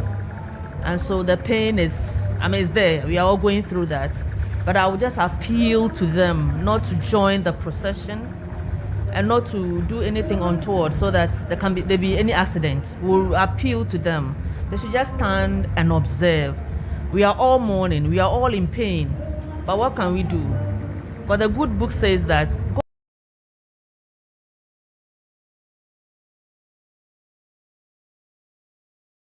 God's will is not ours. Neither are his thoughts our thoughts. And so we can only say that God gave him to us and he has taken. So even as we mourn, let's be measured in whatever we do and rather pick the legacies he's left for us and do something with it. And like you said, if we get about 10 of his kind, even currently, among the young ones, I'm sure Ghana will have a very bright future. And so we should rather look at the legacy and pray that God consoles each and every one of us.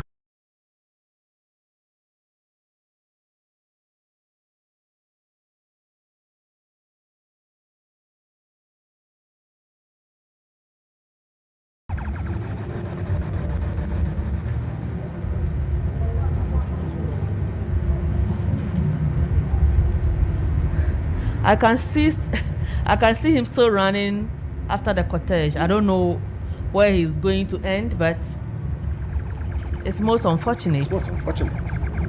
Most unfortunate because he should not drop dead.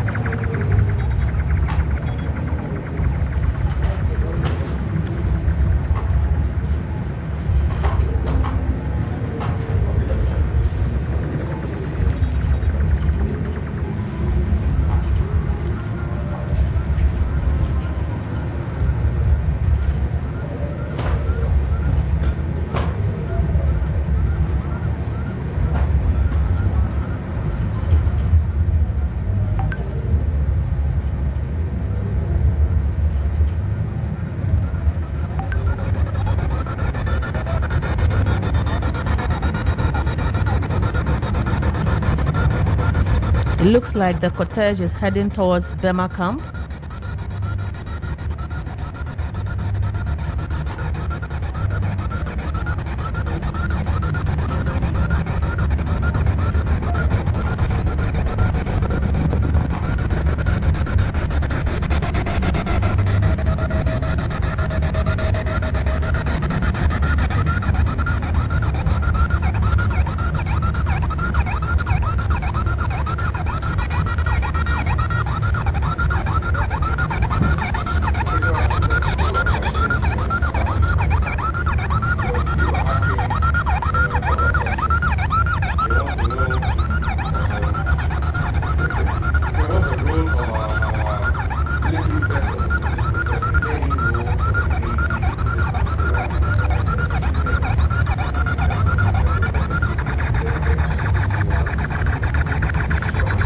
Yes, just like the Sith match, we always have the vessels right behind the Black Star Square.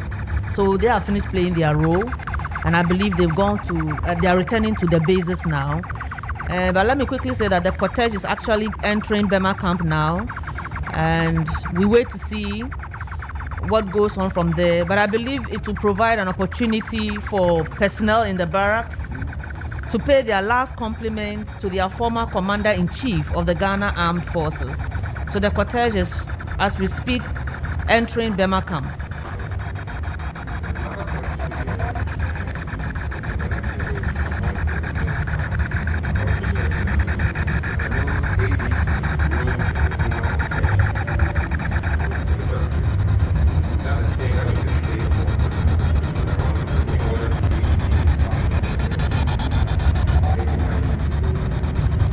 I'm unable to confirm that. I can't really tell.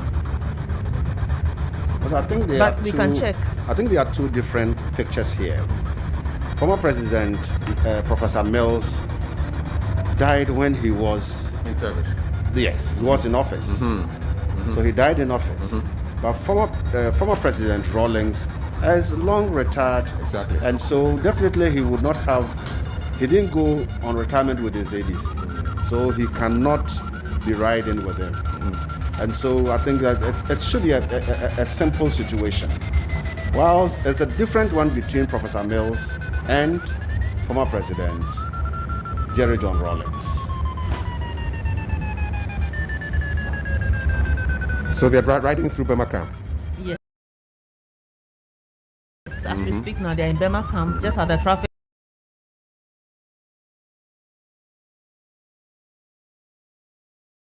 light.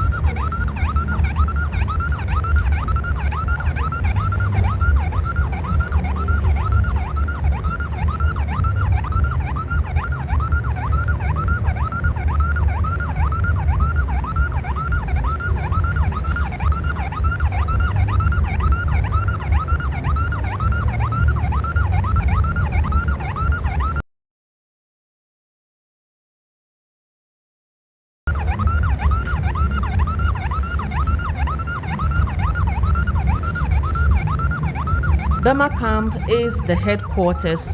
That is where the headquarters of the Ghana Armed Forces is located.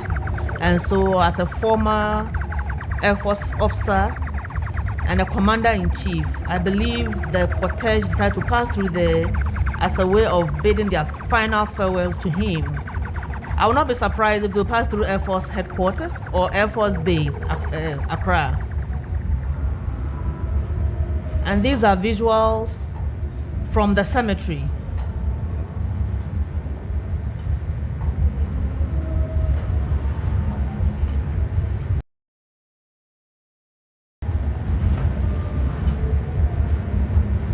So these are visuals of those who are already in the cemetery waiting for the casket to be brought in for the final funeral rites to be performed in the cemetery.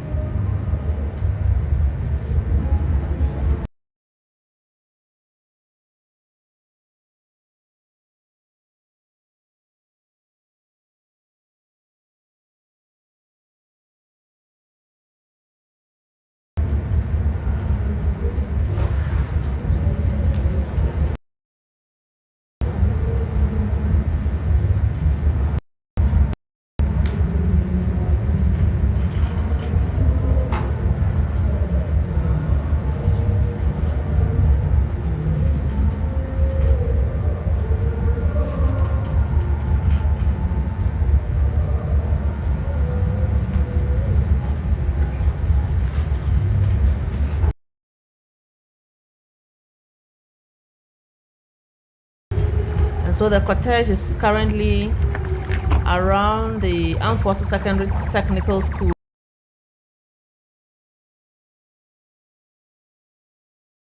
where we have the churches as well, and the mosque.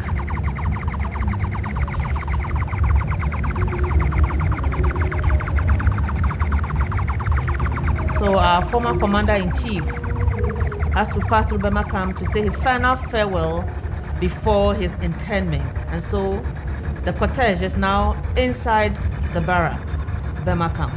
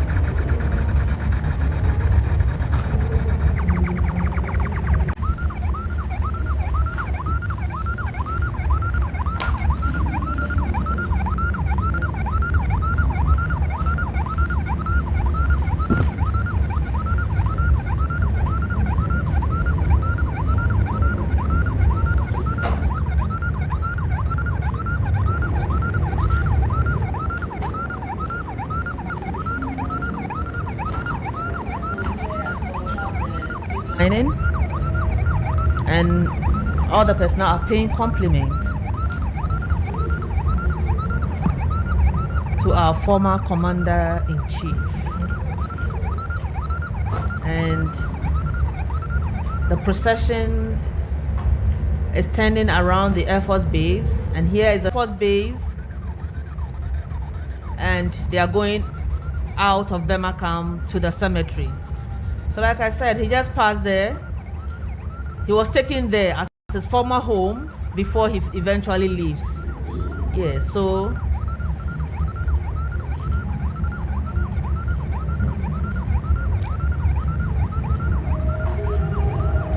after turning at the Air Force Base, the cortege is heading straight to the military cemetery for interment.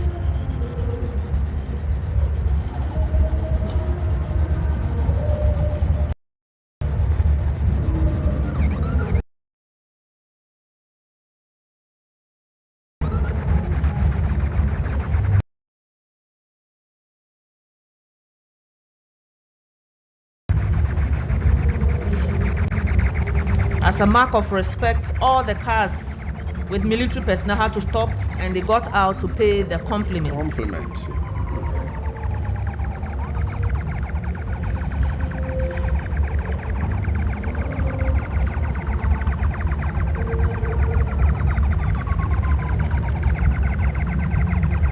It has afforded personnel of the barracks and their families the opportunity to also take a glimpse of the cortege.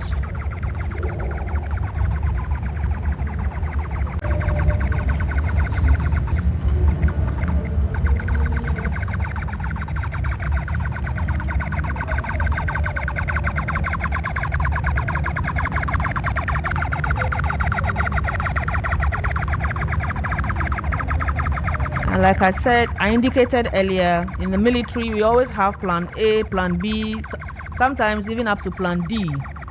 So when instead of the main route we had announced, decided to rather use a plan B, which is to pass in front of the Air Force base.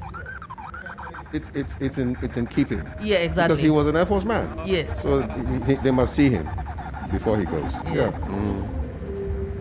So surprise is the key word here, and that's a very important principle of the military or of war. Explain surprise. Break it down for us civilians. Oh, you have to achieve surprise in order to win your wars. Okay. You don't make it so obvious. The plan here is for them to pass to the principal streets. So I believe that's what we were all waiting for. But there were all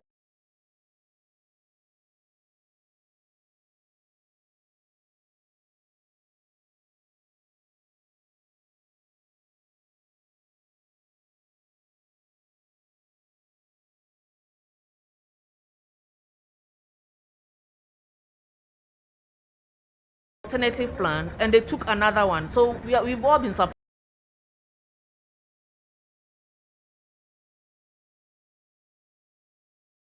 surprised. So in order to win your battles, you need to plan in such a way that you can achieve surprise. I'm sure if I take this principle to at home, wake up at Following the hymn, we shall have a committal post synchronized with and say, wife, prepare Jankler for me. I don't think you. After the committal and prayer by Most Reverend Gabriel Edo. So these are pictures from the cemetery. Yes. Those who have the team that had taken the lead and those who are going to.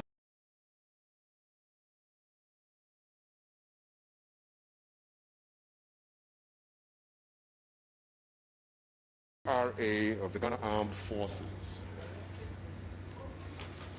Directorate of Religious Affairs. It's always good to have a commander at commentary post. Directorate of Religious Affairs. A family member will do the vote of thanks, and then Most Reverend Gabriel Edo Kumoji, Bishop of Keta, Akachi Diocese, will end with a prayer and benediction, after which we shall depart from the cemetery to music from the Ghana Armed Forces Band. So this is the program, the second phase. Yes, that we are expecting as soon as this procession enters into the premises of the military cemetery. I believe they are now leaving Bema Camp. Yes, they are now leaving Bema Camp, what is popularly known as Congo Junction. Yes. Yes. And so those are the artillery pieces that will be used for the 21-gun salute. These ones are different from the volleys. The volleys, like I said, they use smaller weapons. Okay. So they use smaller rifles, and you have about 7 men or so, and they fire at a go. And they do that 3 times. That is the volley. Right. But the 21-gun salute, you have these artillery pieces firing 1, 2 till 21. Oh, okay. And normally it is synchronized with a national anthem. And that one, the artillery pieces from artillery in Ho, the artillery regiment from Ho, 66 artillery regiment. Okay. And the commander of the artillery team that is there is Captain Abdul Mubarak Yakubu.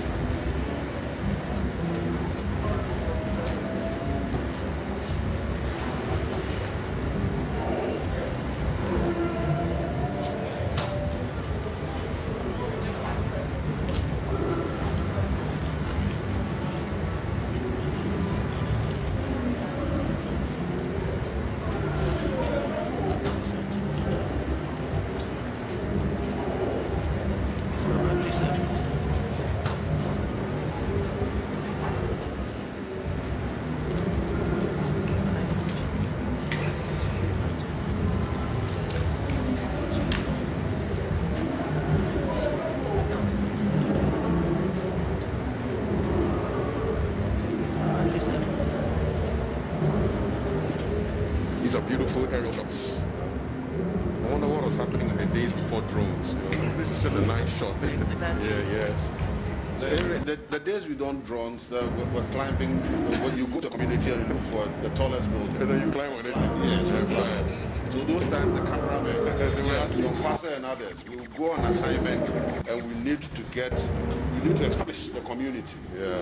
So you see at the tallest building, then you go and knock, then you have permission. That you want to go to the top. These are beautiful aerial shots. You know? And it was just, they would allow you. I wonder what was happening in the days before drones. You know, this is just a nice shot. Exactly. Yeah, yeah. Pictures would not be telling. Yes. And when you get to the office, The days we don't drones, we're climbing. Who was your cameraman? When you mention it, so is that the pictures you can provide? So if it has to do anything, any height you see, you take it. Climb. Yes. And now, thanks to technology, we get the. So when you go to a community and you look for the tallest building, and then you climb on it. Yes, so those times the cameramen, your pastor and others, will go on assignment, and we need to establish the community. Yeah. So you see at the tallest building, then you go and knock, and then you have permission. That we want to go to the top of your route to go. We have the vehicles of some of the commanders entering the cemetery. And it was just, they would allow you. They were like stuntmen, climbing all these tall buildings. Yeah, you have to. Yeah. If not so, your pictures would not be telling. And when you get to the office, the TP would ask the cameraman, he will ask you, who was your cameraman? When you mention it, so is that the pictures you can provide? It was communication, so if it has to do anything, any height you see, the cabinet was approaching the cemetery. President informed, and now and now thanks to technology, we get the aerial shots. And it's great because President Rawlings was a pilot, so these aerial shots are nice and symbolic. Gives you a nice view of. It makes work easier and faster. And unfortunately, people are taking advantage of the way it is easy and fast, and rather doing shoddy work. And so we have the vehicles of some of the commanders entering the cemetery, and that is the president's the honorary flyover by the Ghana Air Force. The president is arriving at the cemetery. I think there was communication, so immediately you know when the casket was approaching the cemetery. The president informed, and now the president is at the cemetery. They had worked together. So in your shot is the new presidential section created at the military cemetery. So this is a newly created section of the So cemetery. His Excellency Nana Addo Akufo-Addo and wife, I wonder how Mrs. Rebecca Akufo-Addo at the cemetery. It's just beautiful. I think that it wasn't like this. Take part in the final to serious organization, hard work, Flight working according to Lieutenant schedules. Jerry It looks really, really beautiful. And there is no excuse to say it's not possible. No. The word impossible is not allowed. At all. Yes, it has to be done. If it means staying throughout the night, The president's, another team continuing, it has to be done. And that is the determination, the seriousness we need as a people. Complete the mission. Complete the mission, no excuse. He recognized the support he has gotten from the former president. And it was so candid that he said at the beginning it wasn't a very smooth relationship at all. But later on, they found value in each other, and things they valued, and they had worked together. So in your shot is the new presidential section created at the military cemetery. So this is a newly created section of the cemetery. The graves are actually on parade because they are all in straight lines, and you can tell, you can identify the particular. I wonder how long they took to do this, because this is just beautiful. I've been there recently. It wasn't like this. You know, this is just a testament to serious organization, hard work, working according to schedules. It looks really, really beautiful. And there's no excuse to say it's not possible. No. The word is impossible is not allowed. At all. Yes, it has to be. The gun courage is Lieutenant Jones Amuakun done. If it means staying throughout the night, another team continuing, it has to be done. And that is the determination, the seriousness we need as a people. Complete the mission. Complete the mission, no excuse. The military will And tell so you, you here dare you not can also fail. see No, the- no, the you can't. root When you lining as hear well. you dare not fail, then you And know when the you fail, moment there are the consequences. And the consequences can be very caskets get serious. Close to where they are, they all present arms to pay compliments.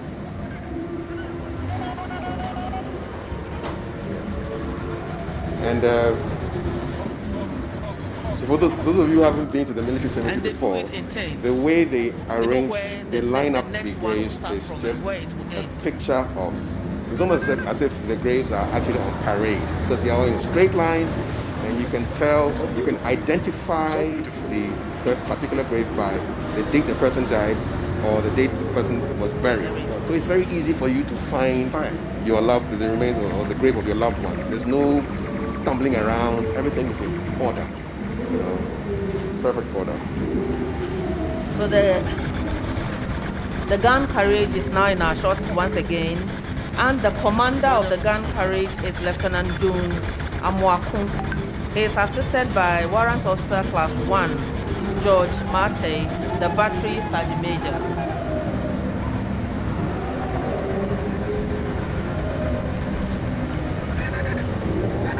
And so here you can also see that, and they do it in tents. They know where the next one will start from and where it will end.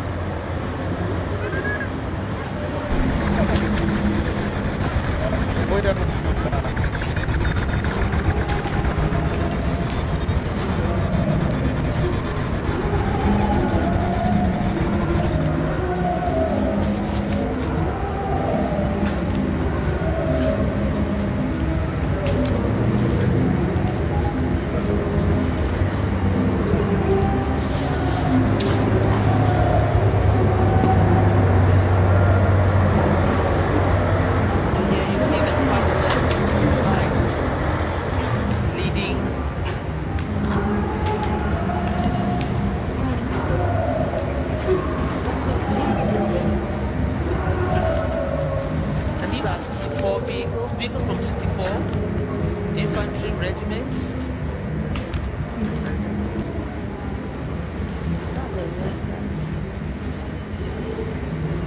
And these are 64 vehicles from 64 infantry regiments.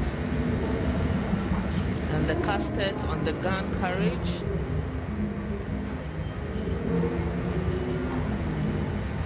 And the gun carriage is reserved for only high-profile personalities. And like I said earlier on, in the Ghana Armed Forces, it's reserved for only generals and above. And the gun carriage is reserved for only high-profile personalities.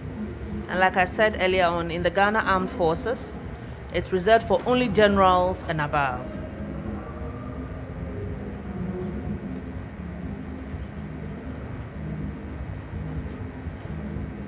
And interestingly, the gun carriage is also a piece of artillery, pieces of artillery, just like artillery is also used for the 21 gun salutes. Okay. Yeah.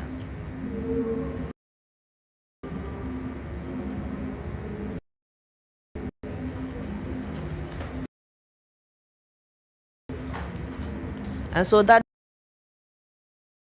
is the presidential section of the military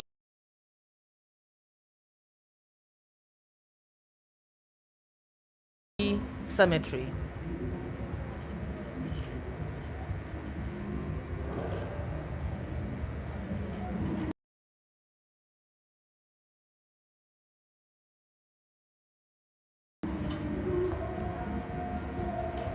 So very shortly, the second part of today's activities will commence at the military cemetery.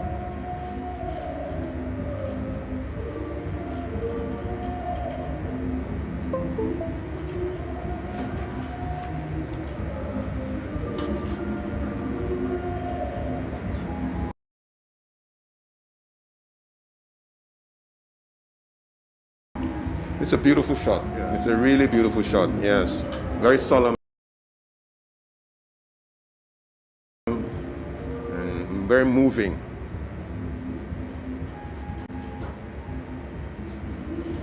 and you have the cavalry. And so they are going to start the procession once again, just like it started from the Black Star Square. So they're going to slow it down again? Yes, Okay. they're going to start the procession once again and then enter the cemetery with it. I was wondering where the horses were. So were they galloping? Oh, yes. Even the riderless one. I'm sure the riderless one will achieve it. Oh, yes. Will acquire a rider, and then when they get here, he'll get off. No. It was still. No, it was still moving. Oh, okay. Yeah, it was still moving. All right. So just assume with their heads bowed and the rifle turned downwards. Yes. As a mark of respect. Respect and mourning. Normally, when you are mourning, it's not time to fight. So you reverse your weapon. Okay. You turn it upside down. And then in a solemn mood. So you look downwards with your arm rested on the weapon. And then throughout the first 2 days, the Counterfeit Guard also did same. If you took note, they did same. So that is funeral drills. It's more solemn and quiet as opposed to the brisk one that you normally see on a parade.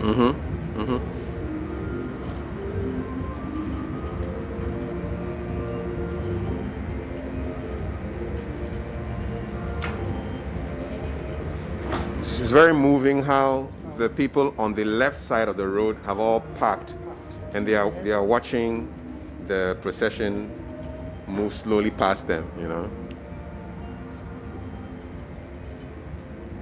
I think now that the casket is approaching the cemetery, you would see the military officers, that the CDS and co, they've all moved, they've gotten up, they are moving to take positions to receive and pay due respect to the former Commander-in-Chief of the Ghana Armed Force.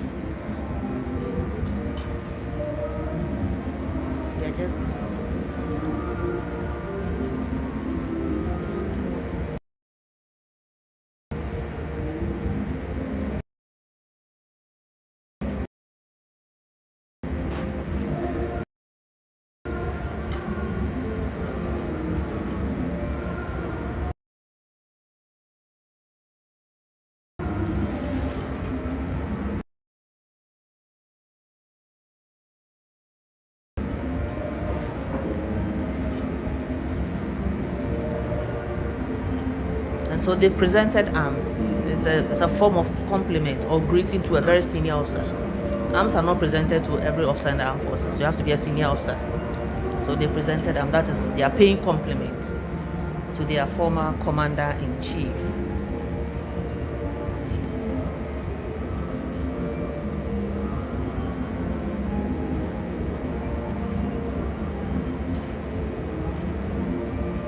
And you can see that from the beginning till now, you've seen Army, you've seen Air Force, you've seen Navy. It is these three services that compose. In your intake, did you have people who you did the training with who were now Yes. So you indicate, but you go for the same basic training. Okay. After which, when you commission, you go for further training. Okay. If you're a naval person, you go for further Okay. naval training. Okay. Same as air and then Army. Do you always get what you want? You might not always get. There are exceptional cases where people may apply for one, but at the end of the day may change to another. Okay. But most often you get what you want. That's if you pass through the selection process. Yes, you should get it. And let me take this opportunity to appeal to our people, the public, that in the selection process, if anybody tells you to pay any money for him or her to help you, please forget it. You won't get the job. The advert for enlistment for officers is out. You just buy a card of 100 cedis. It's an online application. So you buy your card and you apply online. Anybody who comes to ask for any money, please, that person is a crook. Because there are a lot of crooks in the system taking advantage of the vulnerable. So the only money you pay is for that card? For the card. 100 cedis? 100 cedis. Thank you. Yes. And then you do everything online. So anybody comes and say, give me 30,000, give me 5,000. To fix you in the army. It. It's not going to happen. Yes. And the competition is so keen.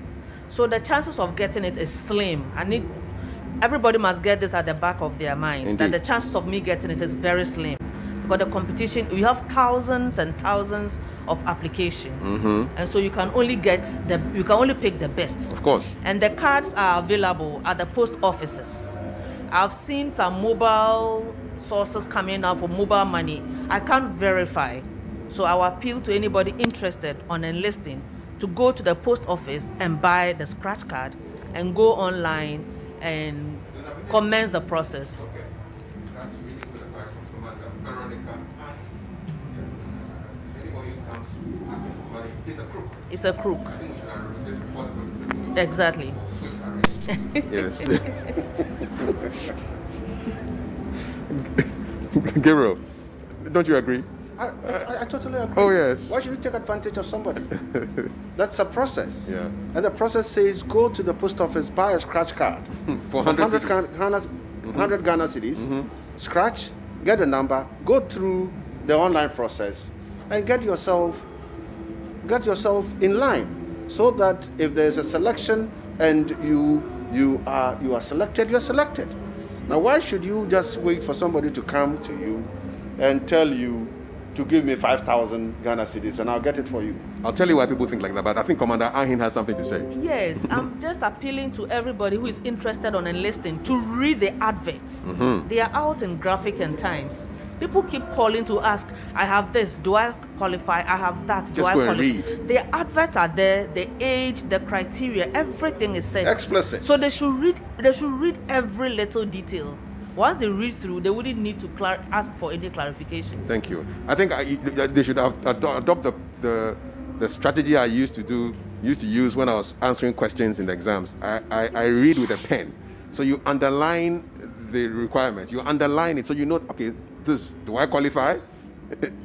So that you know exactly what the requirements are. You don't waste anybody's time calling people in. You see, but the whole thing about this money thing is that a lot of people put it in the back of their minds that in Ghana, if there's no connection, you won't go through. That's extremely unfortunate. That's the mentality a lot of people have. It's a situation created by the crooks. They want everybody to get confused. That you know that if you have not paid it, you have not put anything down, know that you are out. Yeah. And so if you want to be part, then it means you have to put something down. That is what you see, and that is extremely unfortunate. And these are the values that the man we are going to bury in a short time stood against. Why do you? And he said, why should the people, the poor, if I have 5,000, will I go and look for opportunity to join the army? I'll go and use my 5,000 to do something, do farming or something. So if I don't have money and I'm looking for work and I see there's an opportunity, I can be a soldier and I can earn my daily bread and I can get a profession and I can have a future and I'm going to join the army, do I have to pay money to somebody to get recruited? I don't have to pay money to get recruited. And these are things that we should all try as much as possible to tell our brothers and sisters. And sometimes when somebody should come to you, please, there's an opportunity to join the army and I need some 2,000. The person says he will take 2,000. You tell him, hey, my friend, if it is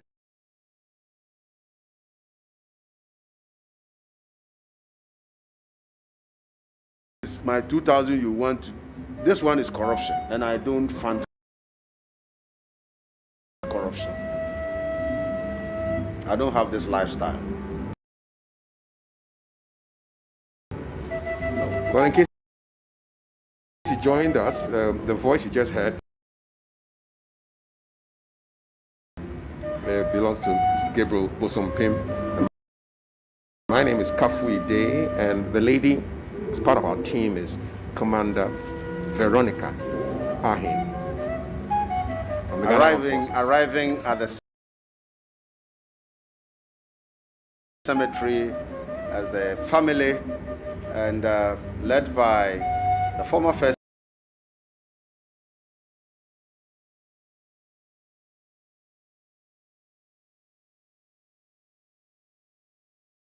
Lady and wife of the late Flight Lieutenant Jerry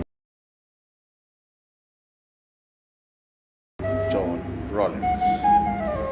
who will be buried in a very short while. That is Nana Kunedu Ajiman Rawlings going to her seat.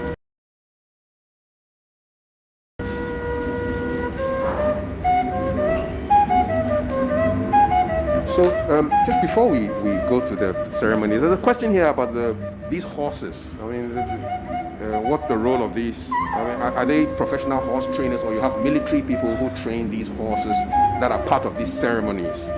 You know? Yes, we have a unit that trains horses. Okay. That's a 153 Armored Regiment at Bema Camp. We have a place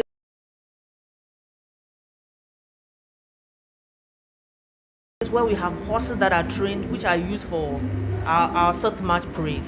You know, the use of horses dates back to the late 18th or 17th century, where we didn't have vehicles. So the noble in society used horses to travel from place to place. And that also seeped into the military, where horses were used. In the olden days when they were fighting, the commanders who rode horses. So in the Ghana Armed Forces, we have the 3 mounted squadron, which is part of 153 Armored Regiment, where we train horses. So yes, we have professional horses, which takes, instructions. They take instructions. We tell them halt and they halt. Oh, they speak English. Oh, they understand English. And so now we have the procession has now commenced once again as it did from the Independence Square.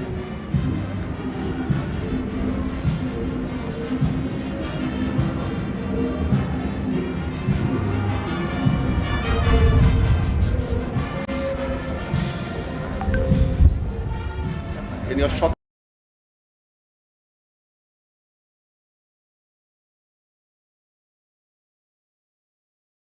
now, we have His Excellency the President Nana Dankwa Akufo-Addo, the Vice President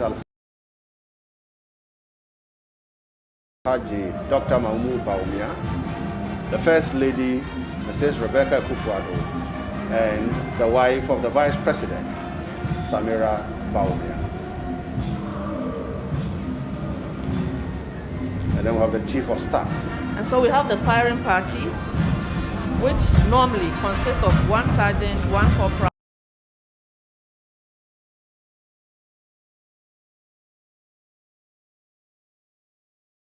about 12 privates, and they'll be firing the volleys. And the volleys are fired for all personnel from Brigadier General and below. Below the rank of Brigadier General and soldiers, we fire volleys at their funeral. So that's a firing party from 5 infantry battalions. And they'll be firing in the 3 volleys.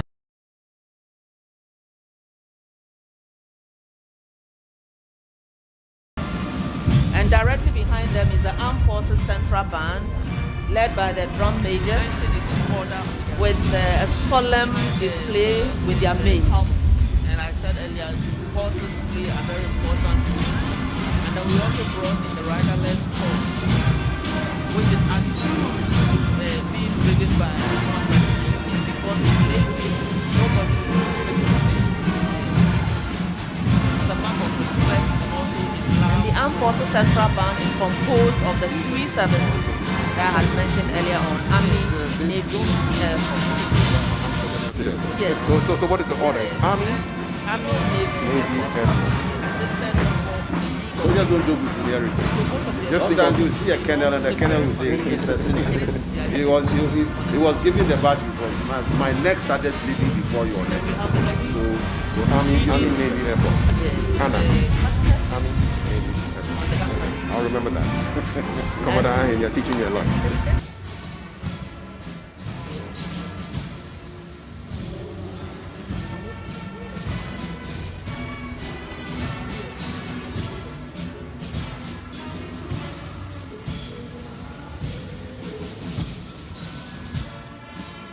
Once again, the presidential session of the military cemetery.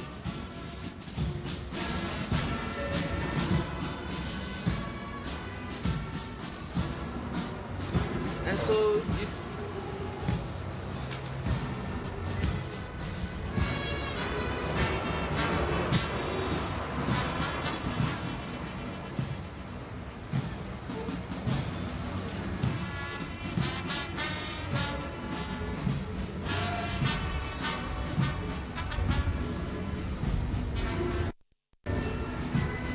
burial party are preparing to get the casket from the carriage, and then we have the pallbearers. Now they've drawn swords to wait for the arrival of the movement of the casket.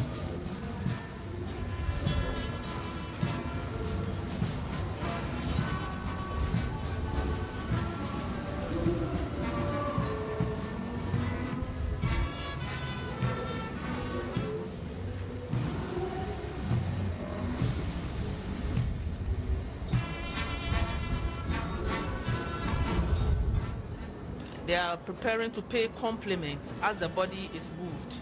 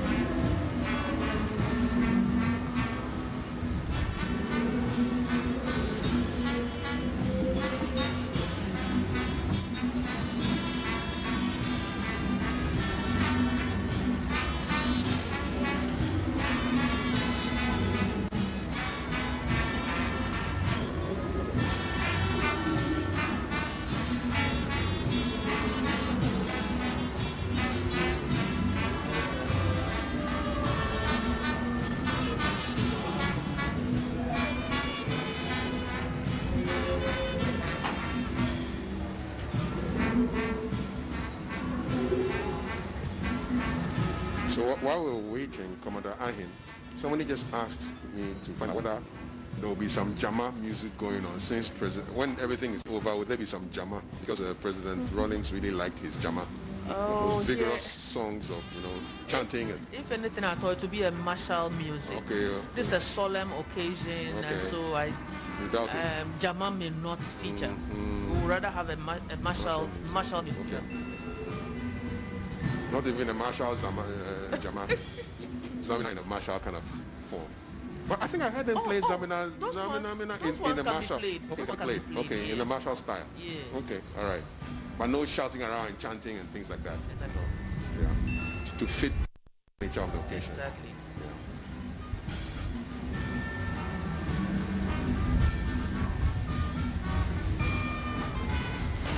So quick run through for the program.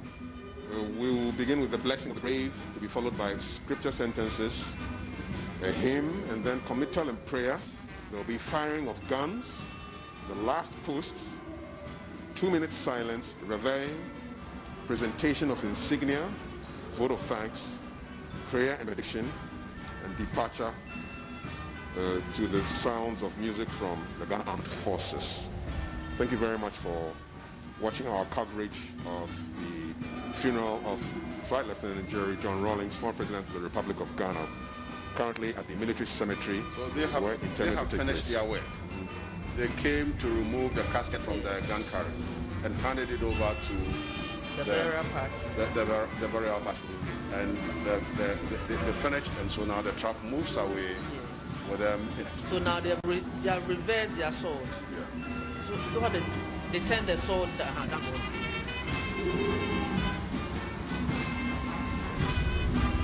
That cooperation you were talking about, the fact that the armed forces is one unit, yes. It was displayed there. Yes. Those who removed the casket were from Army, and they handed over the casket to Air Force. Yes. Yes. The Air Force. Yes, indeed. Yeah. And those using the sword, they are the pallbearers. And we have Army, Navy, Air Force. Yes. All the three. Yes, indeed. Yes. And you said the rank of these, the swords. These are from Brigadier General upwards. Yes. So these are all generals. Yes. These are all generals. Okay.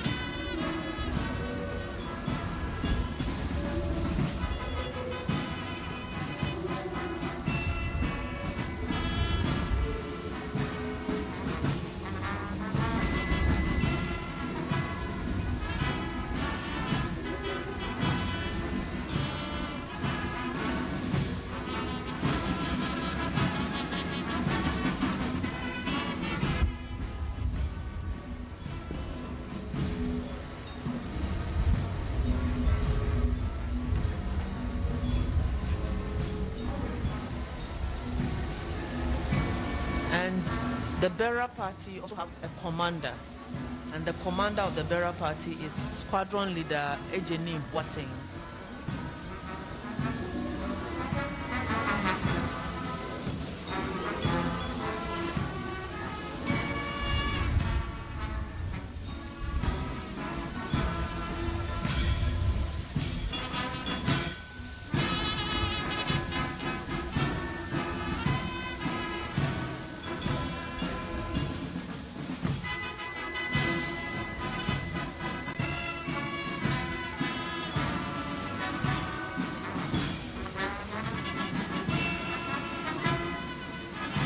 About to begin the blessed grave. It's the first part of the program. It's the blessing of the grave. It is about to start shortly.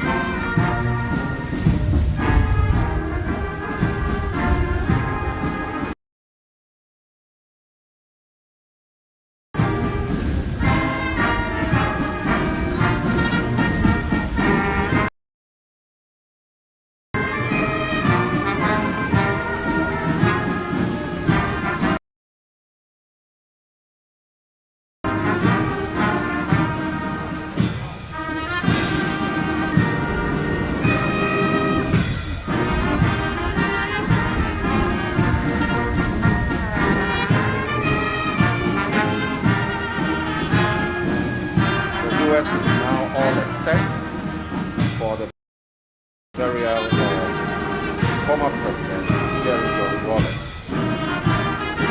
Casket is ready to be lowered into the grave. Flowers is lifted up. And the music playing in the background is Toll for the Brave. It's a tune, a march written by George Frederick Handel. Here and the sword that was placed on it and to be handed over to the family. To the family. Exactly.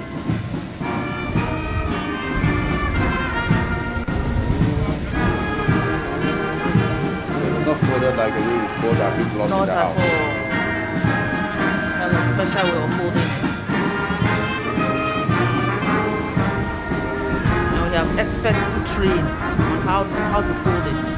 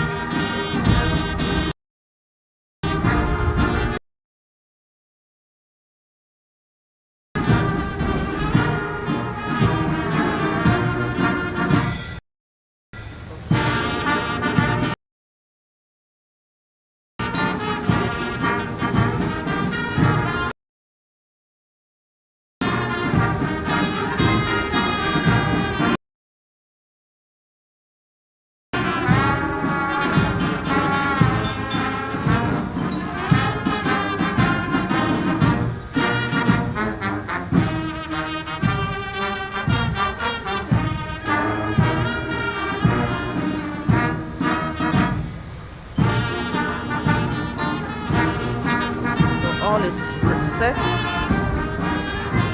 for the second phase of today's program. And like I said earlier, the flag, the headgear, the sword is handed over to the family. And this is the first time that we are seeing the color, design, and style. Compliments. After which they also make way for the clergy.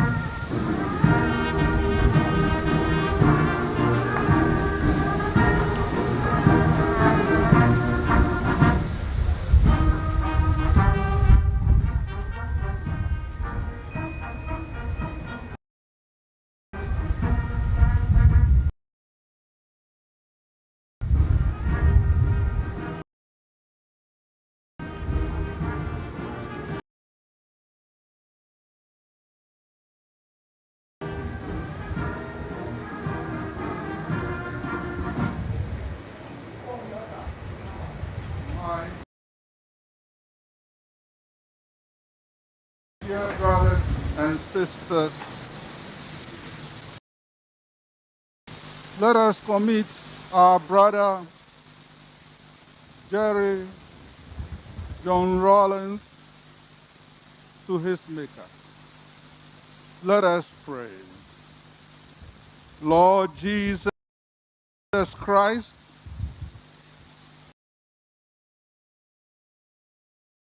by your own 3 days in the tomb, you hallowed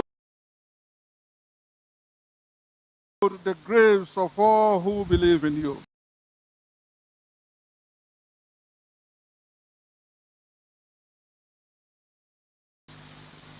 And so made the grave a sign of hope, that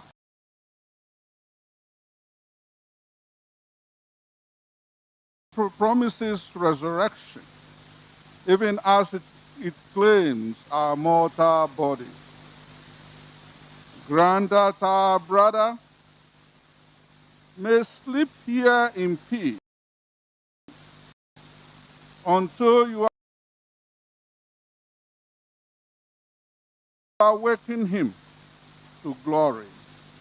For you are the resurrection and the life.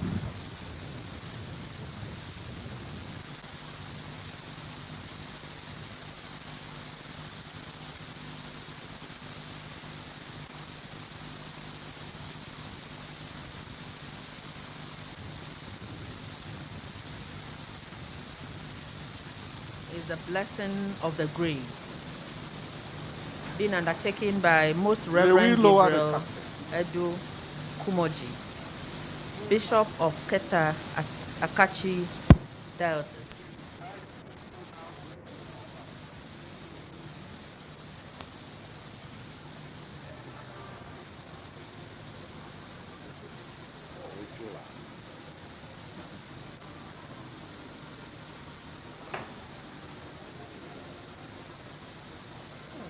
Former President Jerry John Rawlings, the casket carrying his remains lowered into the grave, and from here there would be the prayers, and then said from dust to dust.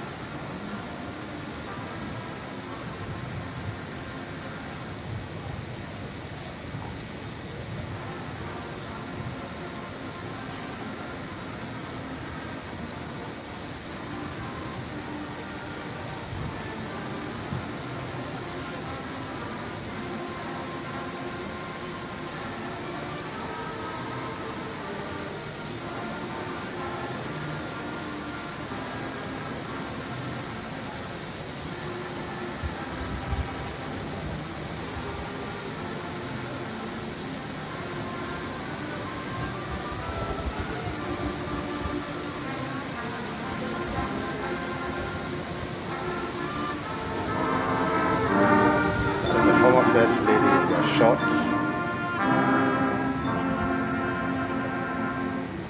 Quietly seated.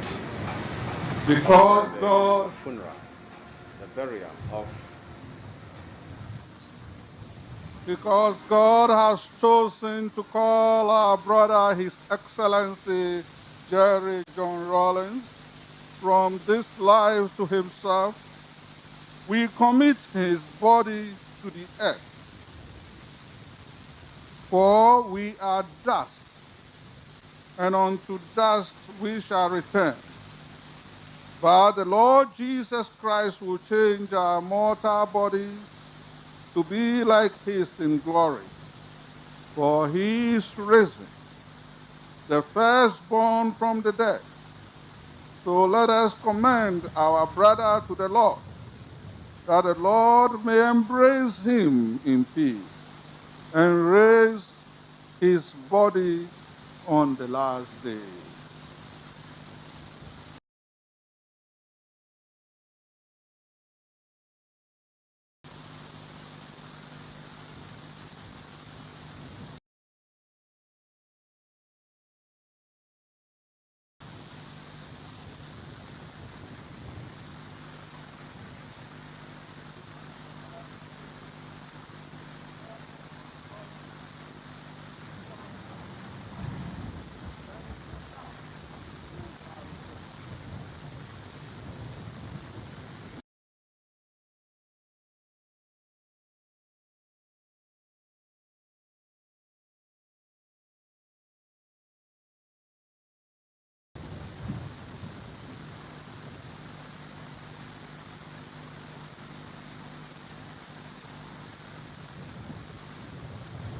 For our brother Jerry John Rawlings,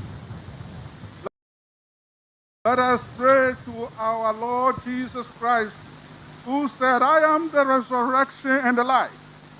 Whoever believes in me shall live even in death.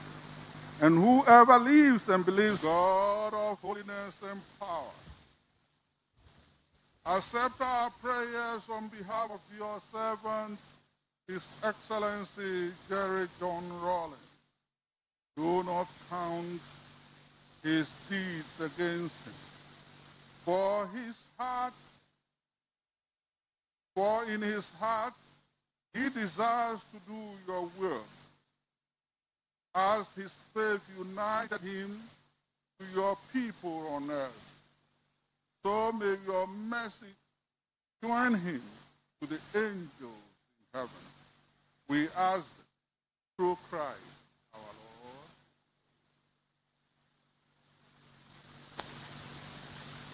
Firing of gun.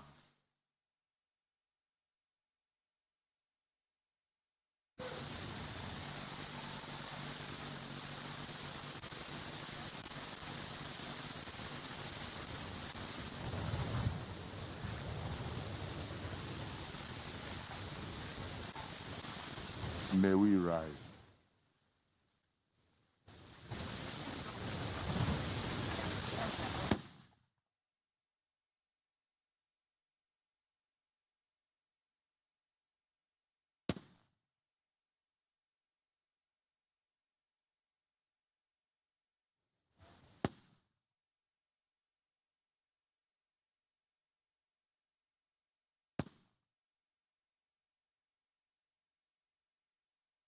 By the artillery regiment.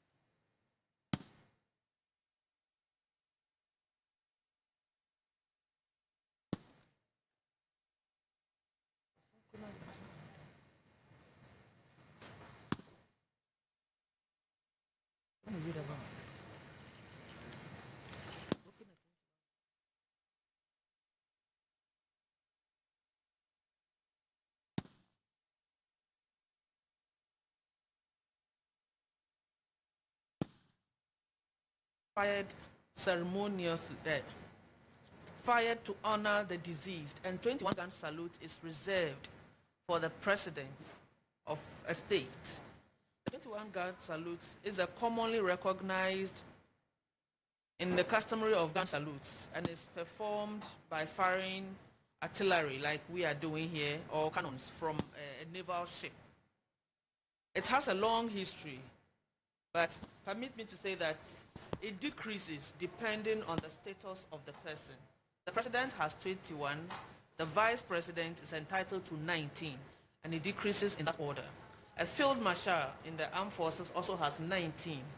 Then a general has 17, a lieutenant general has 15, and now once again we have the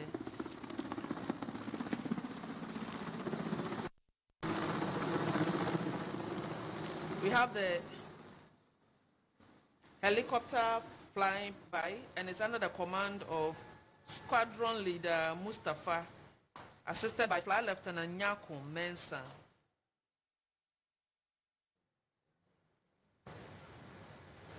The last pose, synchronizing with Abide with me.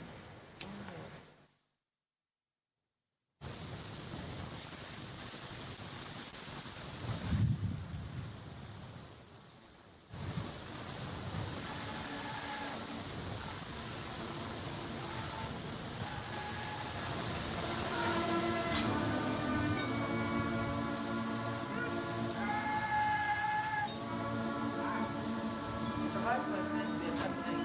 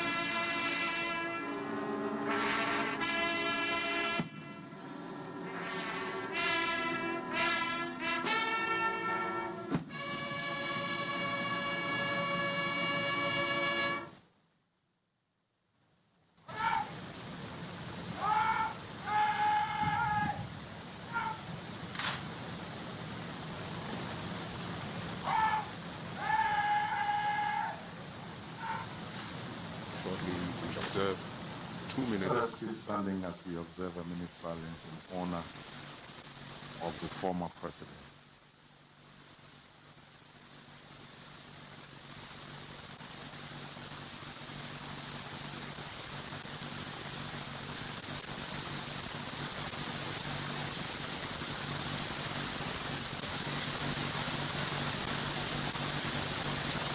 May the soul of the former president, the late His Excellency Jerry John Rawlings, the first president of the Fourth Republic, and the souls of the faithfully departed rest in the perfect peace of God. Amen. The Reveille.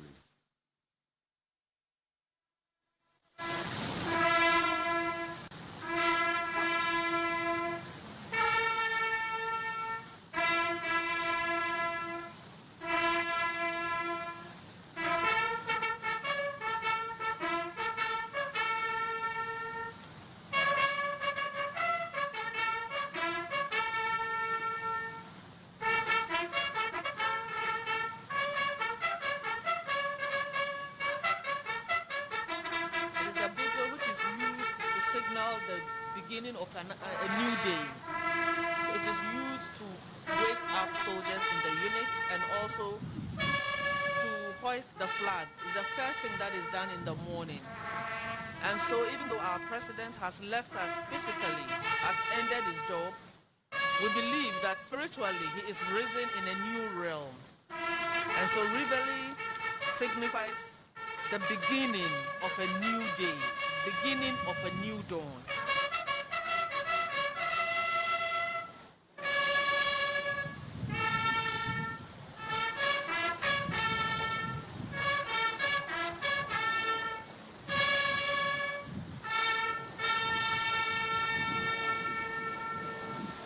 Please be seated.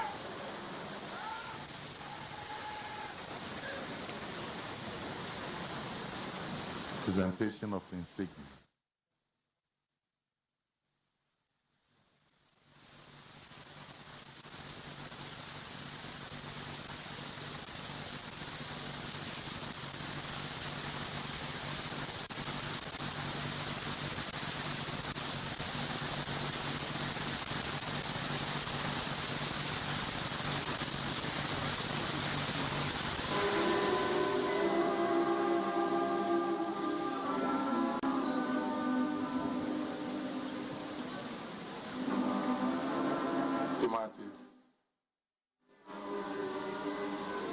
So those are the insignia bearers, and they are going to be presented to the family.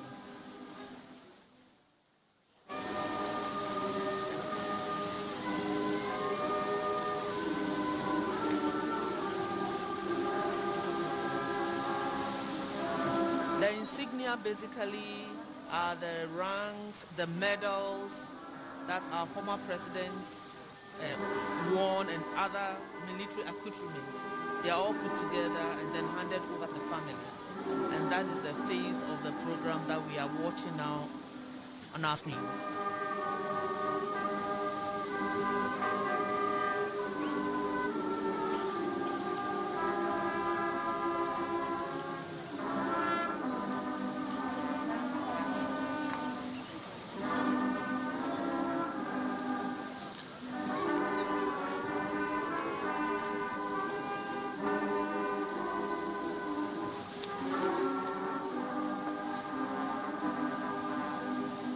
So the insignia is being presented to Kimami, the only son of our former president.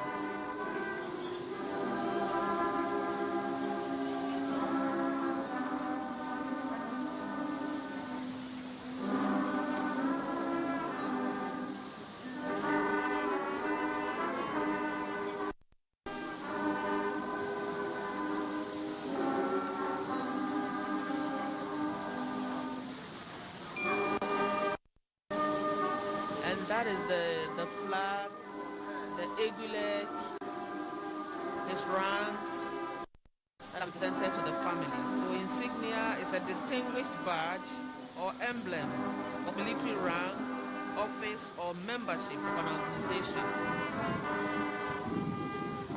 So his headgear that originally was on the casket with a sword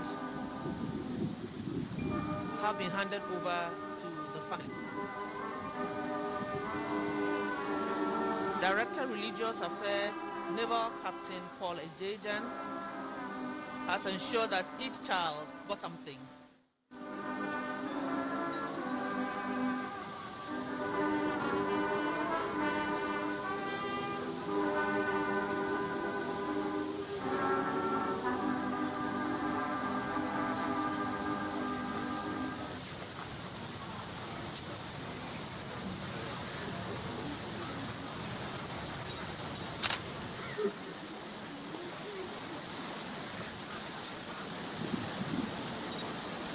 Whatever his memorable issues that happened, his medals, his uniform, handed over to you, and you move into the house with us. Unfortunately, none of the children had joined the army, so this is going to be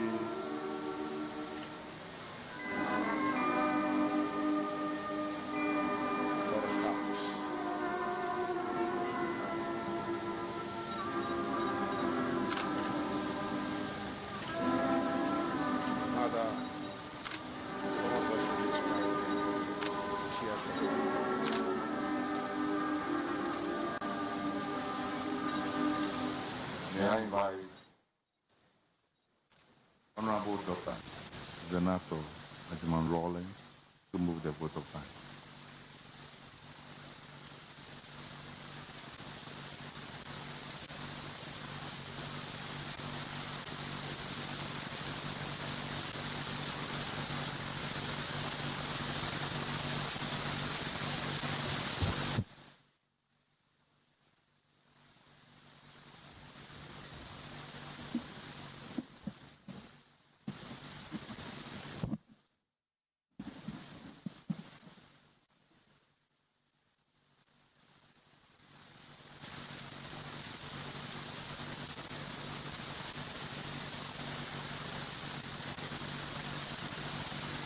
Your Excellency, the President of the Republic of Ghana, the First Lady, the Vice President and Second Lady, the Chief of Staff, the Chief of Defense Staff, and Heads of Security Services,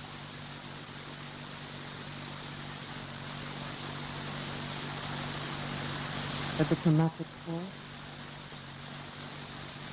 traditional leaders, leadership of the NDC, family, invited guests, ladies and gentlemen. I would like to, on behalf of Her Excellency Nana Kennedy Ajiman Rawlings, my siblings, the Ajiman Rawlings of the and allied family, extend our gratitude to the government of Ghana, specifically the President, the heads of security services, and indeed everyone who made this possible today. Even though my father was former head of state, the service today to bid him farewell has been one that would have made him proud. And I would like to extend my thanks to the illustrious men and women who made this possible. And most importantly, I'd like to say a big thank you to the Lord Almighty for making today possible.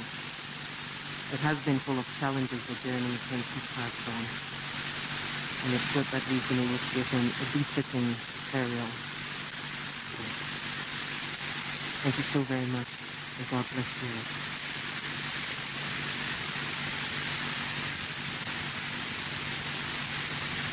And there's just a final announcement. His Excellency has invited us as a family to lunch at Battle Garden, which in a poetic way would be a good remembrance of the man who we've laid down here today as he spent the majority of his time in office there at the park. Thank you very much. So the vote of thanks from a member of the family, and it was delivered by Honorable Dr. Zenato Rawlings.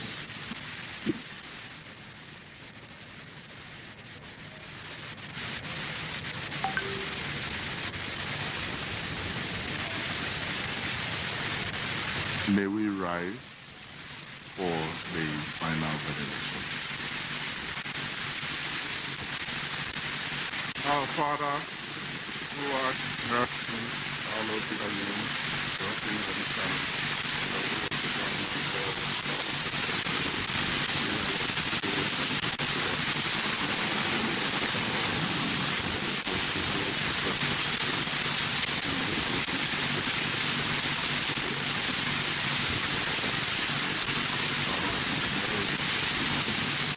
Bow your heads and pray for God's blessing. Merciful Lord, you know the anguish of the sorrowful. You are attentive to the prayers of the humble. Hear your people who cry out to you in this need, and strengthen their hope in your lasting goodness. We ask this through Christ our Lord. Amen. May and let the perpetual light, eternal rest grant unto him, O Lord, and let perpetual light shine upon him. May he rest in peace.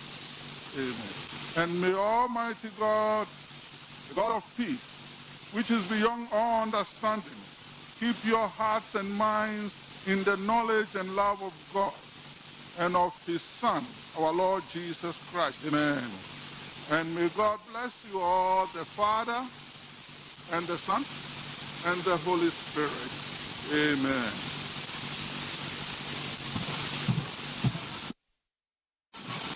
The ceremony is over. Thank you very much, sir. That marks the end of the ceremony. Now, former President Jerry John Rawlings is gone to his maker. Now, the family would leave the cemetery, the military cemetery in Accra, go home and put themselves together, support their mother, and see the leader.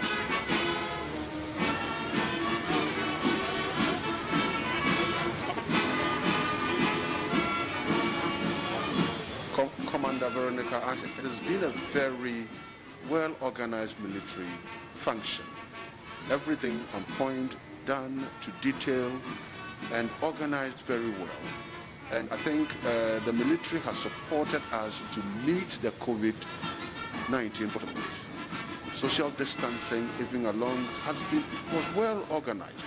We didn't see the overflow of human beings trying to spread COVID. It is a very great honor to have military of every country. And I think for some of us in the civilian population, we would always be grateful to good works from people. And I know you are very happy that from this output, you are a military officer. Thank you so much for those kind words. We have not expected anything less, and military command ensured that we prepared adequately. We rehearsed and we knew what we were going to do at every point in time. And so maybe I can request my civil friends to take a cue. In order to do anything successfully, you need to rehearse. You need to prepare. It's the only way you can get it on point. So thank you for your kind words. I'm sure my bosses are listening. Thank you so much. It is wonderful to have you people around. And see, the issue is about discipline. The issue is about discipline. Right? When discipline breaks down, everything is integrity. And when you see any entity that is struggling to get things done, then it means no discipline. And if you don't have discipline, you will not even respect the rehearsal. When we call for rehearsals, you will not even